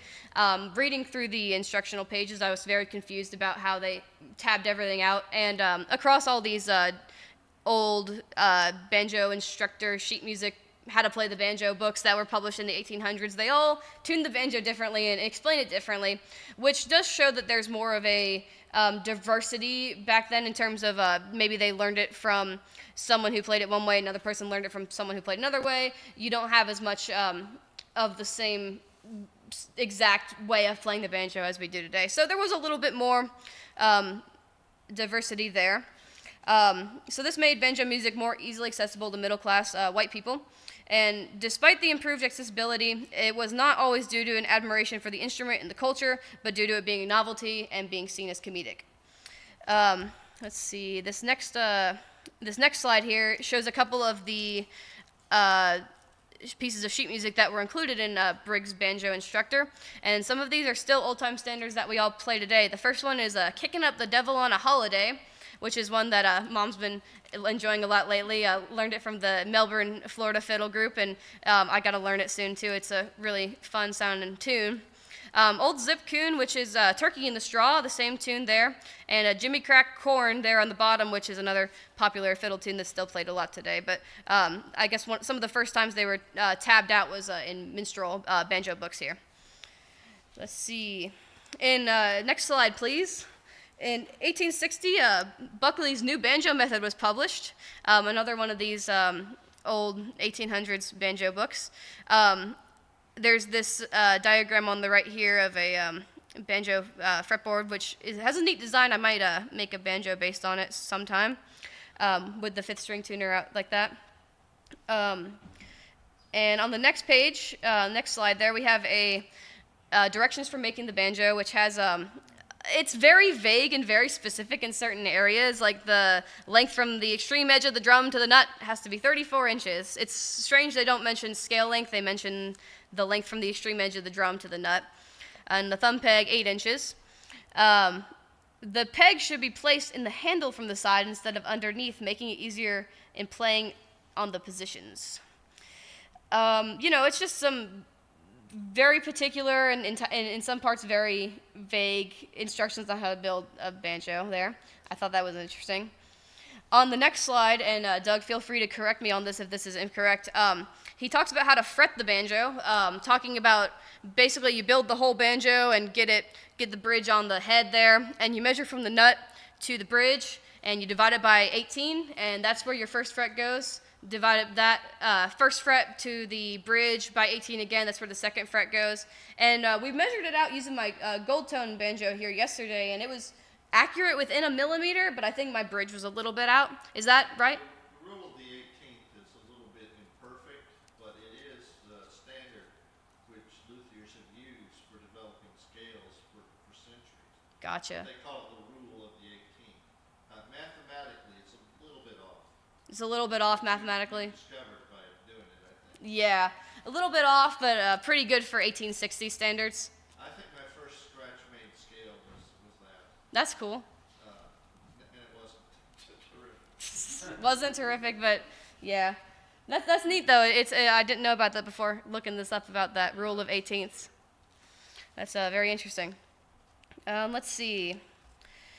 These banjo books also Europeanized African American banjo music with sheet music, which, like I said before, makes it more accessible to a white audience, but also presumably takes away the finer details of African American banjo playing and the different variations and styles that they might have used, and boils it down into, a couple different styles, and it takes away from the microtonalities and the different rhythms that might not be as easily translated into sheet music. Let's see. Madeline Ricks, in an article with Augusta Arts and Culture, said that this Europeanization would change the banjo both in style and the manner of playing into something nearly unrecognizable from its cultural history. There are, however, a handful of northern black banjo players who rose to prominence in the minstrel circuit, playing both traditional and modern styles. Next slide, please. We have Horace Weston, born in 1825 as a free man in Connecticut. He played with Buckley Serenaders, I think the same Buckley from Buckley's banjo instructor, Buckley's New Banjo Method, and later collaborated with S.S. Stewart to publish his sheet music, and that's from the Library of Congress. Fought for the Union in the Civil War, and it seems like he played a style of fingerpicking that was not roll-based, and some of his pieces looked and sound more plectrum-based when played. George Gibson would call that a classic banjo. He played performances of Uncle Tom's Cabin in London and was described as, and I'm going to go about this in the rest of this, everybody has just funny nicknames. This Horace Weston was the Paganini of that intractable instrument, the banjo. And Paganini was a very famous violinist. He was invited to perform for Queen Victoria, but never did. And later in life, he would perform with Barnum and Bailey Circus and died in New York in 1890. If you go seek him out, I recommend his piece, Great Minor Jig. It sounds really cool. Banjo Beats on YouTube does an excellent rendition of it. Next slide, please. We have James Bland. His nickname was the world's greatest minstrel man. He was born in 1854 in New York City. His father was one of the first black college graduates and was a patent examiner at the U.S. Patent Office. Quote, James developed his ear for music, singing, and writing his own compositions to a banjo accompaniment. As a teenager, some sources say he became a page in the U.S. House of Representatives and often performed before members of the Manhattan Club and at homes of other Washington notables. That's from songhall.org. He studied liberal arts at Howard University and graduated at 19 and sought to be a stage performer. But he was rejected by several minstrel bands due to his race.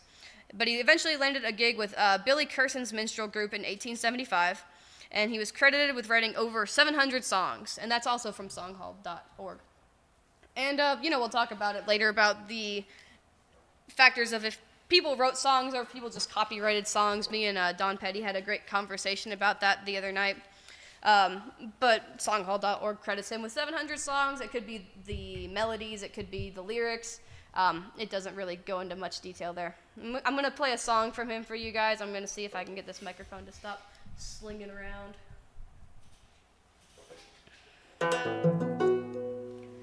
This is a tenor banjo I built based off of some Vega patterns. So it's tuned like a violin, a fiddle.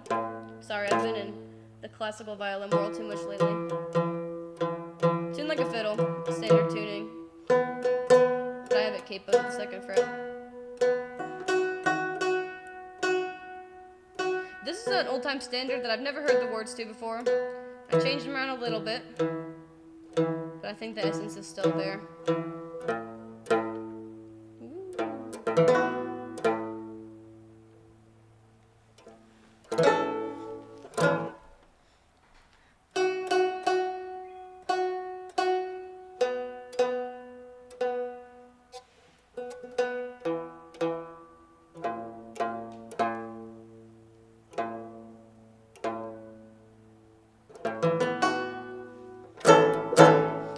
This is Golden Slippers.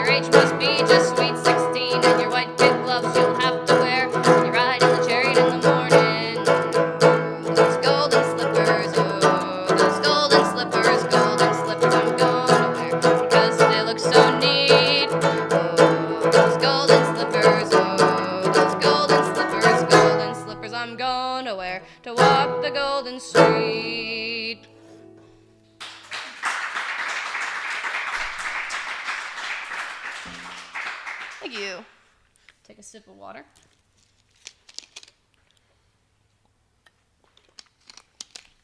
Despite his participation in minstrel shows, I feel like his songs carry more of a genuineness that you don't see in other white minstrel songs. More of an authentic lens, a little bit softer, a little bit more reminiscent of spirituals. He was making over 10 grand a year in 1881, he was the highest ever paid minstrel musician. We calculated it for inflation for income as like paid for compensation, and it was around $3 million in today's money. He performed for the Queen of England and the Prince of Wales, and even introduced his banjo playing to a German audience, which very few American musicians had done at the time. I think it was like him and Scott Joplin and maybe one other guy. He wasn't good with money, however. He was a gambler, dressing well and living high. That's from the Bland Foundation. He returned to Washington, D.C. penniless and died of tuberculosis in 1911. He was buried in an unmarked grave in a black cemetery. Someone so famous, who had such a substantial influence, was so uncared for after his death. I think a few decades later, they erected a monument for him there, but he wasn't even given a death notice in the newspaper at the time that he died. Despite the abhorrentness of minstrelsy, it allowed a smaller number of black musicians a chance to share their songwriting in front of a bigger audience. And although not commonly talked about today, they influenced the songwriting and evolution of different banjo styles greatly. Next slide, please. We have S.S. Stewart. In the later half of the 1800s, Samuel Swaim Stewart started making banjos in 1878 in Philadelphia, Pennsylvania. Used a silver-wrapped rim, which I have here. This was donated by Chris Carr, one of the luthiers here at Troublesome Creek, as a wedding gift for me and my husband Ben, which is a great wedding present, by the way. It's an S.S. Stewart banjo that's kind of fallen apart, a bunch of different parts. He's like, go crazy, and I'm like, all right. So this is the silver-wrapped rim from one of the S.S. Stewart banjos. It's got wood on the interior, and it's got that nickel silver on the exterior. S.S. Stewart didn't invent this design. He credits it to William Farham and Albert Wilson of New York. And in 1893, he got a contract with Sears for Acme banjos, and that's from mugwumps.com. Next page has a picture from the Sears catalog. He developed a lot of different variations on the banjo, or at least, helped popularize them. Next slide has that bass banjo there on the left that he was selling for $35. On the right there, you have the 6-string banjo, which was also $35. It's different from the banjo tar that you commonly see today. This one actually had a 5th string, a 5th long string, and still kept that short string there on the side. So you got to play it like a regular 5-string banjo, except you just had an extra lower note that a lot of banjoists today really enjoy. Next slide has several different lady styles. They had the American Princess, and they had the Lady Stewart. They were A-scale banjos, as my mom calls them, couch banjos, because I leave them on the couch, and they're a little bit smaller to just leave around, and they don't really get in the way. On the bottom there, we have Stewart's Novelty Banjorette, which I just find so funny. It's got a 20-inch neck, and I think, like a 5-inch pot? Yeah, 5-inch German silver rim. It's crazy what they were working on back then. James Reese Europe was busy developing the banjo orchestra in the early 1900s, and the Stewart brand's marketing reflected that. On the next slide, you have a picture of one of these banjo orchestras with a bunch of different S.S. Stewart ones. The banjorines, which I think are, one of them is a 4-string and one of them is a 5-string, the bass and cello banjo, piccolo banjo, regular banjos. They came up with some banjoleles at the time. Little banjo ukuleles. This is not an S.S. Stewart, but it's a little one that I made just for fun to practice attaching the banjo necks. And they're cute and they're fun, and they have a little bit more twangy sound than a typical ukulele, which is always a good time. That $14 price tag for one of those Acme banjos would be about, and that was calculating for 1885, which is around when these were being sold, which would be about $461 in today's money. which is a very good deal on a banjo by today's standards. I was just looking at Gold Tone's entry-level AC1, and they're now running $300 with a case, but to get one for $461 with the silver-wrapped rim and all that was a great deal. Next slide has some pictures of the SS Stewart factory, some of the scenes you might have seen if you were walking through there, checking out what everybody was working on. It's very similar to some of the sites you might see here at Troublesome Creek. Here at the top we have, or here at the bottom we have, in the middle we have Dylan carving some necks. The top left two, that's Daniel and Nate making some bodies. We have on the top right, Hunter maybe buffing a high gloss finish into a neck, and on the bottom right we have Anthony in there doing the setup work. All he needs is a pair of AirPods and it would be about a perfect imitation. About 25,000 instruments with the serial numbers from 1,000 to 71,000 were produced. That just means there's a gap of instruments from 20,000 to 49,999. And we're not really sure where that came from or where they went, but there's that gap there. Mugwumps describes Stewart as having health issues in 1898, causing him to join forces with George Bauer, who was another maker of mandolins and banjos, in order to continue his legacy. The Cadenza magazine, May-June issue from 1898, cites his death as apoplexy, a brain hemorrhage. Likely he had ongoing health issues that day, and in 1898 it boiled over. After Stewart's death in 1898, his sons continued producing banjos with Bauer until the Acme contract expired in 1901. Afterwards, Bauer continued selling banjos, some with the Stewart name and some branded Stewart and Bauer. And these banjos were typically lower quality materials and craftsmanship. But Stewart truly created an empire that was an answer to a loud cry for new and exciting ways to play the banjo, and we're still seeing the after effects of Stewart's legacy. His instruments still sell today, ranging in price from several hundred for the banjolales and banjolins, and several thousand for his larger sized high-end banjos. Comparing them to the quality of other Sears contracted instruments, they're far and away the best examples of high-quality craftsmanship and affordability. S.S. Stewart knew how to make a good banjo and how to sell them. And that reflects with the current attitude with them today as well. And there's just too many manufacturers to talk about in the time frame we have, but there was also, A.C. Fairbanks was doing a lot of changes for the tone rings and the hardware. Vega banjos, Cole banjos, who worked for Fairbanks for a time. I think Vega maybe also stemmed off of Fairbanks. The banjo, like we talked about earlier, was kind of had some women playing it and some pushback about women playing it. The banjo at this time was kind of seen as a dirty or indecent instrument due to its connection to African Americans' minstrelsy and just the heavily stereotyped and dramatized performances that they would perform with it. It kind of had a bad rap to it at the time. And this led to a lot of pushback regarding women playing the banjo. Madeline Ricks, in her article written for Augusta Arts and Culture, cites a London publication called the Saturday Review, who in their December 16, 1882 publication state, quote, "It is with some regret that we hear rumors of the banjo becoming a favorite instrument in society, and with a view to checking the aspirations of these young ladies who are desirous of learning the instrument, we have a suggestion to make. Why not learn the mandoline? It has none of the disadvantages of the ugliness and the twanginess of the banjo." So there was that. I tried to access this exact publication just to get some clarity and maybe some extra context around it, but woefully, this 143-year-old newspaper publication is locked behind a paywall on a British media website. So that was wild. So I'm citing Madeline Ricks for that one. I'll trust her. I'll trust her on that citation. Ricks later elaborates that the banjo became seen as a symbol of rebellion for the ladies of the late 19th century, and this coincides with the rise of the women's suffrage movement, and the market responded. As we already discussed, the Lady Stewart and American Princess banjos, made by S.S. Stewart, but A.C. Fairbanks was also making a banjo called the White Lady. Next page, I forgot to say earlier, but that's the Cole banjo and the no-knot tailpiece when it was originally patented there, which is a tailpiece that's commonly still used. I think I have it on a couple of these banjos. Page after that is the White Lady banjo. I think I put S.S. Stewart there when I meant to put A.C. Fairbanks there, but disregard that. This was the A.C. Fairbanks White Lady. Goldtone Music Group sells a copy of this banjo, and regarding how it got its name, Goldtone states that the White Lady name was inspired by the blonde maple finish as well as the fancy inlays.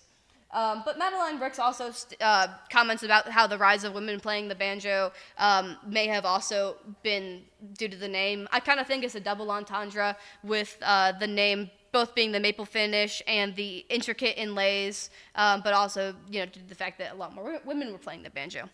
The White Lady tailpiece is still a very commonly used, not tailpiece, tone ring. It's still a very commonly used tone ring. This is my Maple Mountain 150 from Goldtone, and it has a White Lady tailpiece in here. It is basically like a scalloped kind of piece of metal. I think it's a two-piece. It's a scalloped piece of metal with a little cap on it, and it just provides a lot of sound, a lot of twang. I find it very nice for both playing three-finger like bluegrass styles and for playing more traditional banjo styles, because you can get that mellow tonality while also getting the twang, just depending on how you play it technique-wise. So I find that very fun to play around with. Let's see.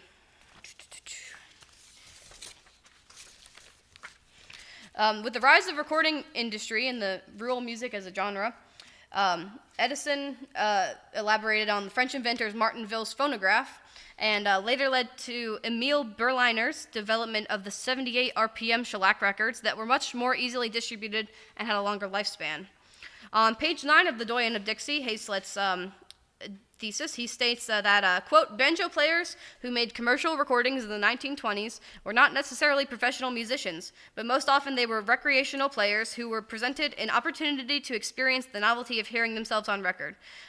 Benjamin Frank Shelton from Corbin, Kentucky, who in 1927 traveled to Bristol, Virginia, and made 4 sides at a field recording session for Victor Records. He was a barber by trade, whose recordings preserved unique idiosyncratic two-finger banjo playing of southern Kentucky. His intention was likely not to be a professional musician or to sell a large amount of records, but rather to experience the uniqueness of making a record. And a big factor in preserving this traditional Southern music of all types was John and Ruby Lomax's 1939 Southern States recording trip, which was funded by the Library of Congress. From the Library of Congress, they state that, quote, nearly 700 sound recordings, as well as field notes, dust jackets, and other manuscripts documenting a 3-month, 6,502-mile trip through the southern United States, beginning in Port Aransas, Texas, on March 31st, 1939, and ending at the Library of Congress on June 14th, 1939, which is coincidentally where Ron Penn, our dearly beloved Ron Penn, is this weekend. By the way, he says he misses everyone. He misses us. This just in, Ron Penn misses us. Thank you, Ron Penn. We miss you too. We wish you were here, but we're very happy about the work you're doing at Library of Congress. Continuing that quote, with approximately 25 hours of folk music from more than 300 performers, unquote. And these recordings weren't bought and sold en masse and happened a bit later than the initial boom of the record industry. They're still important parts of the archival history, providing a small bit of insight into the lives of rural Americans, and displayed a very wide diversity in songs, while also sharing such very much similarities in melodies, which just attests to the fact that these songs survived thousands of miles of travel and many decades of being passed down in an oral tradition. Many of them were vocal only, and it was a testament to the strength of rural culture and the deep roots we carry on from our family trees. And it was one of the widest collections of some banjo players, continuing from that, one of the widest collections of banjo players' repertoire we have from that time is talking about a conclusive set of metrics. We have Uncle Dave Macon, the Dixie Dewdrop. Next slide. He's worth studying because he's done so many recordings that and so many different styles of picking. You can really discern his picking style from it very well.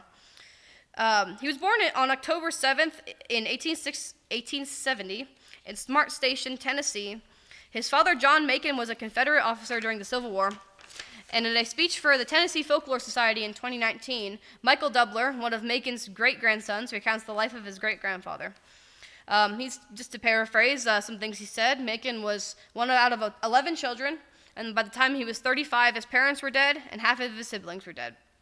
They would move across to the city and ran the old Broadway Hotel in downtown Nashville. That's from Bluegrass Messengers. And at 15, he would meet banjoist Joel Davidson, a performer in Sam McFlynn's circus, and he would convince his mother to buy him a banjo soon after.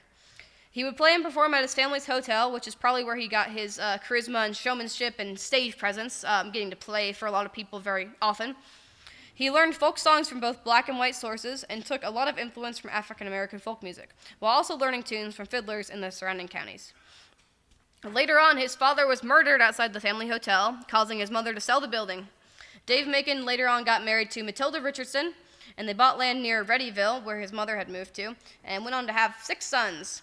He founded a transportation company, a mule and wagon transportation company, and delivered to the local grocery stores. And he did this until the automobile would put him out of business. He actually started his professional banjo playing career at the age of 50. According to Bluegrass Messenger, Macon would land a gig with Lowell's Birmingham Theater, and he would be paid several $100s a week to perform. And he was one of the first stars of the Grand Ole Opry. Joel Davidson mentions that he has a very wide repertoire, from raunchy to religious, and had the sight to tailor the songs he would play to make his audience tap their feet and laugh. He would also reportedly travel from Nashville to New York City in a Ford Model T, then jump out and start performing when he reached his destination. And that just shows how much energy this guy had, traveling that far in a Ford Model T, like terrible suspension and all that. It's insane. I couldn't do it. Despite all this, he did suffer from alcoholism and various forms of mental illness, which ran in the family. Davidson states that he never missed a show due to drinking. And he was a spokesman for Gibson banjos for a while. I think he had 3 banjos that were tuned to maybe G, D, and C, and he had different colored ribbons tied around the headstocks to differentiate which key each one was tuned into. And he would waste no time switching back and forth from instruments and telling stories and talking. And he was a stage man. It's misrepresented by John Wolfe, who's a prominent scholar on Macon's life, that he had 19 different playing styles, and that many scholars overlook that he had 19 different playing styles. Many scholars overlook the technical differentiations of his performance style. Hazlitt brings up the point that Macon played in a clawhammer, 2-finger, 3-finger, and strumming styles, replete with variations and idiosyncrasies. Applying such sweeping labels to Uncle Dave's instrumental techniques and not discussing the nuances of variations within those styles is misleading. So I'm going to play a song he played. This is going to be an old Steamboat song. He didn't write it, but it is going to be Rock About My Sarah Jane. Let me find some words here. Let me find the words. How am I doing on time, by the way?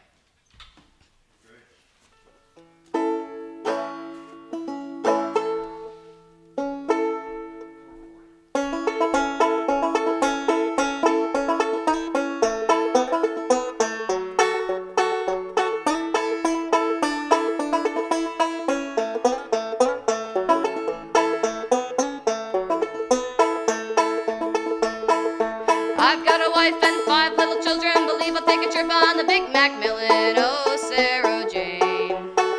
Oh, there's nothing to do but to sit down and sing. Oh, rock about my Sarah Jane. Oh, rock about my Sarah Jane. Oh, rock about my Sarah Jane.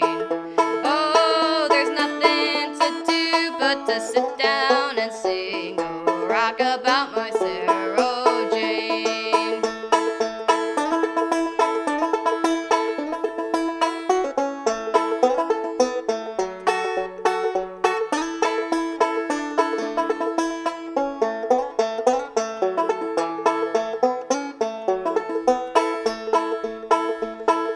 Boiler busted, the whistle blows, the head captain done fell overboard. Oh, Sarah Jane.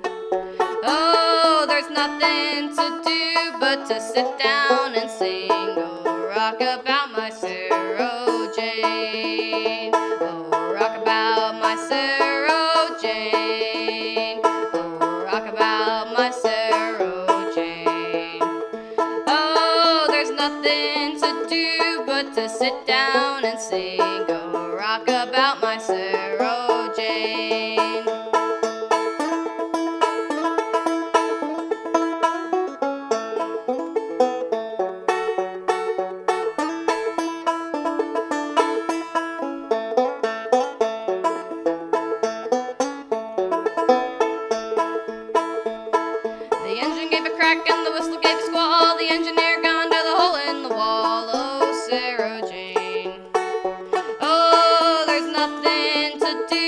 but to sit down and sing a rock about my Sarah Jane. Oh, rock about my Sarah Jane. Oh, rock about my Sarah Jane. Oh, there's nothing to do but to sit down and sing a rock about my Sarah Jane.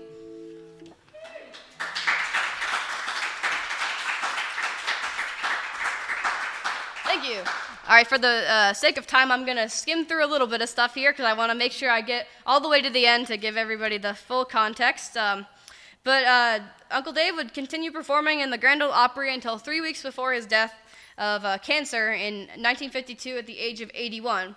He had a very vast repertoire of songs and played several different styles of banjo, so he's very much worth studying in the terms of banjo history and playing styles. Just because he played so much, we can really study if one recording was just a fluke of his playing styles, or if that was really how he played a lot. So he's great. Charlie Poole, I think he's on the. Oh wait, next slide. We have there's his Gibson banjos and his wear patterns, and he did some trick banjo playing where he'd sling his banjo around while he played. It's very fun to watch. Next slide after that, I think I got these guys in the wrong order. That's Bascom. No, but we're going to talk about Charlie Poole first. I think I neglected to put a picture of him in here. He was born in 1892 in Randolph County, North Carolina, one of 10. Kenny Rohrer in the PBS documentary Give Me the Banjos says that he grew up in Mill Company housing and started working in the mills at the age of 9. Learned guitar-style banjo from his cousin, and talks about how the mills helped this style of music spread because it brought a bunch of people in from different areas and put them in the same place where they can all trade licks and trade styles and teach each other things that they wouldn't have otherwise had the opportunity to do. He developed a unique style of three-finger banjo picking as a result of a drunken bet where he bet a guy 50 cents. The guy could throw a baseball as hard as he could, and Charlie would catch it with his bare hands, but he closed his hand too fast, and it broke all his fingers on his picking hand.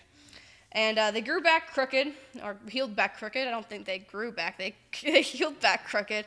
And that kind of, curled his hand up to where it was already set to do, like, up picking and things like that. So he developed a unique style there. He would go all over the U.S. playing the banjo and met a coal miner named Posey Rohrer, who was a fiddle player, and they got along and started traveling together.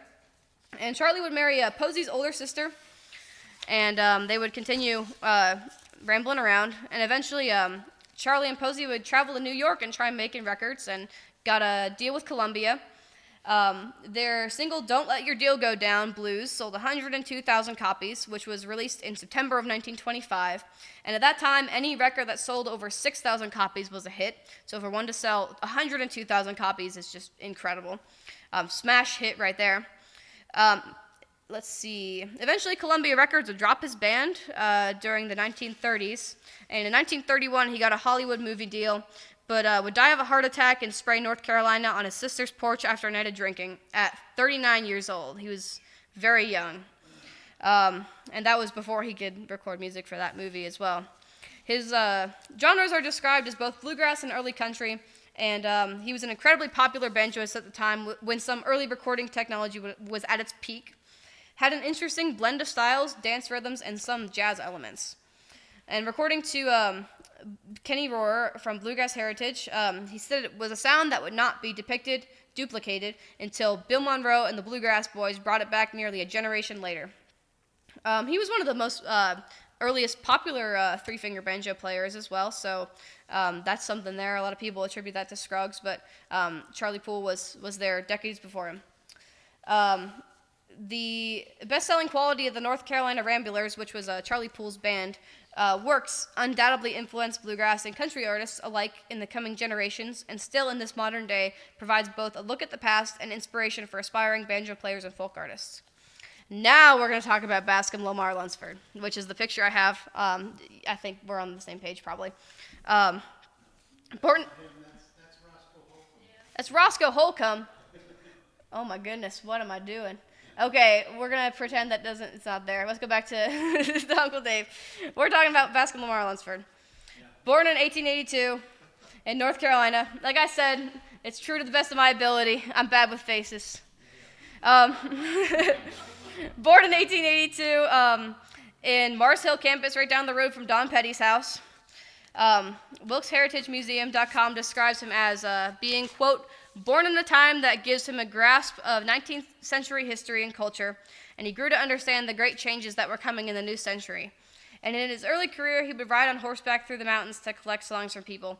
Indeed, at a time when recording old-time music was at its peak, it seemed that people were already working to preserve it. Did many things in his lifetime. Enrolled in Rutherford College.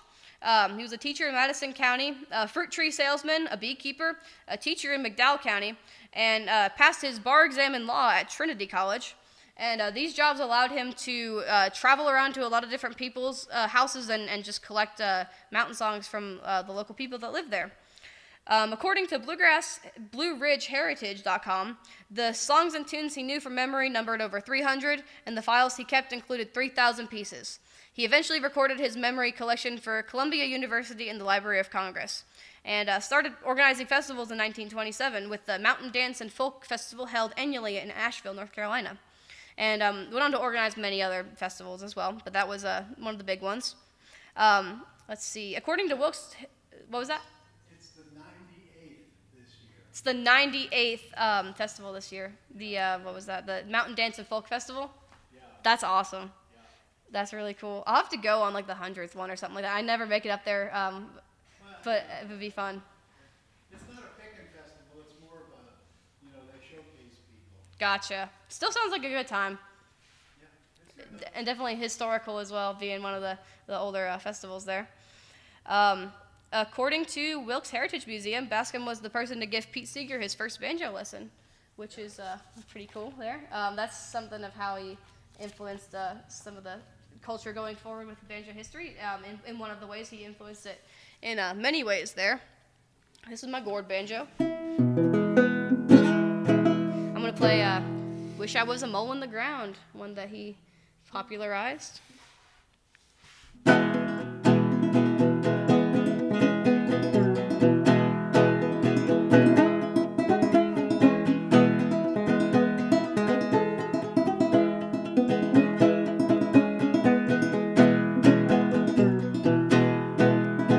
Wish I was a mole in the ground.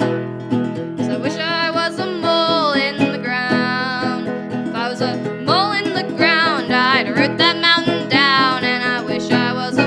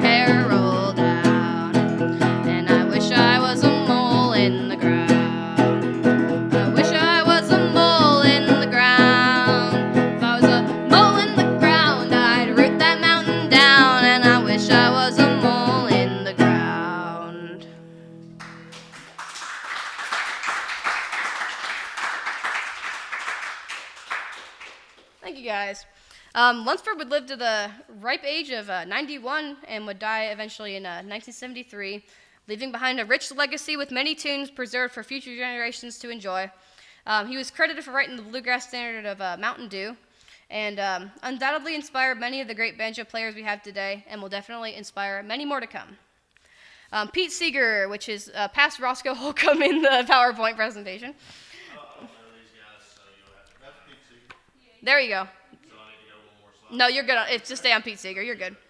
He was born in, his nickname was the Dangerous Minstrel, or the Johnny Appleseed of American folk music. I was able to find a couple different nicknames for him. He came from a musical family and played tenor banjo in high school. And from PBS Arts, the documentary Give Me the Banjo, he heard the field recordings of Alan Lomax, and him and his dad went south to hear the real mountain banjo music. In 1936, he saw the banjo played at the 9th Annual Folk and Dance Festival in Nashville, North Carolina. Folk Song and Dance Festivals. I think there's dance in there. Mountain Dance and Folk Festival, that's the one, which was organized by Baskin Lamar Lunsford. That's the one. He got his first banjo lesson from Lunsford, and reportedly Lunsford lent him the 5-string that Seeger went on to learn with. He played for a lot of union meetings with the Almanac Singers, and met Woody Guthrie, and rambled around the country and played at union meetings and other political events. He states that he didn't really know how to play the banjo before spending 4 months in the South studying local banjo players' techniques. In his book, How to Play the 5-String Banjo, Seeger has an LP companion piece and a 16mm film loop that were later added to add some more instructional material, some more interactive things to his instructions. There was a few different editions as Seeger went through life and thought of better ways to explain the material to his students, and claims to invent the terms hammer-on and pull-off, which are used in musical notations all over the Western world. And Seeger dedicates this book to, quote, "the many men and women in the many walks of life who helped me learn the banjo, and those whose records I listened to, such as Uncle Dave Macon, Rufus Crisp, Samantha Bumgardner, and Earl Scruggs. Dedicated to the men and women who still earlier taught them, dedicated to the folks who will learn from us, carrying an age-old tradition on, around and around this old world, ring, ring the banjo." And this book would inspire many people to pick up the banjo, including the likes of Dave Guard from the Kingston Trio, Bill Keith, who developed the melodic style of Scruggs banjo playing, Bela Fleck, and Tony Trischka. So there's a lot of people that are very influential nowadays that started banjo by picking up Seeger's book. Some say that, Seeger would further boil down clawhammer and 3-finger into just more basic things, and would gentrify the banjo by taking away some of their variations. But again, it really did introduce a lot of new people to the banjo, and a lot of famous people that we would not have, maybe that would not have gotten into the banjo if not for this book. So it's still pretty important. Despite all this, he brought the banjo into a new light, harnessing it as a tool to instill political activism, anti-war sentiments, and calls for peace into the public during a politically turbulent time in U.S. history, bringing the banjo into the sphere of consciousness of young people to inspire a new generation to continue the tradition. He lived at a time where he had the unique opportunity to both learn from the old masters and then share what he learned with the public through text, audio, and especially video. I'm going to take a sip of water, because next we're going to talk about Earl Scruggs.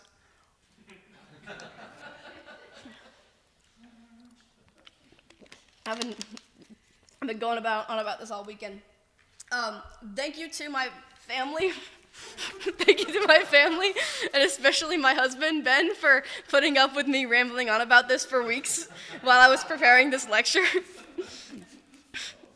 So, in the PBS documentary, again, Bring Me the Banjo, Earl Scruggs was born in 1924 and grew up on a farm outside of Shelby, North Carolina, where the 5-string banjo was a regular sight. Played with his brother, and I think taught some of his other siblings how to play. And David Hoffman, who's an amazing documentary filmmaker, interviewed Scruggs in 1971, and he basically said he learned incredibly early, playing the banjo at age 5 with a 2-finger style, and was mostly self-taught. A bio for Earl Scruggs from the National Endowment of the Arts mentions his father was a banjo player but died when Earl was 4, but his mother encouraged him to learn. He would learn by listening to other banjoists and by watching his cousin Smith Hammett. And I think by the time he was 10, he invented the basic syncopation that would become known as the Scruggs-style banjo, basically the roll-based three-finger banjo.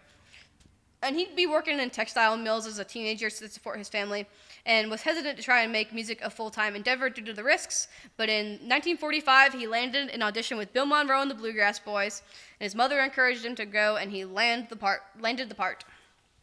They all developed a style known as bluegrass, that is now known as bluegrass. And this particular iteration of bluegrass was headed by Bill Monroe, featuring semi-orchestrated breaks, where one instrument takes a solo while the others provide backup. These breaks are usually traded around to all members of the band. This new style of bluegrass exuded the quality of a stage performance, where Uncle Dave would have stage presence and performance, stating comedic lines or hollering during a song without stopping playing. The Bluegrass Boys would more heavily evolve the instrumentation to highlight specific qualities of each instrument, kind of letting the instruments speak for themselves.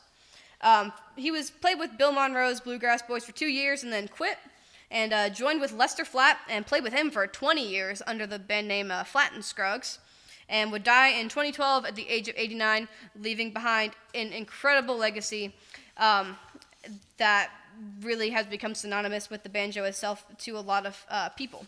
And the fact that he learned from such an earlier age too kind of just tells you he had it in his blood. He was going to be a banjo player. He was a unique case, had a captivating new style of banjo playing that really resonated with people, pun intended, resonated. He wasn't the first to play three-finger, but brought it before the world in a new light.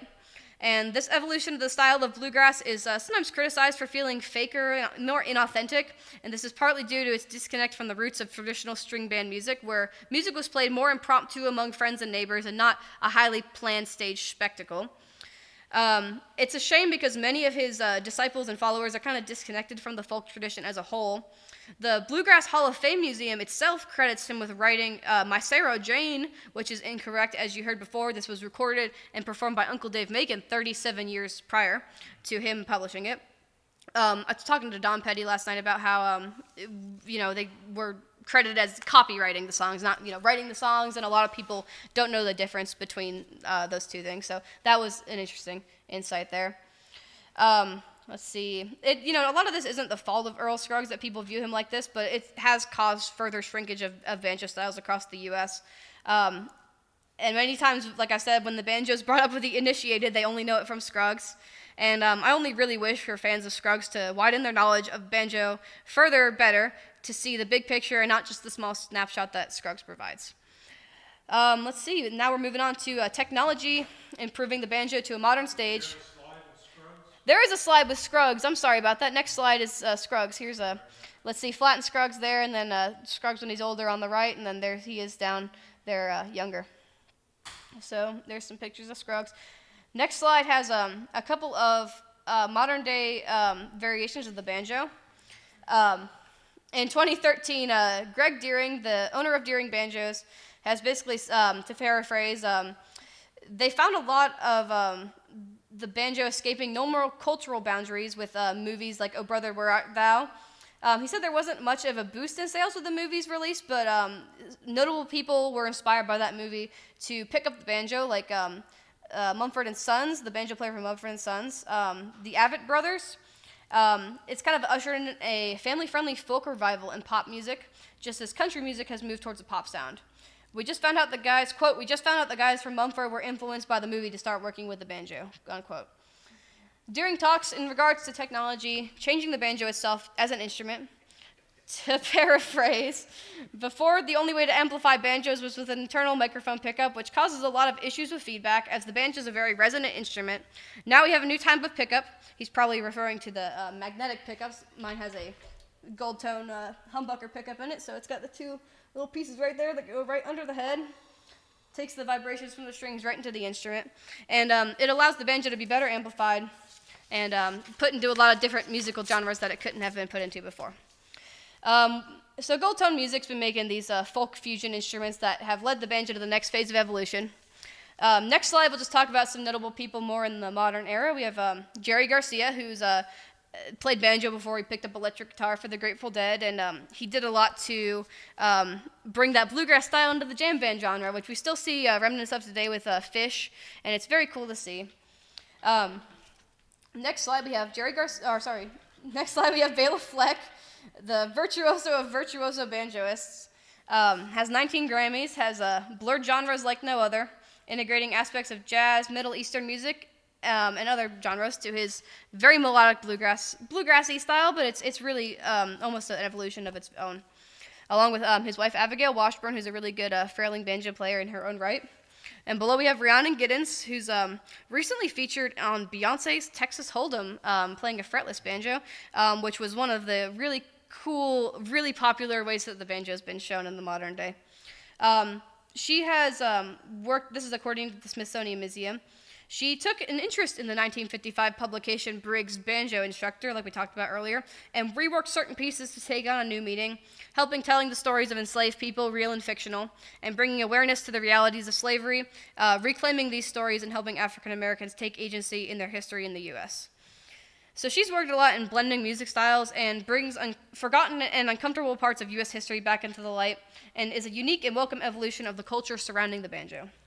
Other people I didn't have time to mention to research, John Hartford, Roscoe Holcomb, who we had a picture of accidentally in there, Nora Brown, she is from New York, and she's a really good younger banjo player who's bringing a lot of the traditional styles, not bringing them back, but she's carrying them forward, which I like to see.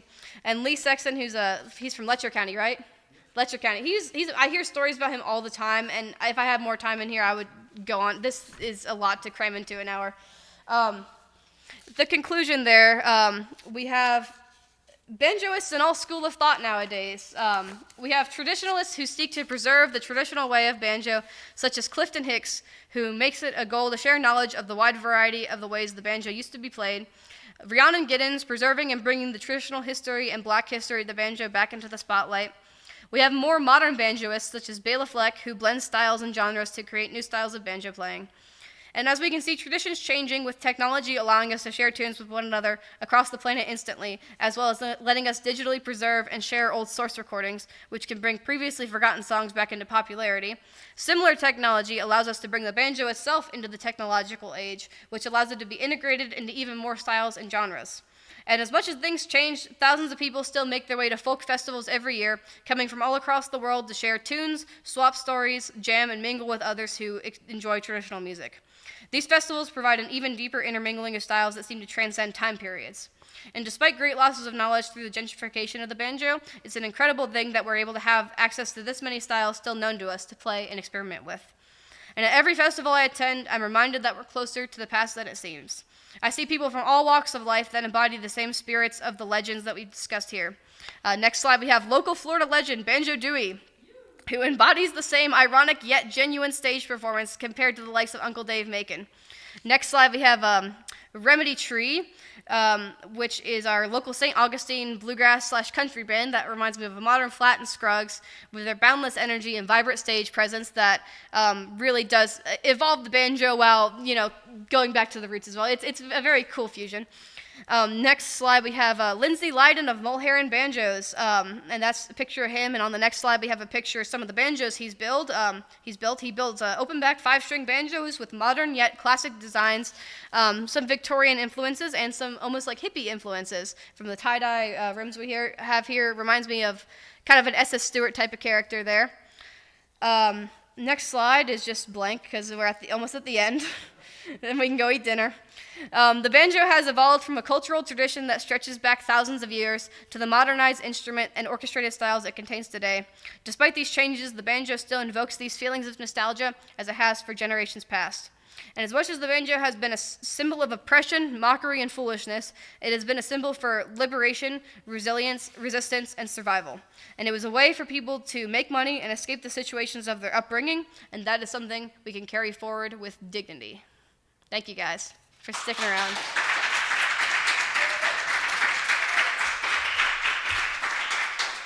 All right, guys, we can go to dinner now.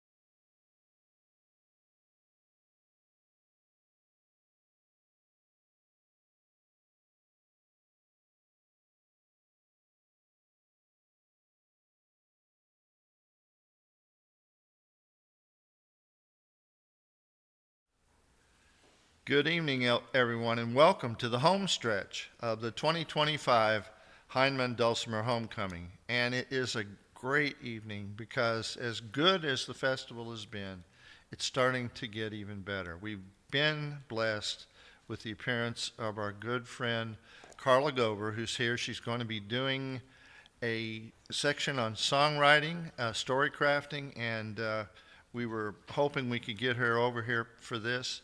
We've got a couple of more guests coming for the concert tonight, and you, Carla, you're going to play a little bit during the concert, early on at least. Yeah. So we're starting a little late, so let's get this going. I want you all to welcome Miss Carla Gover.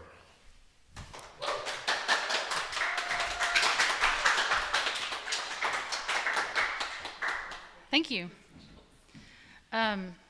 Well, I'm happy to be here today. It's very close to my hometown of Whitesburg, where I don't live anymore, but I got to visit there and do some music over there the last couple of days. So Hindman is also a homecoming of sorts. So even though I'm not a dulcimer player, I can get with the homecoming part. And I'm going to be giving a presentation, a little bit of a interactive workshop, but also just sharing sort of my philosophy and some of my tips and tricks for songwriting. Like many artists and like many people attending this event, I do a lot of different art forms as part of my career. I'm a songwriter, I'm a singer, I'm a tradition bearer, I play traditional banjo and ballads and songs, and I'm also a dancer. And so I don't always get to teach a songwriting workshop, so appreciate the chance to do that because I love to talk about songwriting. And so I have some slides. I know I have people that are watching maybe asynchronously later, or maybe you're watching live on YouTube, and then I have other people present right now in the room with me. So if you guys are interested in songwriting and you want to kind of follow along with us, we might just even do one quick exercise. So if you have some paper, you know, if you're out there in YouTube landia, grab some paper, grab a pen, something to write with, because we're going to go through one of my favorite songwriting exercises. But I always teach with slides because it helps keep me organized. And so you're going to show, I believe our tech person's going to show the slides to the people in our studio audience. So you can go ahead and advance that. So I'm going to talk about writing rituals and creative rituals, anatomy and structure of songs, and just some things that we can do to get started and sort of get out of our own way. Because, you know, with any artist, with any type of art, next slide, with any type of art, 90% of the battle sometimes is getting out of your own way. You know, there's always techniques and tips and craft and things that you can learn, but a lot of it, so much of it for me, as somebody who has made a lifelong career out of creativity, I believe that getting out of our own way is one of the biggest and most consistent challenges that we have to work on every day if we want to share what's in our heart and share it with the world and create regularly. And that is another thing I would say. I know there are many people who are amateur artists who, you know, have another chosen career or profession and they pursue the arts on the side, and that's completely valid too. And I don't mean to discount people that are involved in the arts via that pathway too. I just know that as somebody who is trying to consistently be creative and be somebody who has to consistently pursue my craft in order to, you know, pay the bills and whatnot, I have to find ways to keep that going, even on those days when I don't feel like, oh, I'm so inspired to sit down and write today. So this songwriting workshop the topic is around story songs. Are we on the slide that says why story songs? Okay, so yeah, that's the slide we want. And everybody knows, you could probably think of a dozen examples of story songs. It might even be the most common kind of song. I've not always been great at writing these myself because I tend to write from my own personal experience, whereas somebody like, you know, John Prine or Bob Dylan, they're masters of just writing stories about other people and telling other people's stories. But the ballads that I grew up with were all story songs. My grandmother was a wonderful singer. My entire family is a musical family. My mom is from Clay County, and my dad was from Pulaski. And so there's really awesome music traditions coming out of both of those regions. But I grew up in Letcher County, so fortunate enough to be around all these songs that tell stories. So we're going to be talking about that mainly. But they're good because human beings, we're wired to learn from stories and storytelling. And stories create those emotional connections. Often really the best teachers incorporate storytelling into their teaching. And it makes emotional connections with people that are listening to your stories. And it helps build the sympathetic vibrations and the similarities, and you feel like, oh, that person's like me when you hear the stories a lot of times. There's a really great book called The War of Art, and I thought I would share a couple of quotes from that. So next slide. Stephen Pressfield says, most of us have two lives, the life we live and the unlived life within us, and between the two stands resistance. So he calls resistance, he's referring to that thing that gets in our way, that thing that when we feel like maybe I want to sit down and work on a song tonight, and then we find ourselves an hour later with our phone in our hand having been scrolling, or we find ourselves an hour later we just binged 4 Netflix episodes, and when we really meant to do something different with our time. But I think that this, whatever you want to call it, the resistance, it's been with human beings ever since there have been human beings. Now we just have a lot more of them now.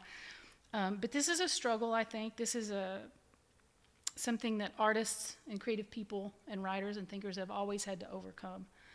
And I love this other quote. They don't really go together. He says, if your heart is not on the line, the work is not the work that you were meant to pursue. And I feel like it's songwriting that really comes to the forefront for me, because it's such a vulnerable thing to share a song that you've written with people. There's a lot of emotion connected into writing it and then sharing it, and you're wondering, oh, gosh, are people going to like this? It's just, you're just like, here, look at my heart, and that's scary. So, but if you feel that way about songwriting, it might mean that it's something that you should that you're being nudged to pursue a little bit more. So let's go to the next slide. So I believe in having rituals, and I don't mean like go out in the moonlight with a cauldron and a candle. That's not the kind of ritual I'm necessarily talking about, but things that link our everyday activities to the person that we want to be, to the artist that we want to be. To me, those are just another way that we can get past those forces of resistance. So for instance, with me, I have created a morning ritual where it's very quick. This is important. It's anytime I've tried to start a ritual or a habit that's really elaborate, I don't succeed. But if I pick something simple, so for me as an artist, I get my son to school during the school year, and then I'll light a candle. I always light a candle. Maybe I'll put some flowers. I have pictures of my mother and father and people that have supported me, and say a little prayer, say a little, meditation, whatever your belief system is. And it takes 5 minutes, but it's just this process. And then I go to my journal. Sometimes I write on paper, sometimes I type because it's faster on my computer. And I always, before I get into emailing or before I get into whatever work I'm going to be doing that day, I spend that time doing something creative. And sometimes it's just like my minimum commitment is like 3 minutes. I'm going to write from a prompt. And I do keep a list of prompts that I can refer to when I don't have much time. And I'm just like, okay. The other thing that I like to do is time it. So I like to put on a timer, because when you're writing against the timer, it forces you to sort of get out of your own way and just let yourself go. So let's go ahead and progress. I made a list yeah, so you're getting out of your own way. I've been talking about that. It's a way to just sort of bypass that inner critic that we all have that's constantly reminding us how we could fail or how we could look stupid or how nobody's probably going to like it or nobody's probably going to like us. It seems like it does get a little better, I feel like. It can get better as we get older, but it just never really goes away. And so rituals are one of the ways that help me get past that. I believe in sort of this concept of courting the muse. I like this fanciful idea that if I show up for my creative muse, then she'll show up for me. And so that's where the candle and the flowers come in, things like that. And then just habits. I get used to creating, and it makes me more likely to do it again. So every time we have a pathway that's created in our brain from being creative or from being negative or anything, each time it is reinforces the likelihood that it will happen again. So the more that's how habits work. So it's really great when we can have our habits be healthy and productive and bringing us more joy and more creativity. So let's advance it. Make sure the slide says some of my favorite writing rituals. Okay. I'm not doing a good job of saying next. So I already said light a candle. I know some people get fancy journals and fancy pens that make them feel like, oh, this is my good journal. Myself, that doesn't work for me because, number one, I hoard all these journals. I have too many. I have like journals for the apocalypse. But number two, if it's too fancy, I won't write in it because I'll be like, I have to wait till I have something really special to write in this, and it's not good for your creativity. If they're leather bound, you'll never write it. Yeah, it's the law. Writing dates, that can be a good time. Setting aside time, if you have a good view, a window. I know I'm always inspired especially if I'm on like a retreat and there's a beautiful view out my window and I can see trees. I have a pretty view in my backyard, but it's sort of in a neighborhood, so it's not breathtaking.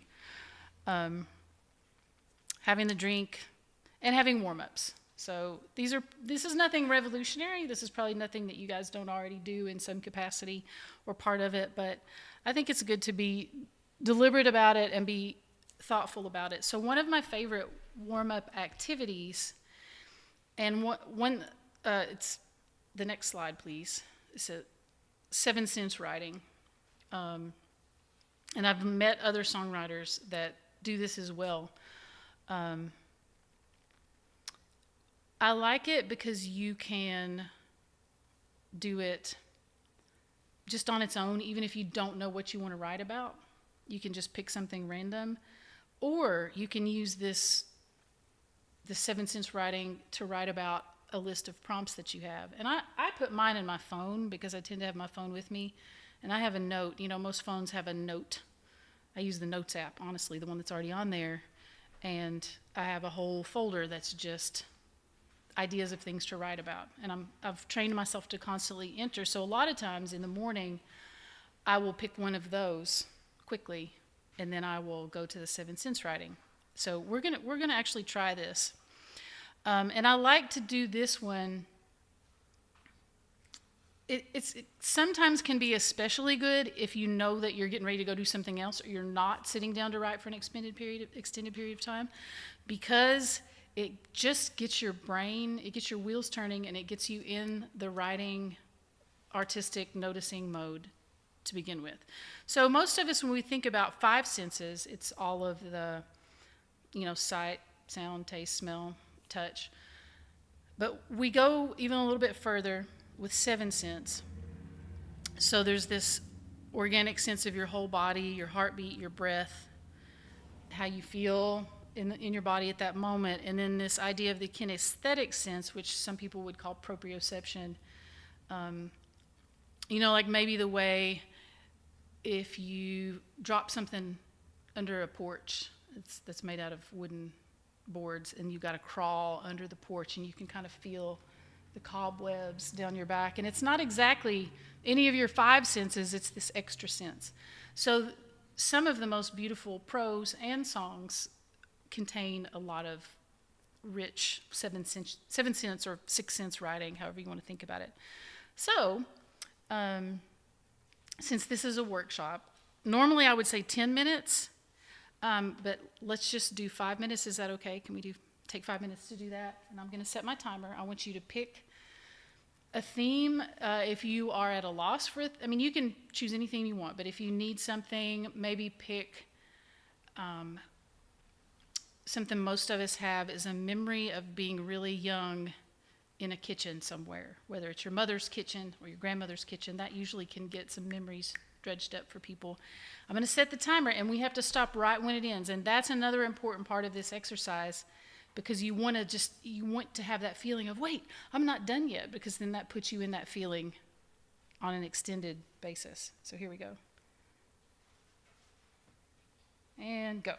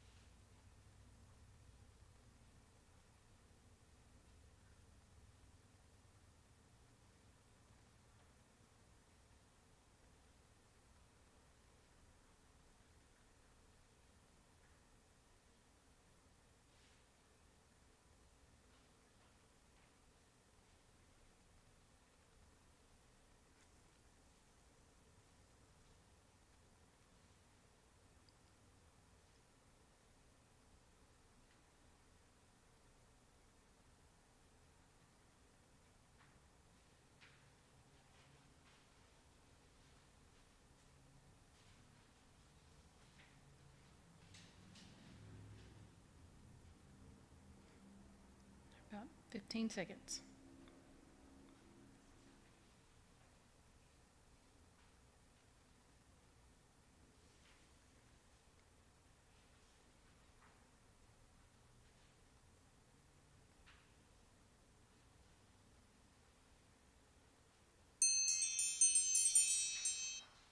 All right, so pins down. Does anybody have one that they would like to share? Just read. No pressure, but Okay. Away on a trip, away from the machine of life, so much strife to leave what is tended and kept alive. Give it to others so I might live and craft to grow more even, being so. Old memories flood from the past, the places and people I seek to find and gather inspiration from.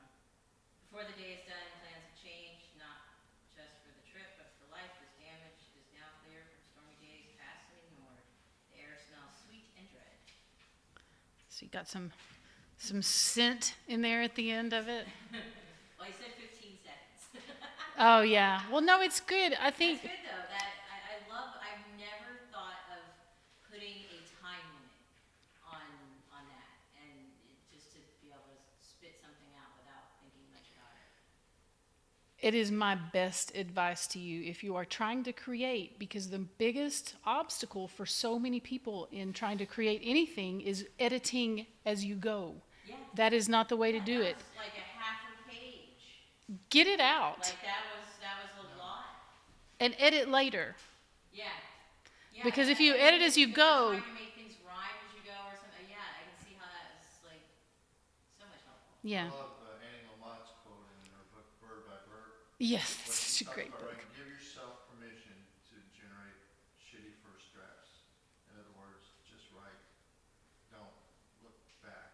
Just write. I love that book. It's a whole lesson on the craft of, and it can equally apply to songwriting as much as writing. But that's what I love about timed writing is it's a way to do what she's saying, because it's hard if you're not timing. I use a timer all the time. I just got one. I got one that doesn't even ding in case my son's still asleep. It just like it lights up and flashes, and it's really helpful because then I don't stop and correct my spelling, and I get it out, because a lot of my creativity is linked to writing. But I think it could be true for just about anything. Edit later. Does anybody else want to share? Probably can do one more if somebody else feels. Can I cheat and get my guitar? Yeah, you can do whatever you want to. Right there. Or one of them. They don't mind. Did you just write a song right then? Just not- yeah. I just can't. I kind of have to sing this because I want to know what it sounds like. Okay. This is I'm not throwing out in here. What key is it? It's probably like this. Well, there's a big blue heron. He will always cuss me out when I walk beside him, but I don't know what about. He will float like an angel, then vanish on the wind, and come back every morning just to cuss me out again.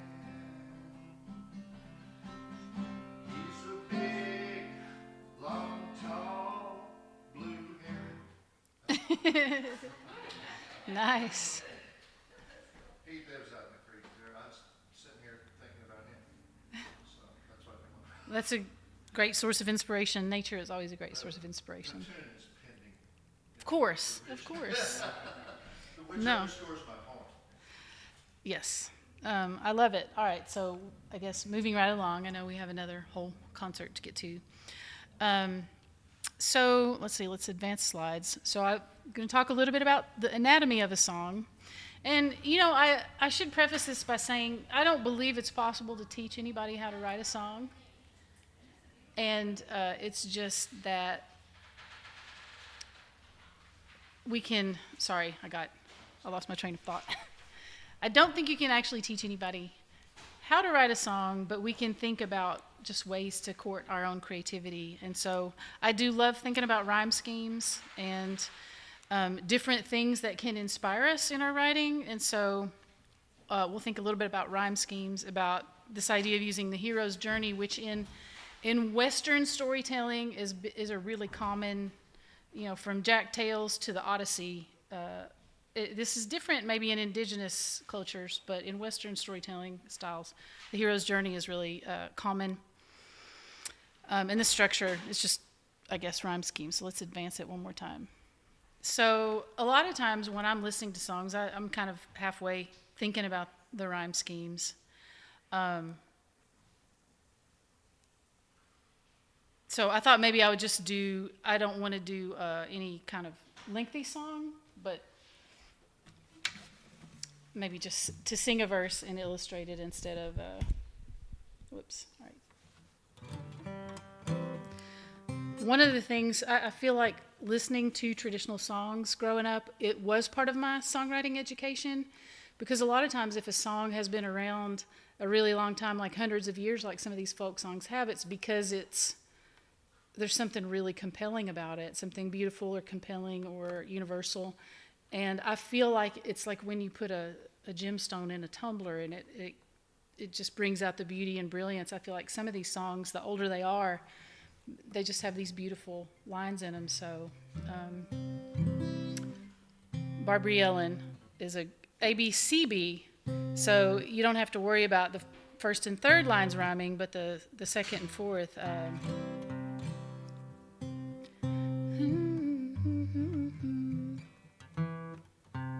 not going to do the whole song, I'll just do a verse from the middle.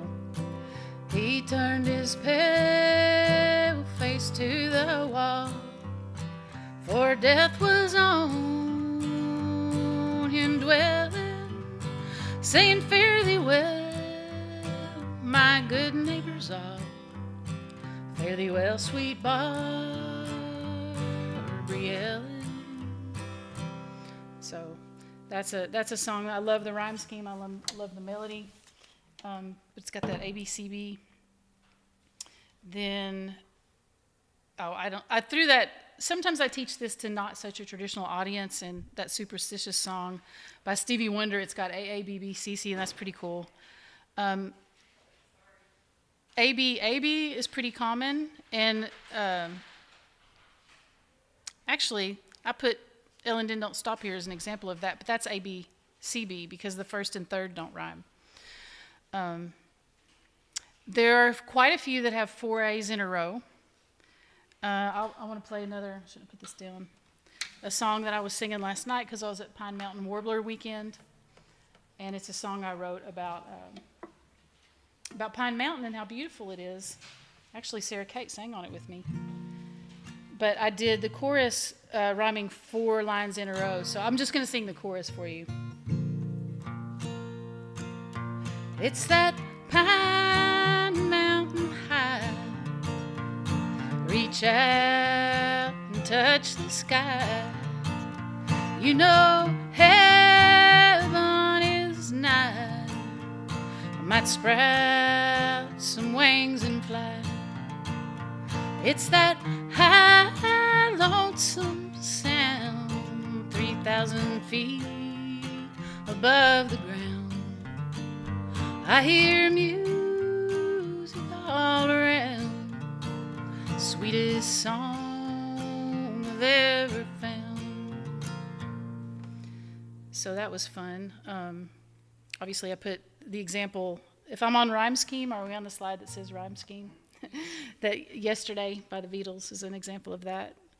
And then the AABB, the rhymed couplets, those are super common. All the Shakespearean sonnets are like that, but there's a lot of rock songs that just do rhymed couplets, just AA, and then they'll do some sort of little bridge. Paul McCartney did a ton of just AA, and then She Was Just 17, you know what I mean? Before too long, I fell in love with her.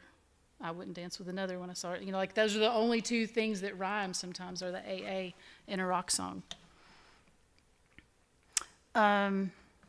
This is just an idea of the hero's journey. And if anybody wants this slideshow, I'm happy to share it, like if you want to have ideas to jog your memory. But character has a problem, meets a guide, gives them a plan. They take some kind of action, and it results in their success or failure.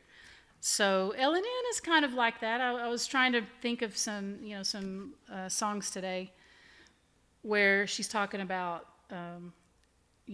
this is something my dad said, and this was her dad's trying to help the character in this song avoid the same fate of being an old dusty miner. Love Potion number 9, the guy has a problem. He goes to see like the witchy woman. She gives him a potion, and he drinks it, and everything works out for him. And then These Old Bones by Dolly Parton is another example of this, where we're getting this wisdom imparted. This person seeks out the old witchy woman up on the mountain and learns some important facts. I love that song. Next slide. So I think about these a lot, the structures that you can give a song. So ballads, repetitive and often has no chorus. Barbary Allen's a perfect example. Rocky Raccoon by the Beatles. That Lily Rosemary and the Jack of Hearts by Bob Dylan. There's so many ballads. And, if as lovers of Appalachian music, we probably don't need to spend too long. You guys know what this is. And that they often don't have a chorus. There's no refrain. It's just one verse right after the other. Then there's the typical verse, chorus, bridge. And almost every Nashville song has this, maybe less so today, but classic country songs always have a verse, chorus, and a bridge where the idea is different. Maybe you switch up the chords, but there are plenty of awesome songs that is just nothing but a verse and a chorus, and they never even go to a bridge. So "Blowin' in the Wind" would fall into this category. It's almost like a refrain, but just verse and chorus. So these are just some more ideas and prompts to get started. If we had, sometimes this will be a 3-hour workshop. Obviously, we're not going to do all these. I put a prompt in here later for pretending you're a bird or a crow and writing a song from that perspective. That's usually a good one to shift up your point of view. Any animal, really. You could pick any animal. People watching can be a really good one. Things that I hear people say often work their way into my songs. I think I put this later in the slides, but John Prine has a song called, does he call it All Heck or My Woman? It's on his first album. But he tells the story when he used to play it live, and he would talk about, he was writing it and playing it for his Army buddy, and he was about halfway through, and his buddy was like, "Oh, heck, Johnny," because it's a funny song, and so he just sticks the "oh, heck" right in the middle of the song, and it's brilliant. But those phrases, putting those phrases in a song, actually, that's another one I could give an example of.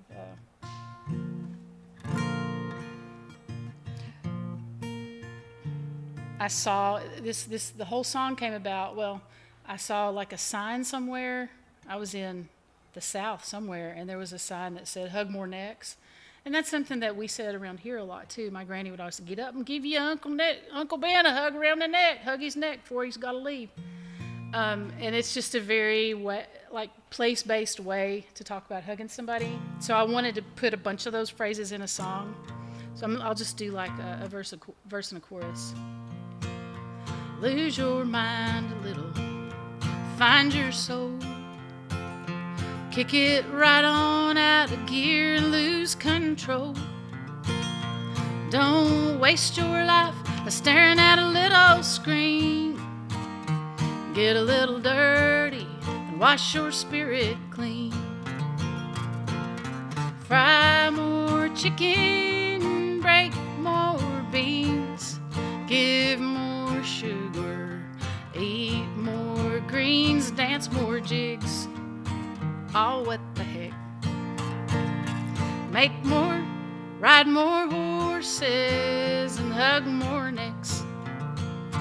So it's kind of a sing-along.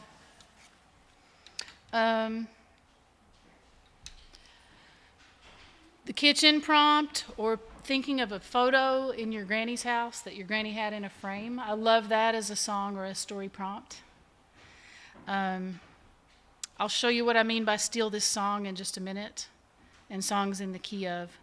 And then also incorporating traditional song titles into other songs, like referencing, calling out traditional song titles, or just taking the tunes. Now, Bob Dylan did it right and left, taking this traditional tune, Gene Ritchie tune, Woody Guthrie, whatever. And I thought I would show you an example of how I did that recently. There was I went to a sorghum festival, and this guy was talking about needing a sorghum song. Like, they're making a documentary about me, and I need a song about sorghum. And I grew up stirring off sorghum. And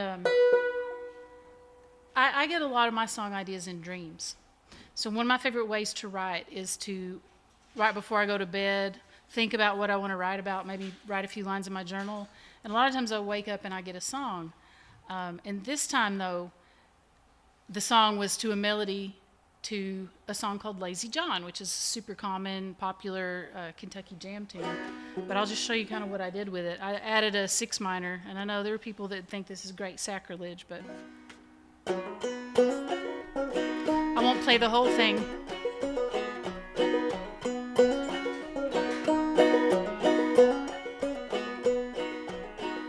Somewhere around the end of May, get up early at the break of day. Plant your rows, make them good and long. Say a little prayer and sing a little song. Ain't nothing else I'd rather do than to raise a little cane with you. Underneath the Kentucky sun, work all day till the evening comes. Sorghum cane coming up in rows, just about the prettiest thing that grows. It don't get no better than this. Only thing sweeter is my true love's kiss. So on and so forth. So it's just Lazy John with a minor chord thrown in. But I always loved that melody, and I woke up and I was like, I can't do that. That's Lazy John. And then I was like, you know what? Actually, I can. So I did. But I always tell people, and I talk about Clyde Davenport, who made that really popular, whenever I play it. So it's a chance to educate about traditional music, but sing a song about sorghum. So let's move along. Oh, this is another tip. So a lot of this is just me giving you tips and tricks for writing or songwriting. I love Ray Bradbury. I love science fiction, and I love Robert Heinlein, and they were contemporaries. And actually, the number one, so I learned about this from Robert Heinlein, who shared it, that he learned it from Ray Bradbury. Just make a list of really cool titles, even when you don't know a story. And then when you sit down to write and you're stumped, pick one of those titles. So Robert Heinlein was talking about this time when he was really down on his luck, and Ray just gave him a good story title, and he wrote a short story and made some money. But I really like that. I keep a list of song titles. I heard somebody say, here's one I'm thinking of writing. Somebody said, I'm going to put, she was really unhappy with her husband, talking about divorcing him and leaving him. She was like, I'm going to put myself out of his misery. And so I wrote that down. So don't steal that from me. I'm still planning on writing that. But I thought, what a great song title for a country song. I had a friend that wrote a song, if I was her, I'd leave me too. That's a good one. But I recently came across this Ray Bradbury quote. He says, I tell people, make a list of 10 things you hate and tear them down in a short story or poem. Make a list of 10 things you love and celebrate them. When I wrote Fahrenheit 451, I hated book burners, people that burn books, and I loved libraries. So there you are. And I think that's brilliant, because that's where you're going to tap into that emotion. That's where you're going to put your heart on the line.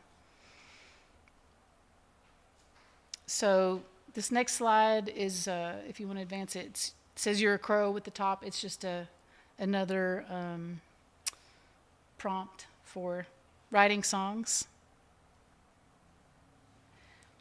The next slide is just a prompt about people watching or eavesdropping. The next slide is another mentioning that prompt about Mama's kitchen or Granny's photo frame. And then the next one, I'll just talk for a second about it. I'm almost done here. I know we have some young performers about ready to come on. This slide that says, steal this song. I have done this to great success. You can find a song that you really like and just kind of write down the rhyme scheme or the structure, and then just forget about, maybe wait a few days, forget about what the original song sounded like, and go back and try to plug your own into it. So there was a song that I really liked by Sean Colvin named Polaroids, and this rhyme scheme is AABCCB, which is not super common, but I really had a good time writing to it. And then later I realized that Hallelujah, which is a super popular song now, famous song by Leonard Cohen, follows the same rhyme scheme. So it's just there's so many rhyme schemes, they're almost infinite.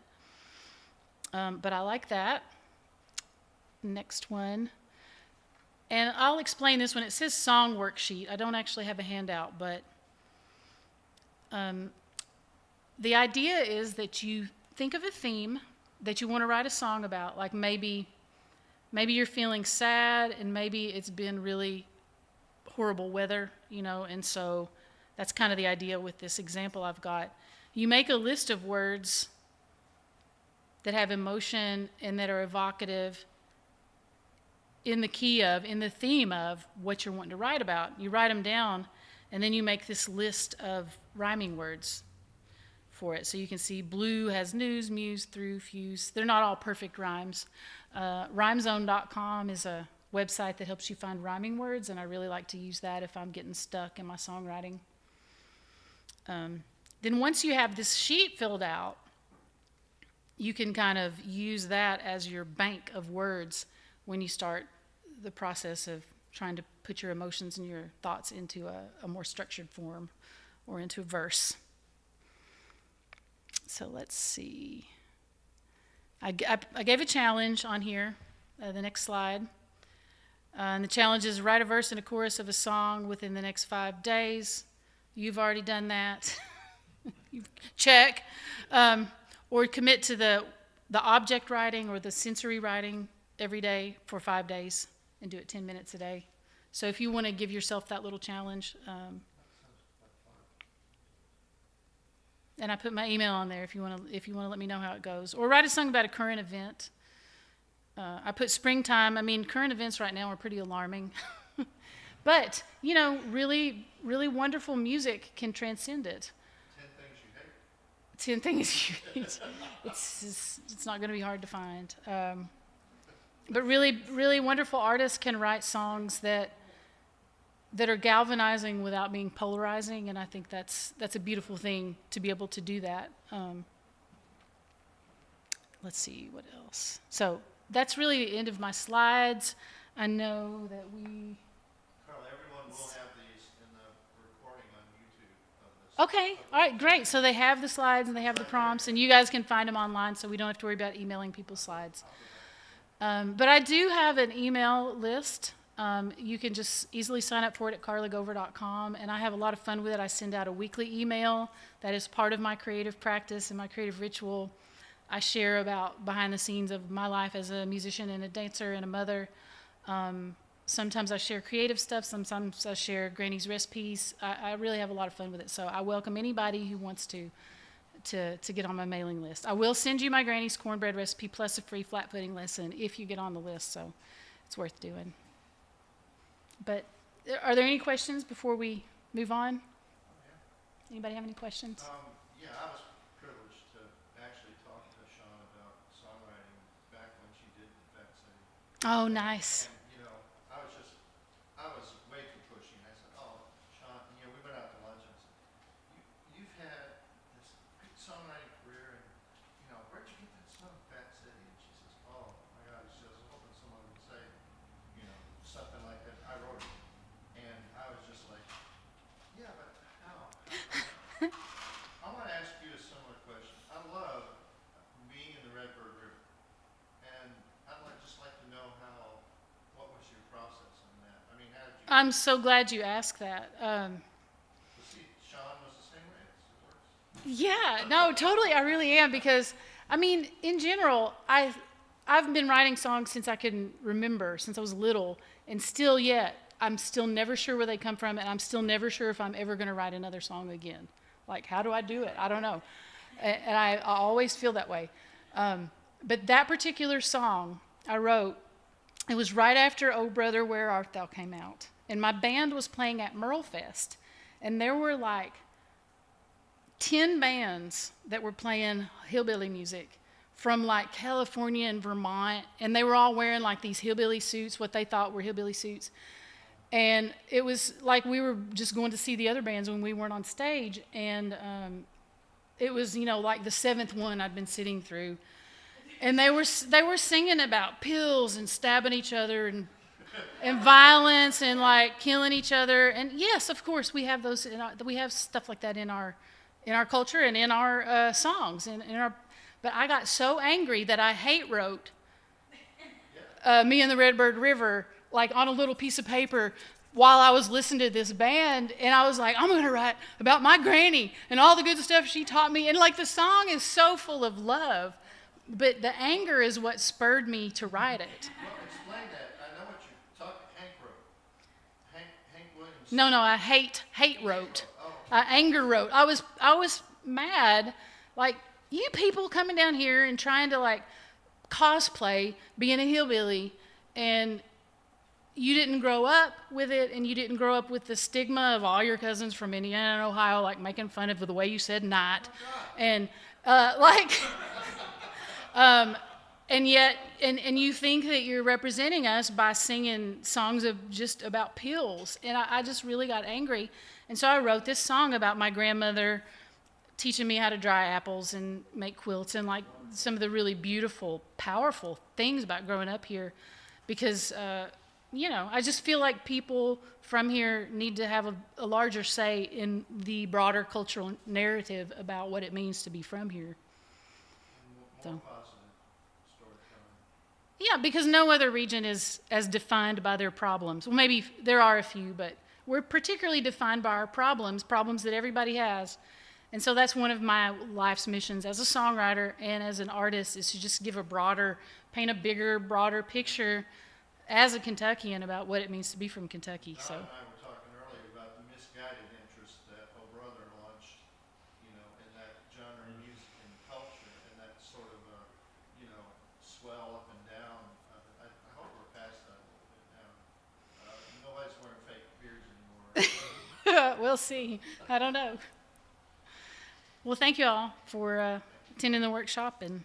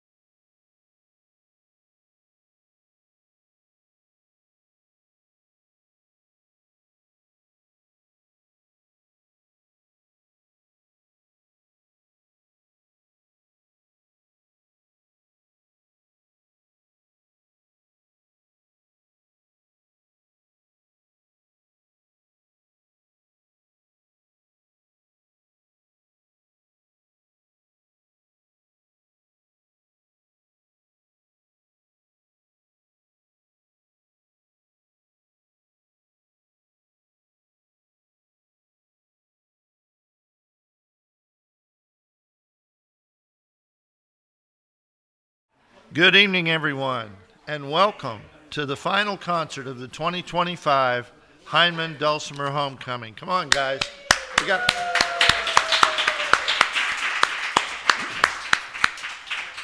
We've got a great crowd here tonight, and a lot of them are fixing to get up on stage. We're privileged to have, of course, always our girl next door, Sarah Kate Morgan, but she's also a teacher for the Settlement School and a program we're very proud of down here called the Pick and Bow. Now, the Pick and Bow has students, but it also has advanced students. So if you're interested in seeing how some of these kids turn out to go through this program, they're going to show you. So I want you to welcome Miss Sarah Kate Morgan and the ladies from the advanced group of the Pick and Bow program.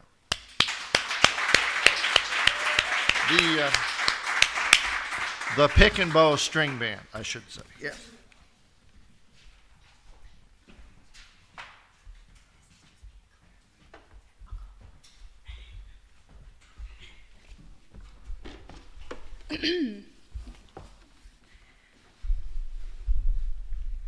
Well, I'm just privileged and blessed to work with all these young people, and today is the Claire show, because Claire is our token dulcimer player in the Knott County String Band, or Knott County Pick and Bow String Band. So today we wanted to really feature our brave dulcimer player, and we get to commiserate often because we're always having to retune. Oh my gosh! So I've worked with Claire for about 2 years now. Do you want to do Wayfaring Stranger or White Rose Waltz first? Wayfaring Stranger. Okay. So we'll do 2 with you, and then we'll call up the rest of them. We'll start off with a little Wayfaring Stranger.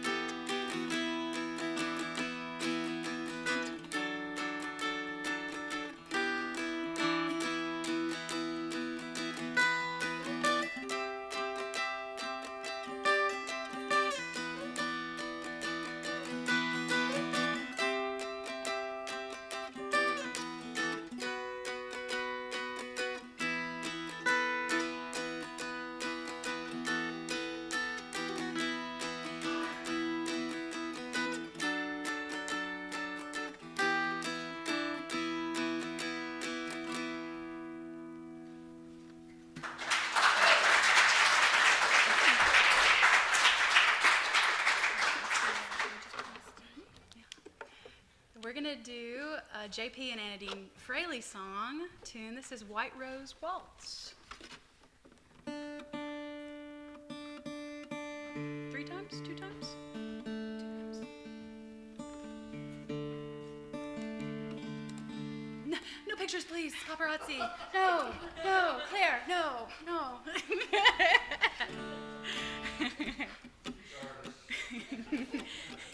You obviously didn't get our writer. 1, 2, 3, 1. Ready?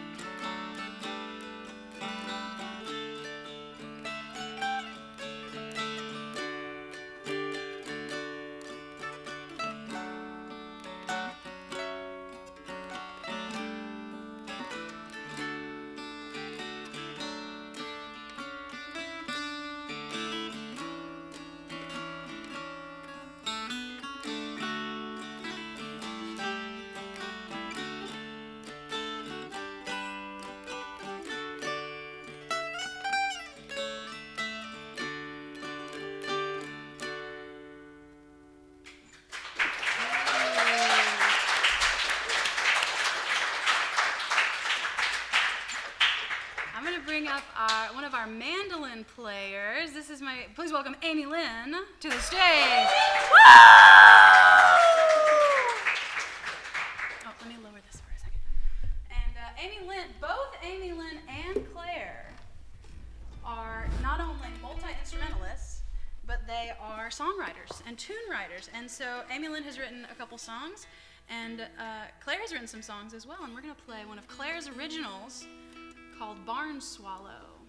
And I learned we've had a sleepover this weekend, and Claire's taught me a lot of bird trivia. If you have any questions about barn swallows, this is the girl. This is the girl to ask. Yeah.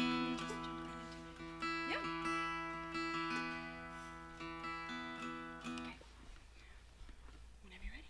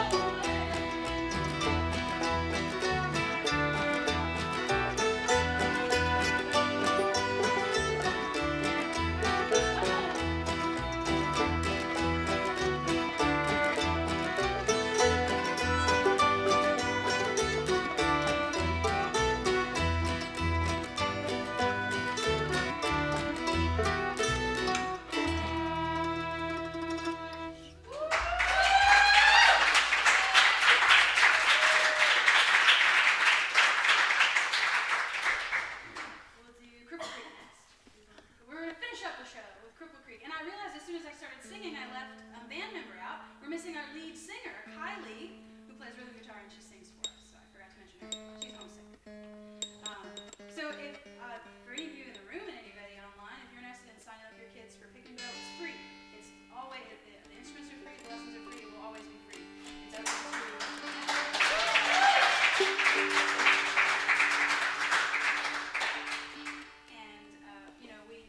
we teach them to play fiddle, guitar, banjo, mandolin, ukulele, guitar, anything you want to know. Fourth grade and up in Knott Floyd and Letcher County. Letcher County also has a vibrant pick and go program. So if you're interested in signing up for your young ones, just let me know, and we're gonna play. And these young folks, their spring recital is coming up on. We have 2 of them because we have so many students. We got to pack them into 2 nights on May 8th and 9th, and then the next week we're gonna play at the Knott County Nursing Home. So yeah, they're all over town. They're all over town. Already want to do a little Cripple Creek? Want to do some potatoes to get us into it? Thank you and good night. There you go. There's our last number. Let's see.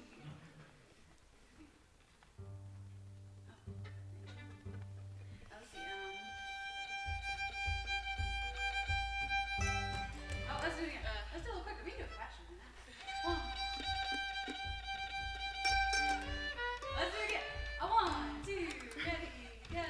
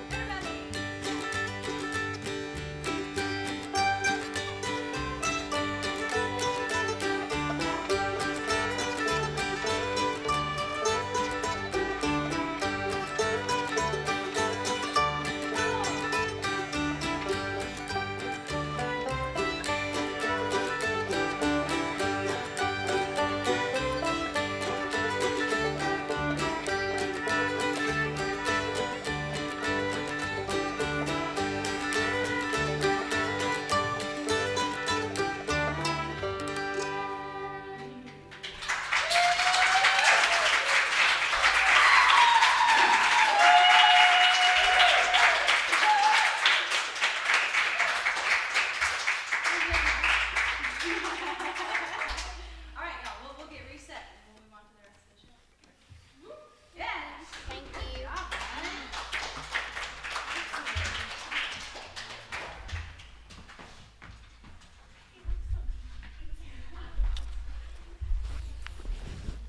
The Pick and Bow String Band. Guys, that's just amazing.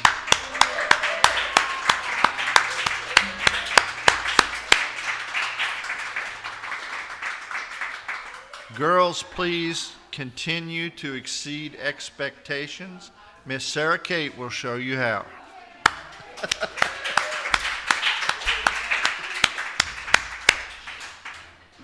Well, speaking of exceeding expectations, this year's Dulcimer Homecoming has really done that for us. We've had a great time, and one of the great things that just came in here at the very last is our friend Carla Gover. Carla did a great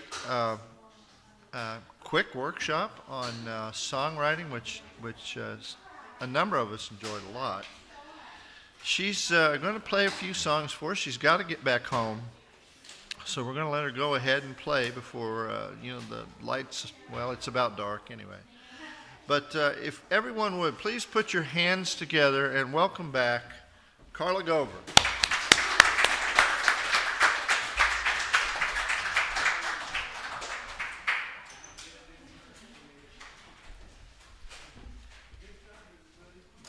So I guess sitting is the best, huh?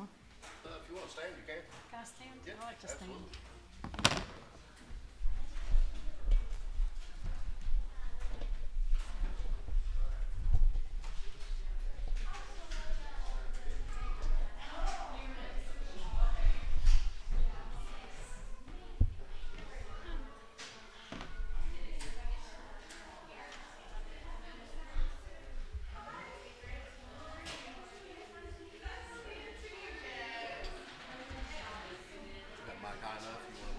It's a little bit higher. And Sarah's going to come up and sing a song with me.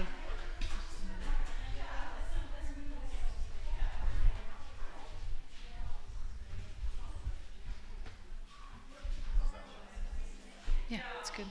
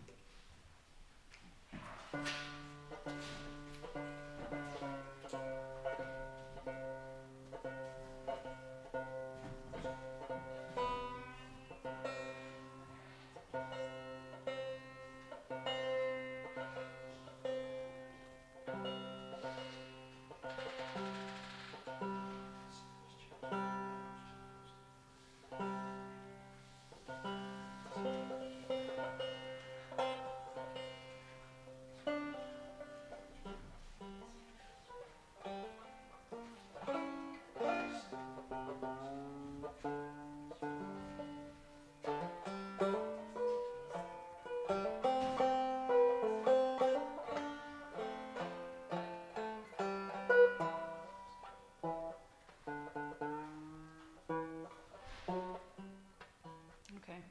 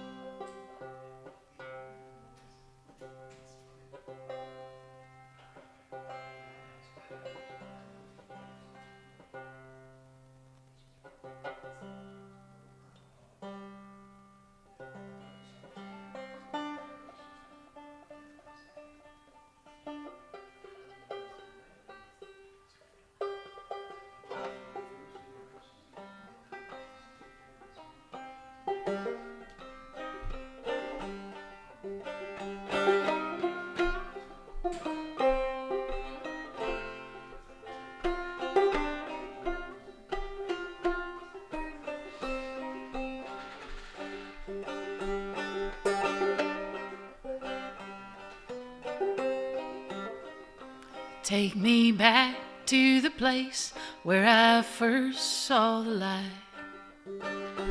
To the sweet sunny south, take me home, where the whippoorwills sing me to sleep every night. Oh, why was I tempted to roam? Oh, I think with regret of the dear home I left, of the warm hearts that sheltered me there, of my mother and father of whom I'm bereft. Their memory hangs still in the air. Take me back to the place where I first saw the light. To the sweet sunny south, take me home, where the whippoorwills sing me to sleep every night. Oh, why was I tempted to roam?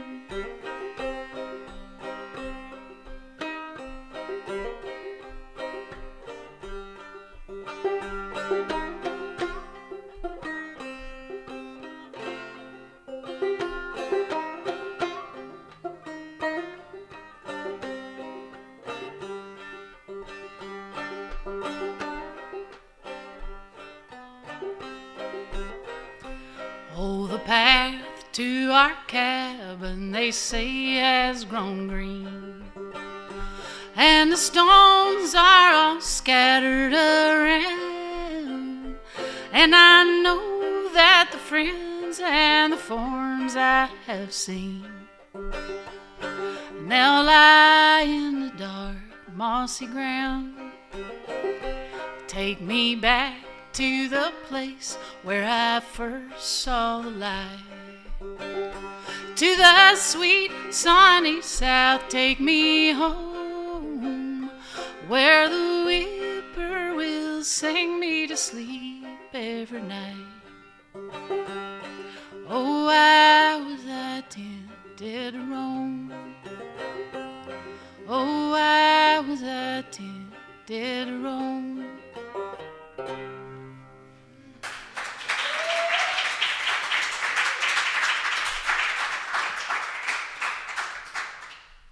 Thank you. I started out with a traditional tune, often sung in a major key, but I think it suits in a minor key because it's kind of lonesome and homesick.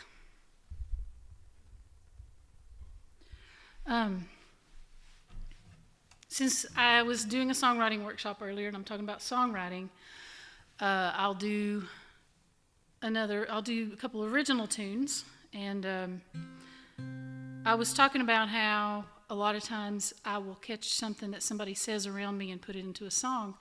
And so my grandmother was my idol. She was my shero, and I followed her around like one of her little chicks or ducklings. But one of the things that she would say, earlier I have a song now, I never thought about this until just now. I have a song called Hug More Necks, but then I have another song called Give Me Some Sugar, because that's what we said instead of Give Me a Kiss would be Give Me Some Sugar. Gotta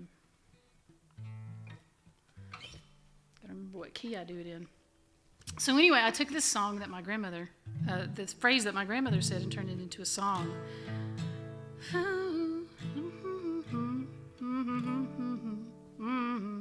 Needs to be higher, sorry. Do you ever forget what key you do stuff in?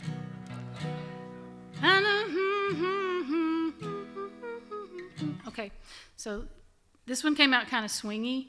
And another thing, a little known fact about this song is I really, really hate Madonna. She came out when I was in elementary school.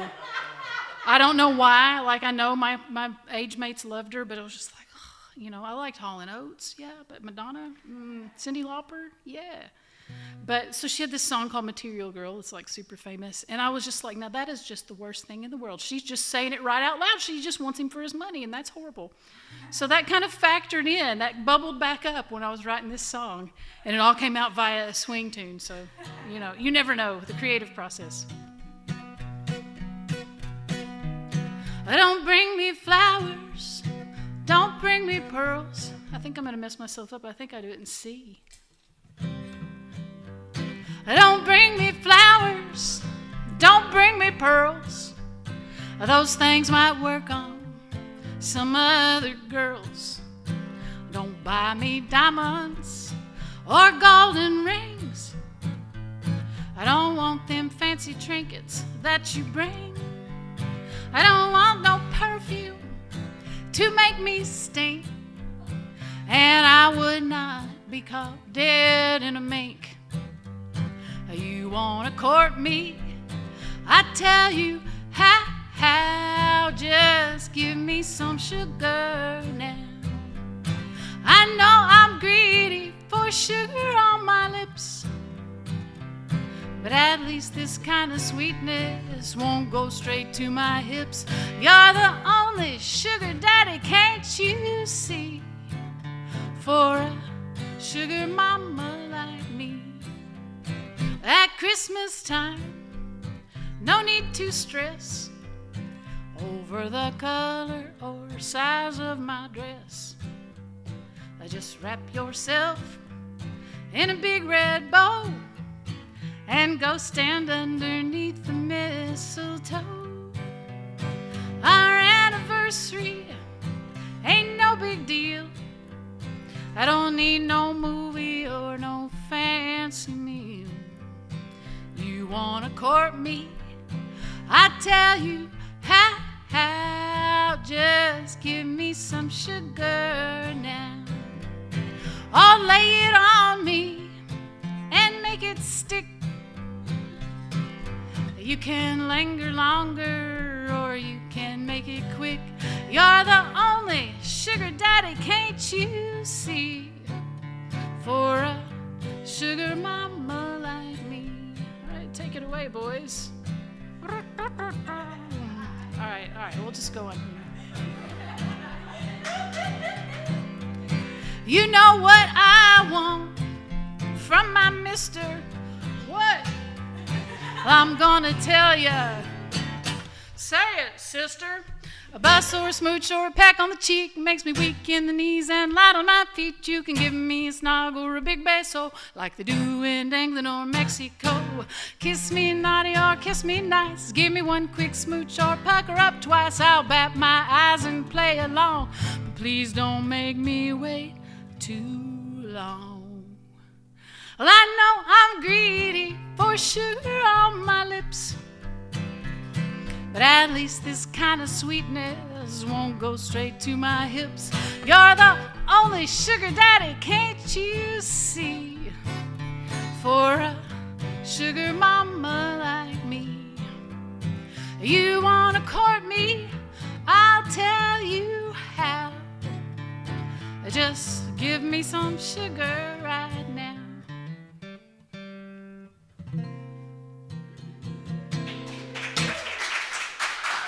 All right, thank you. Well, I'm going to do one more for you, and then I do hate to have to slip off. I've got a teenage boy in the car that's feeling bad. He's catching something, so I've got to take him home and put him to bed. But I'm going to get Sarah Kate to come up. Both Carly and Sarah were kind enough to sing on my album that's coming out in July called Kentucky Queen. Do we sing in the same microphone, or does she? Or oh, It'll catch us both. It'll catch us both. Okay, I can scoot back. One of them condensers. I'm gonna look up the words so you can have the.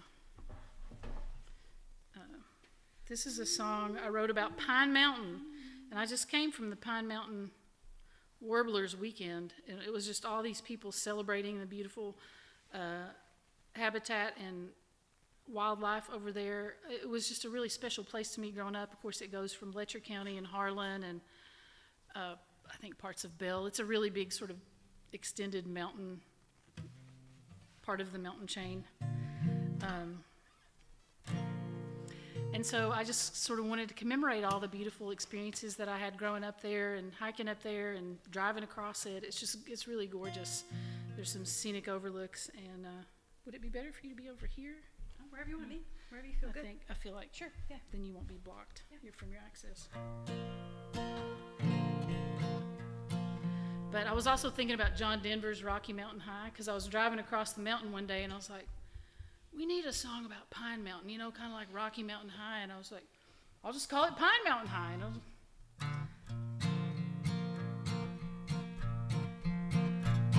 let's slip down to the sand patch, find a 3-prong root or 2.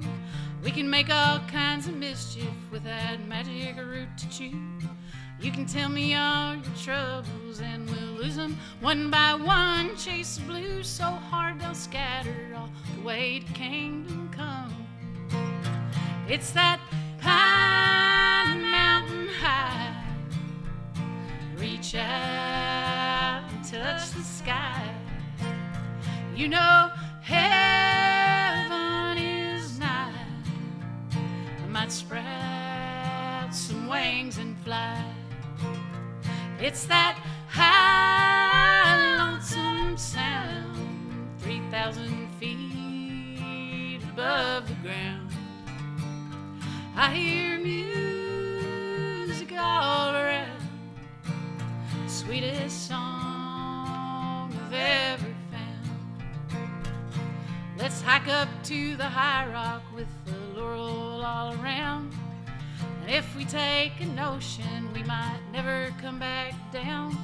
'Cause Bad Branch is the good branch with your favorite swimming hole, and the mountain water heals you. You can feel in your soul. Feel that pine mountain high.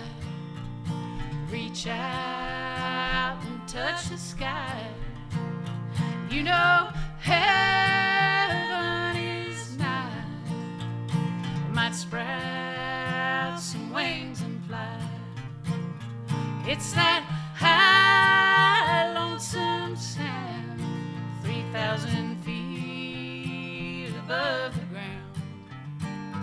I hear music all around, sweetest song I've ever found.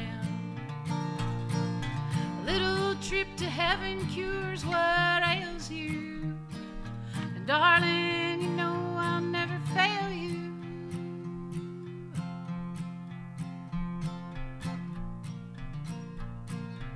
That's the last verse. It's about wade fishing in the Poor Fork, putting trouble on the run. We can stay the whole day and watch the setting sun. You can roll the windows down to feel that mountain wind. And if we keep on driving, we'll wind up in Cumberland. It's that pine mountain high. Reach out and touch the sky. You know heaven is nigh.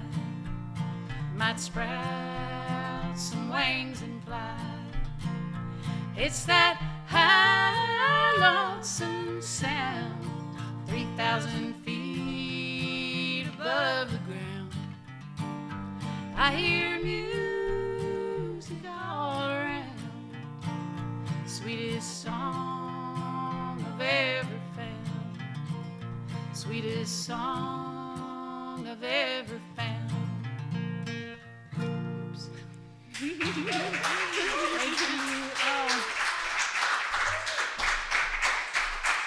Thank you so much. Thank you, everybody.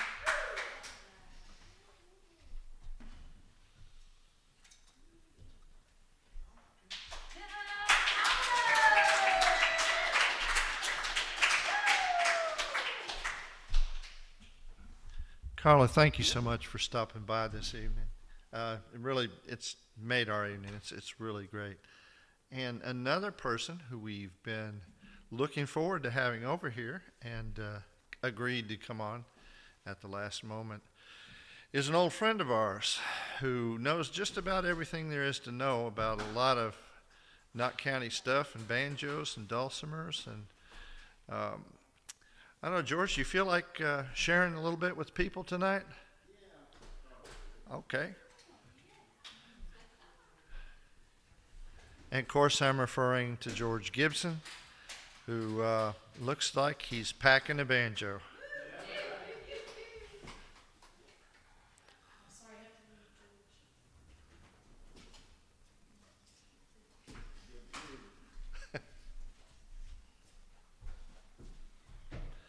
Everybody, George Gibson.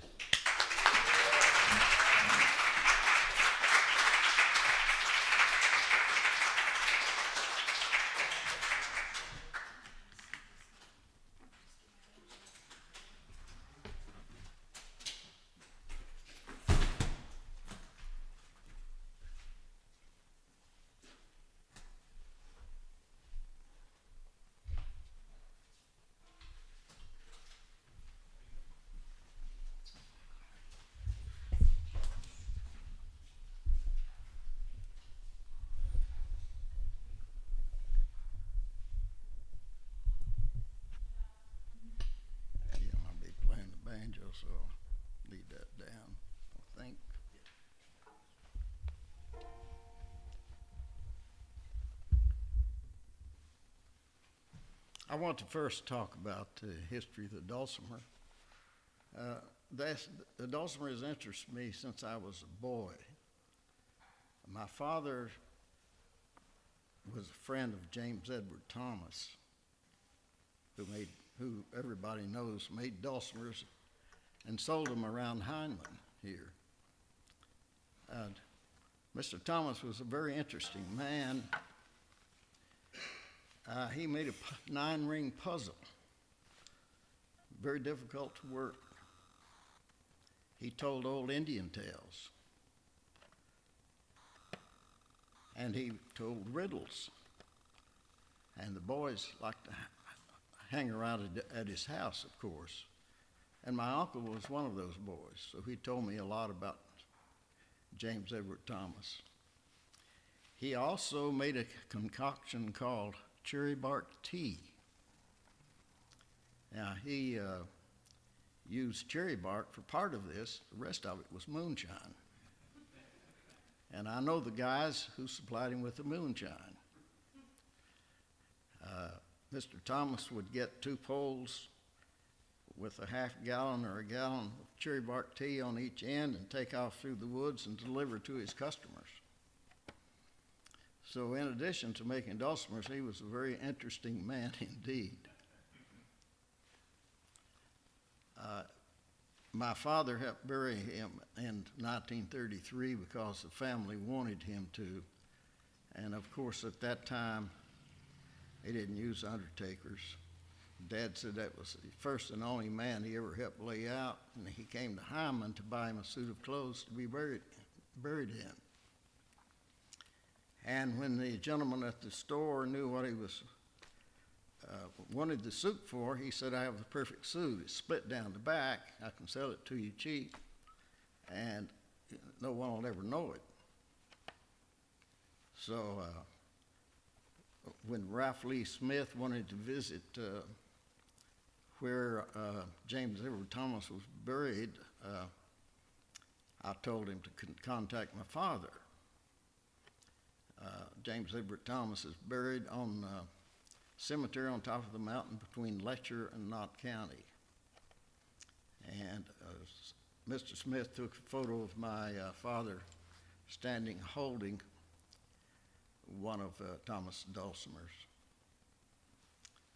Thomas also carved birds. I have 2 houses on my property that were built by him. One is a log home that he built around 1880. I was born in that home. It's still standing. It took floodwater in 22, so I'm rebuilding the interior. And he built a frame home for my uncle that's on my farm. It's built sort of on the pattern of a log home. So it had gingerbread carving, and at one time it had a carving of an owl on the porch. I had 2 people who were at that house in the 1930s who saw the owl. It disappeared many years ago. I had a first cousin over in Letcher County who saw Thomas carve some birds and paint them white. Now, my cousin's grandmother was a sister to Uncle Ed Thomas. So the reason he carved those birds and painted them white and he only had 1 wing was there was a gentleman in Letcher County running for elective office, and his name was Crow Caudle.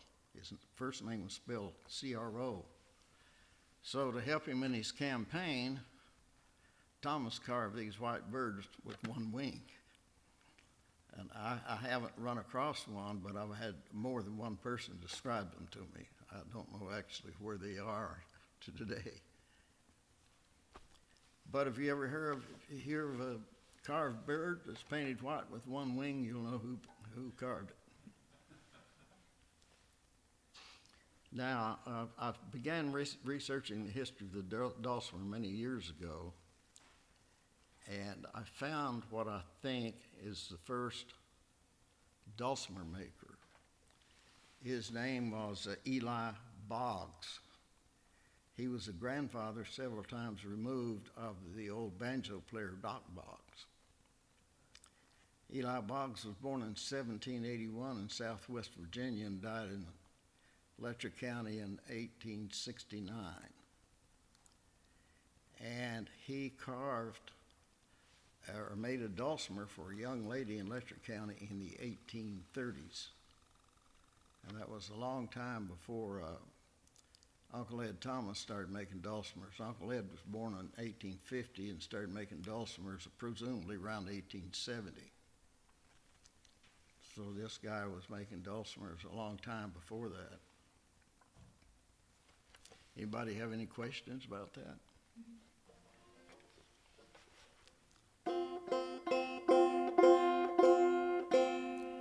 I just about quit playing banjo during COVID for some reason or other. I think it affected everybody differently.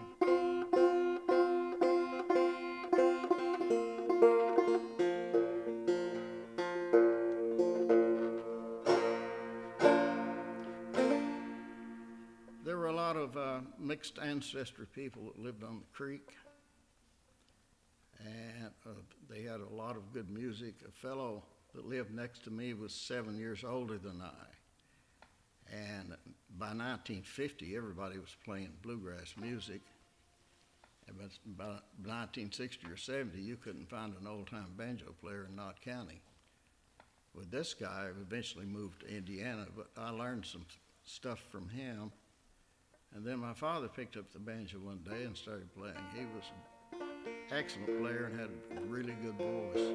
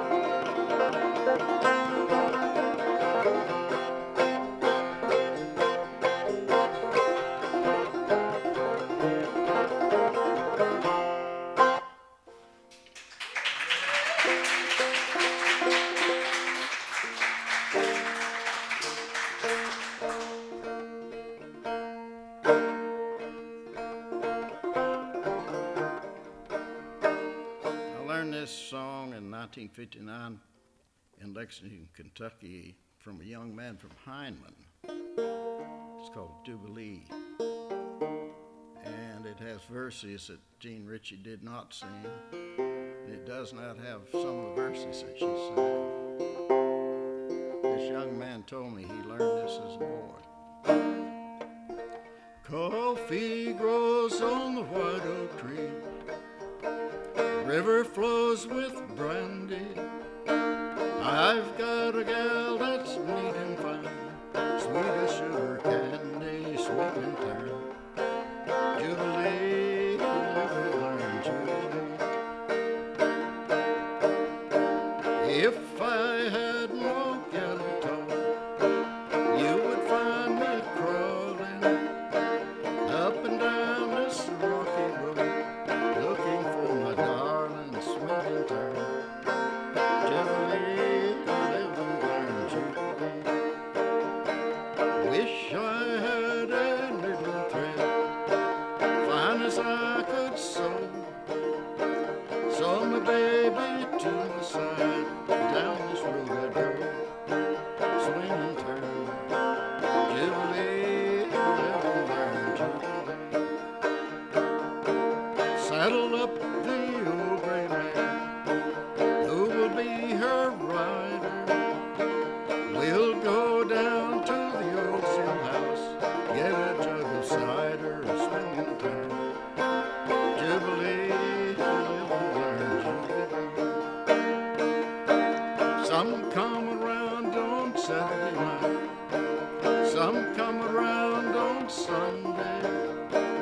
If you give me half a chance, I'll be back on Monday, swinging time. Jubilee, living round Jubilee. Coffee grows on the white oak tree. River flows with brandy. I've got a gal that's neat and fine, sweet as sugar candy, swinging time. Jubilee, living round Jubilee.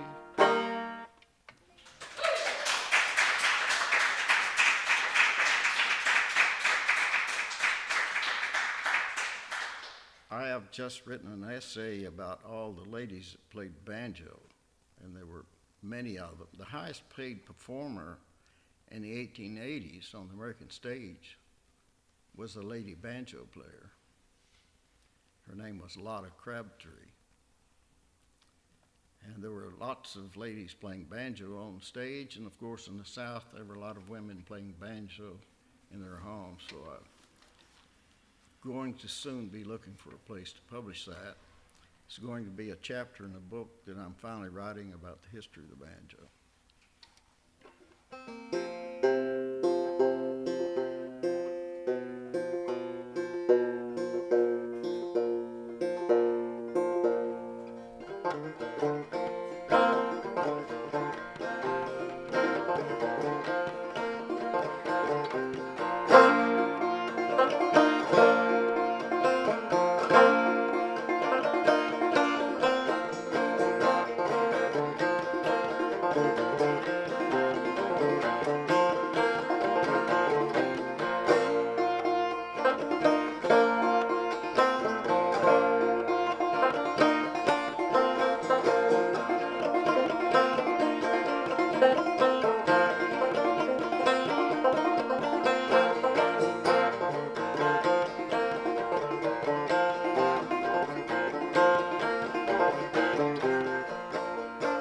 Love somebody, yes I do. Love somebody, yes I do. Love somebody, yes I do. Click 16 and 32.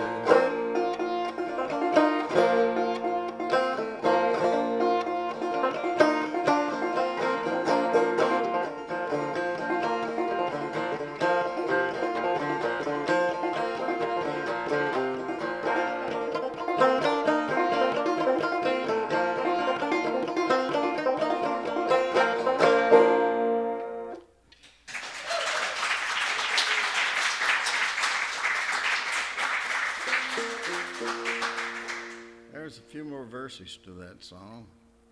I think there's another name for it, Soldier's Joy maybe, but in East Kentucky and the African Americans down in North Carolina called it Love Somebody.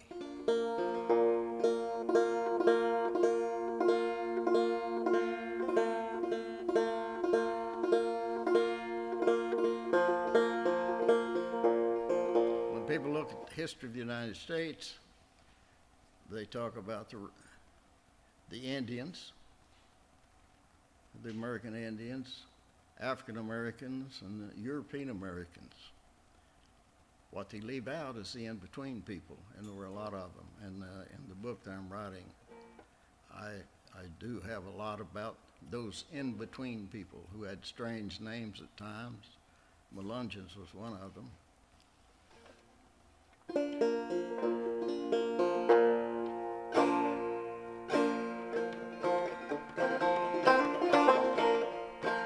Pass around the bottle and we'll all take a drink. Pass around the bottle and we'll all take a drink. Pass around the bottle and we'll all take a drink as we go marching on. Glory, glory, hallelujah.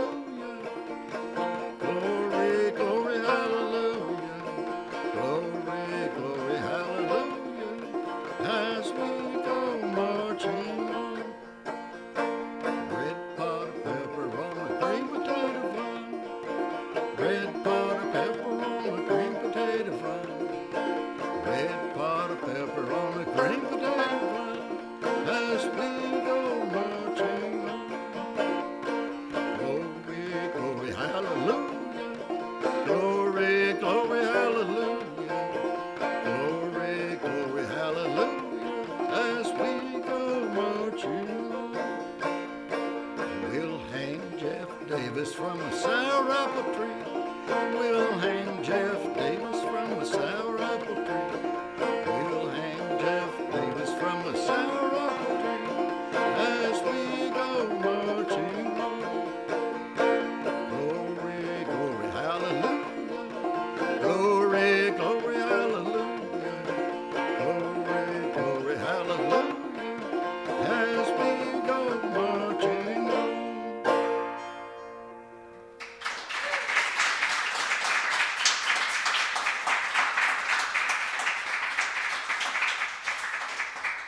That's a Civil War song I learned on the creek. They were still playing it. And of course, they were hanging Jeff Davis. Both sides sang that song during the Civil War. Of course, the other side were hanging Abe Lincoln. So that was a popular Civil War song that people still knew on the creek. And most of these people, the best musicians on the creek, were a family of what I call mixed ancestry people.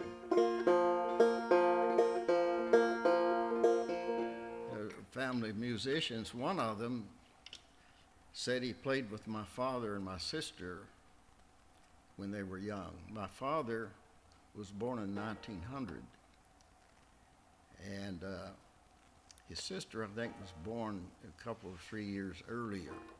He said they began learning banjo in 1905. And Mr. Amberg, he said he played with them. He said they could play 100 songs in one tune. Well, they tuned the banjo. My dad tuned the banjo at least 12 or 15 different ways. I tuned 20-some different ways. So they knew a lot of songs, sang a lot of songs. My father walked to the head of Little Devils Creek. My Kentucky home is at the mouth of Little Devils Creek over on Burgess Creek. In 1916, he walked to the head of that creek. There was a fiddler that lived in the last house. His name was Simon Moore. Dad said he took delight in his fiddle. So Dad walked up with his banjo. He'd play the banjo and sing. Mr. Ward would play the fiddle. And everybody down the creeks would take their phones off the hook and listen in. Dad said they'd want them to play all night.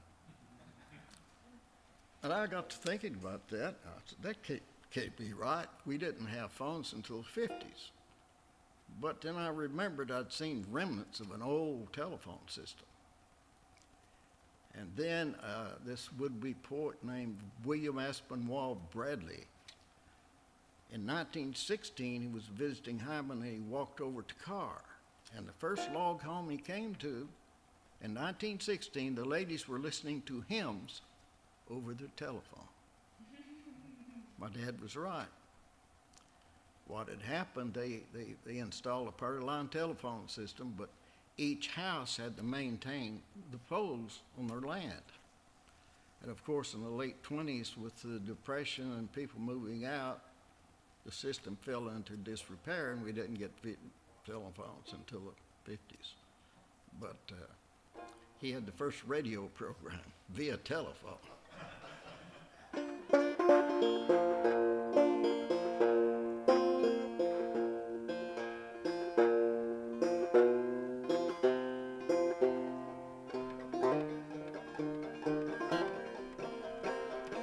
Way down on Old Smoky, where it's covered in snow, I lost my true lover from a courting too slow.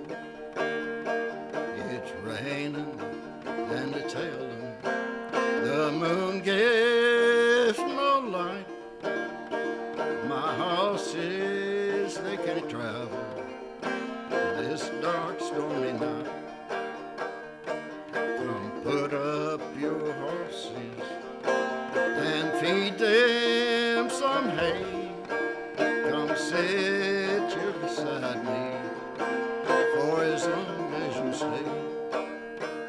My horses ain't hungry, they won't eat your hay. I'll ride down in Georgia and feed on my way. I'll ride down in Georgia and write you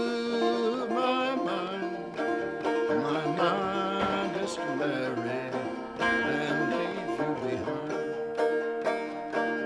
Now courting is a pleasure, but a parting is grief, and a false hearted true love is worse than a thief. A thief can but rob you and take what you hate, but a false hearted true love will lead you to the grave.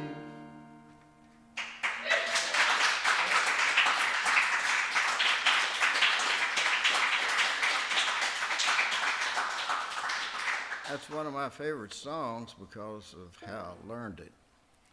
My mother had told me that there was an old song called Old Smoky that she liked, and she remembered a verse or two.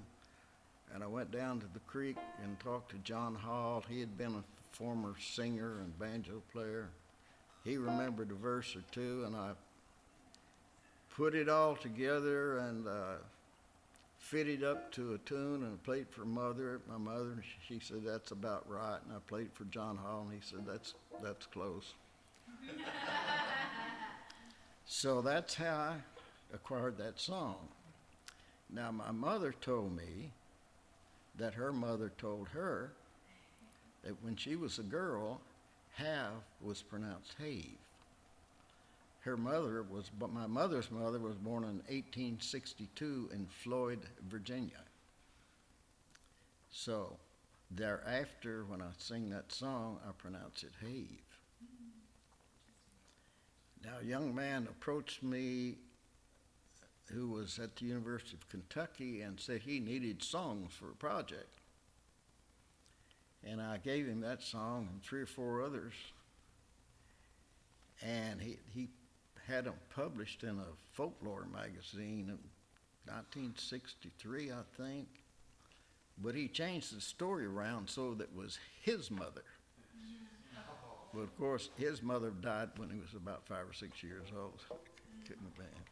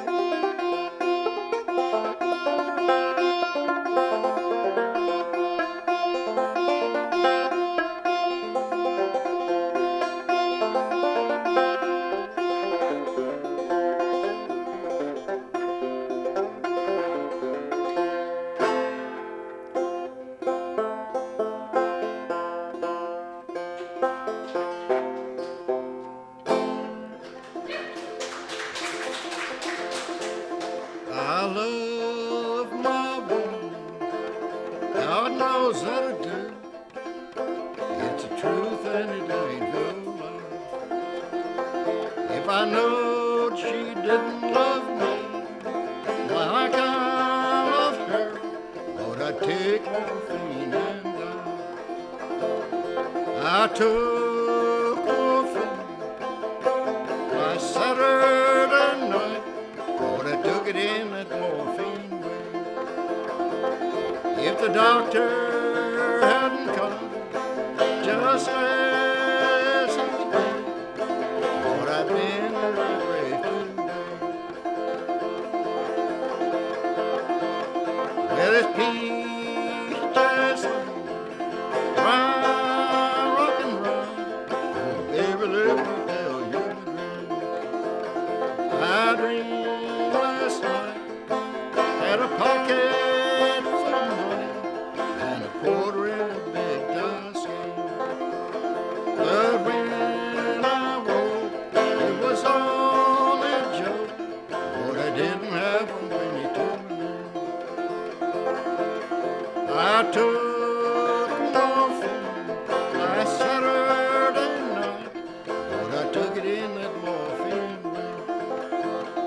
the doctor and come just as he did. Lord, I've been in my grave today.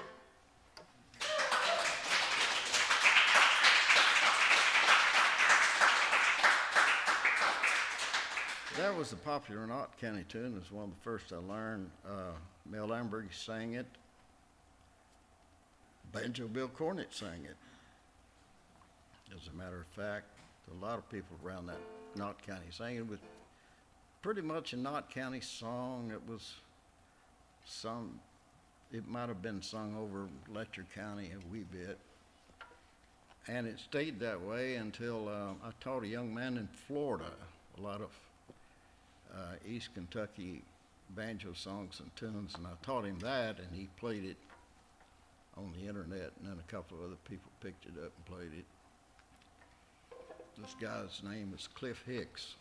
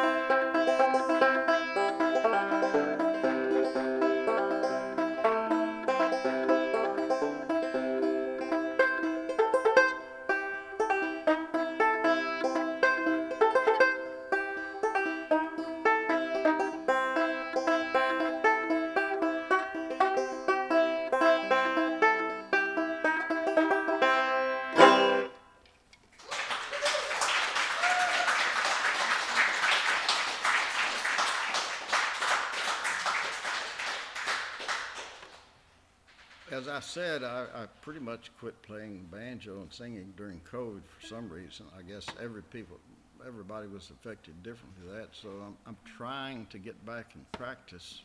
Welcome back. And rewrite some of the old songs. So I think I'll end it here. If anybody has any questions about the history of the Dulcimer or anything like that. Oh, by the way, Doug, did you tell me that Eli Boggs was a direct ancestor of yours? Yes, he's my great-great-great-great-grandfather. Yeah. If you ever find a Dulcimer with his name on it, I want to look at it. I have not found one, but I've been trying to trace one down for years. Yeah, me too. Yeah, he made this lady one, and she played it until she died, apparently. Her husband was killed, I think, during the Civil War, and she would take the dulcimer to his grave and play and sing. Why do you think Mr. Thomas carved just the one-winged bird? Well, the crow-caudle, his first name was spelled C-R-O. Crow-caudle was running for elective office in Letcher County. He only had one arm. So carved the birds with one wing, planted them white and passed them out. He was electioneering for a crow cobble. I did locate a bird up in Ohio, a grandson or a great-grandson of one of the people who lived around there had found one at a house that had burned at the head of the creek. And I don't know if I looked at it, I don't know if he carved it or not. Actually,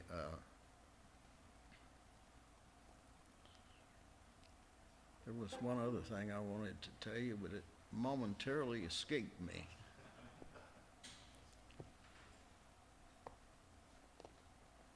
Yeah, as I said, my first cousin who saw him carve those birds, his mother was my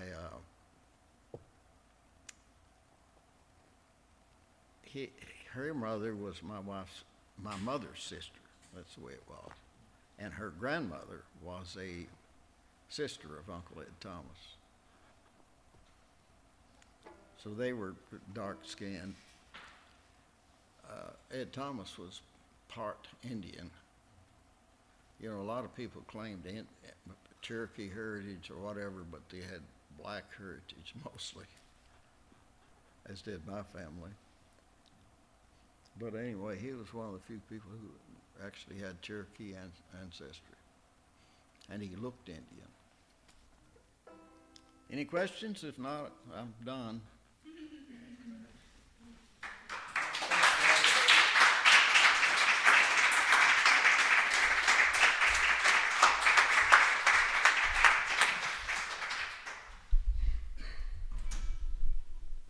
We do so. I appreciate your time this evening, George. It's been too long since you and John Haywood played the first time in Dulcimer homecoming we ever had. Is that right? In 2014, when we dedicated the museum. Do you remember that? You two got together, and you were together, but you didn't play together. Yeah. But you were both sharing stories and songs. Yeah, John is a better musician than I and a better banjo player, but he studied banjo with me for a year. How does that work exactly? He just got better than I. Well, He's an amazing musician. Look him up on YouTube. Well, And if you need a tattoo book, can I, Carly Dawn, do you know something? I have a guitar right here. It's almost in tune. Do you know something sweet that you could play us out with to end this festival? That's you girls. I mean, I promised Sarah Kate that she could rest, but no, she's off the clock. So unless you want to, it's okay. Little help. Yeah, that Lost Girl we were talking about last night. It's not a song, but it's a tune we can play. If you want to send everybody off with a blessing, something pretty. Sorry.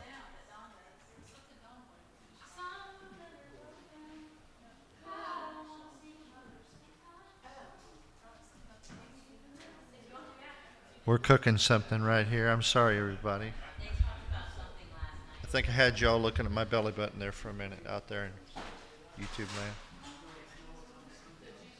All right.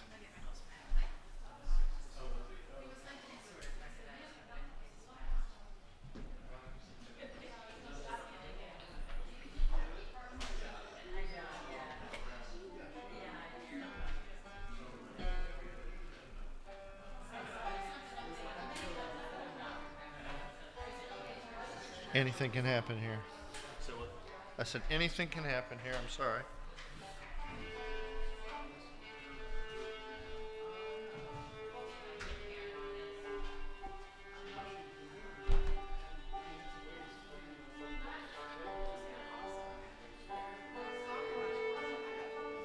It's really great to have people in your periphery who exceed expectations, and they sometimes exceed things that they don't expect at all. They're good.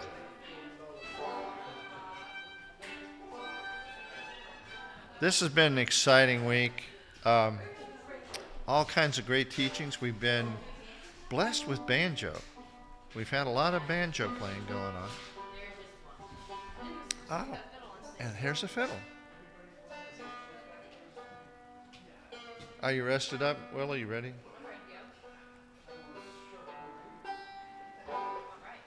Tell me. It's up to you. I can stand. All right. Ladies and gentlemen, for our last song of the festival, I want to reintroduce you to Willow Cartier-Berrien and Carly Dawn Miller.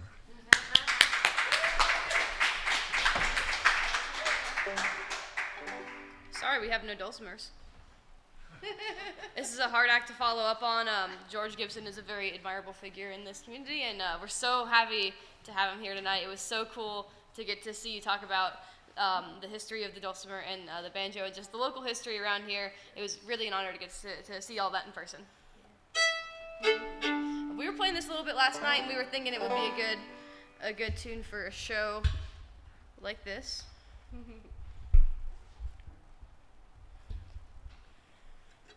This is a Lost Girl. You can start it off. Okay.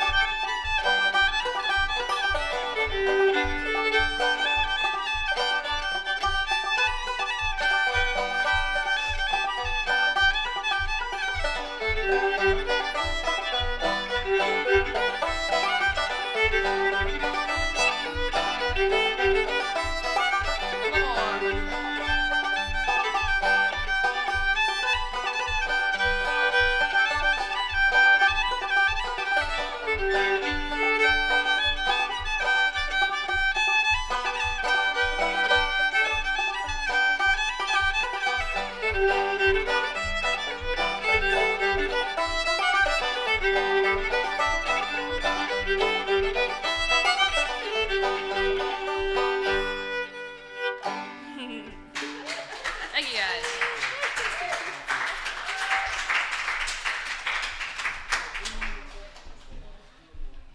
The Hindman Dulcimer Homecoming is generously supported by the Berea College Appalachian Fund, the Troublesome Creek Stringed Instrument Company, and the Dulcimer Players News. We couldn't do it without our partners and our friends, and it's been a wonderful week. Hope you all can come back and join us next year. Now, I want you all to be safe going home, get some rest tonight, and sweet dreams, everyone.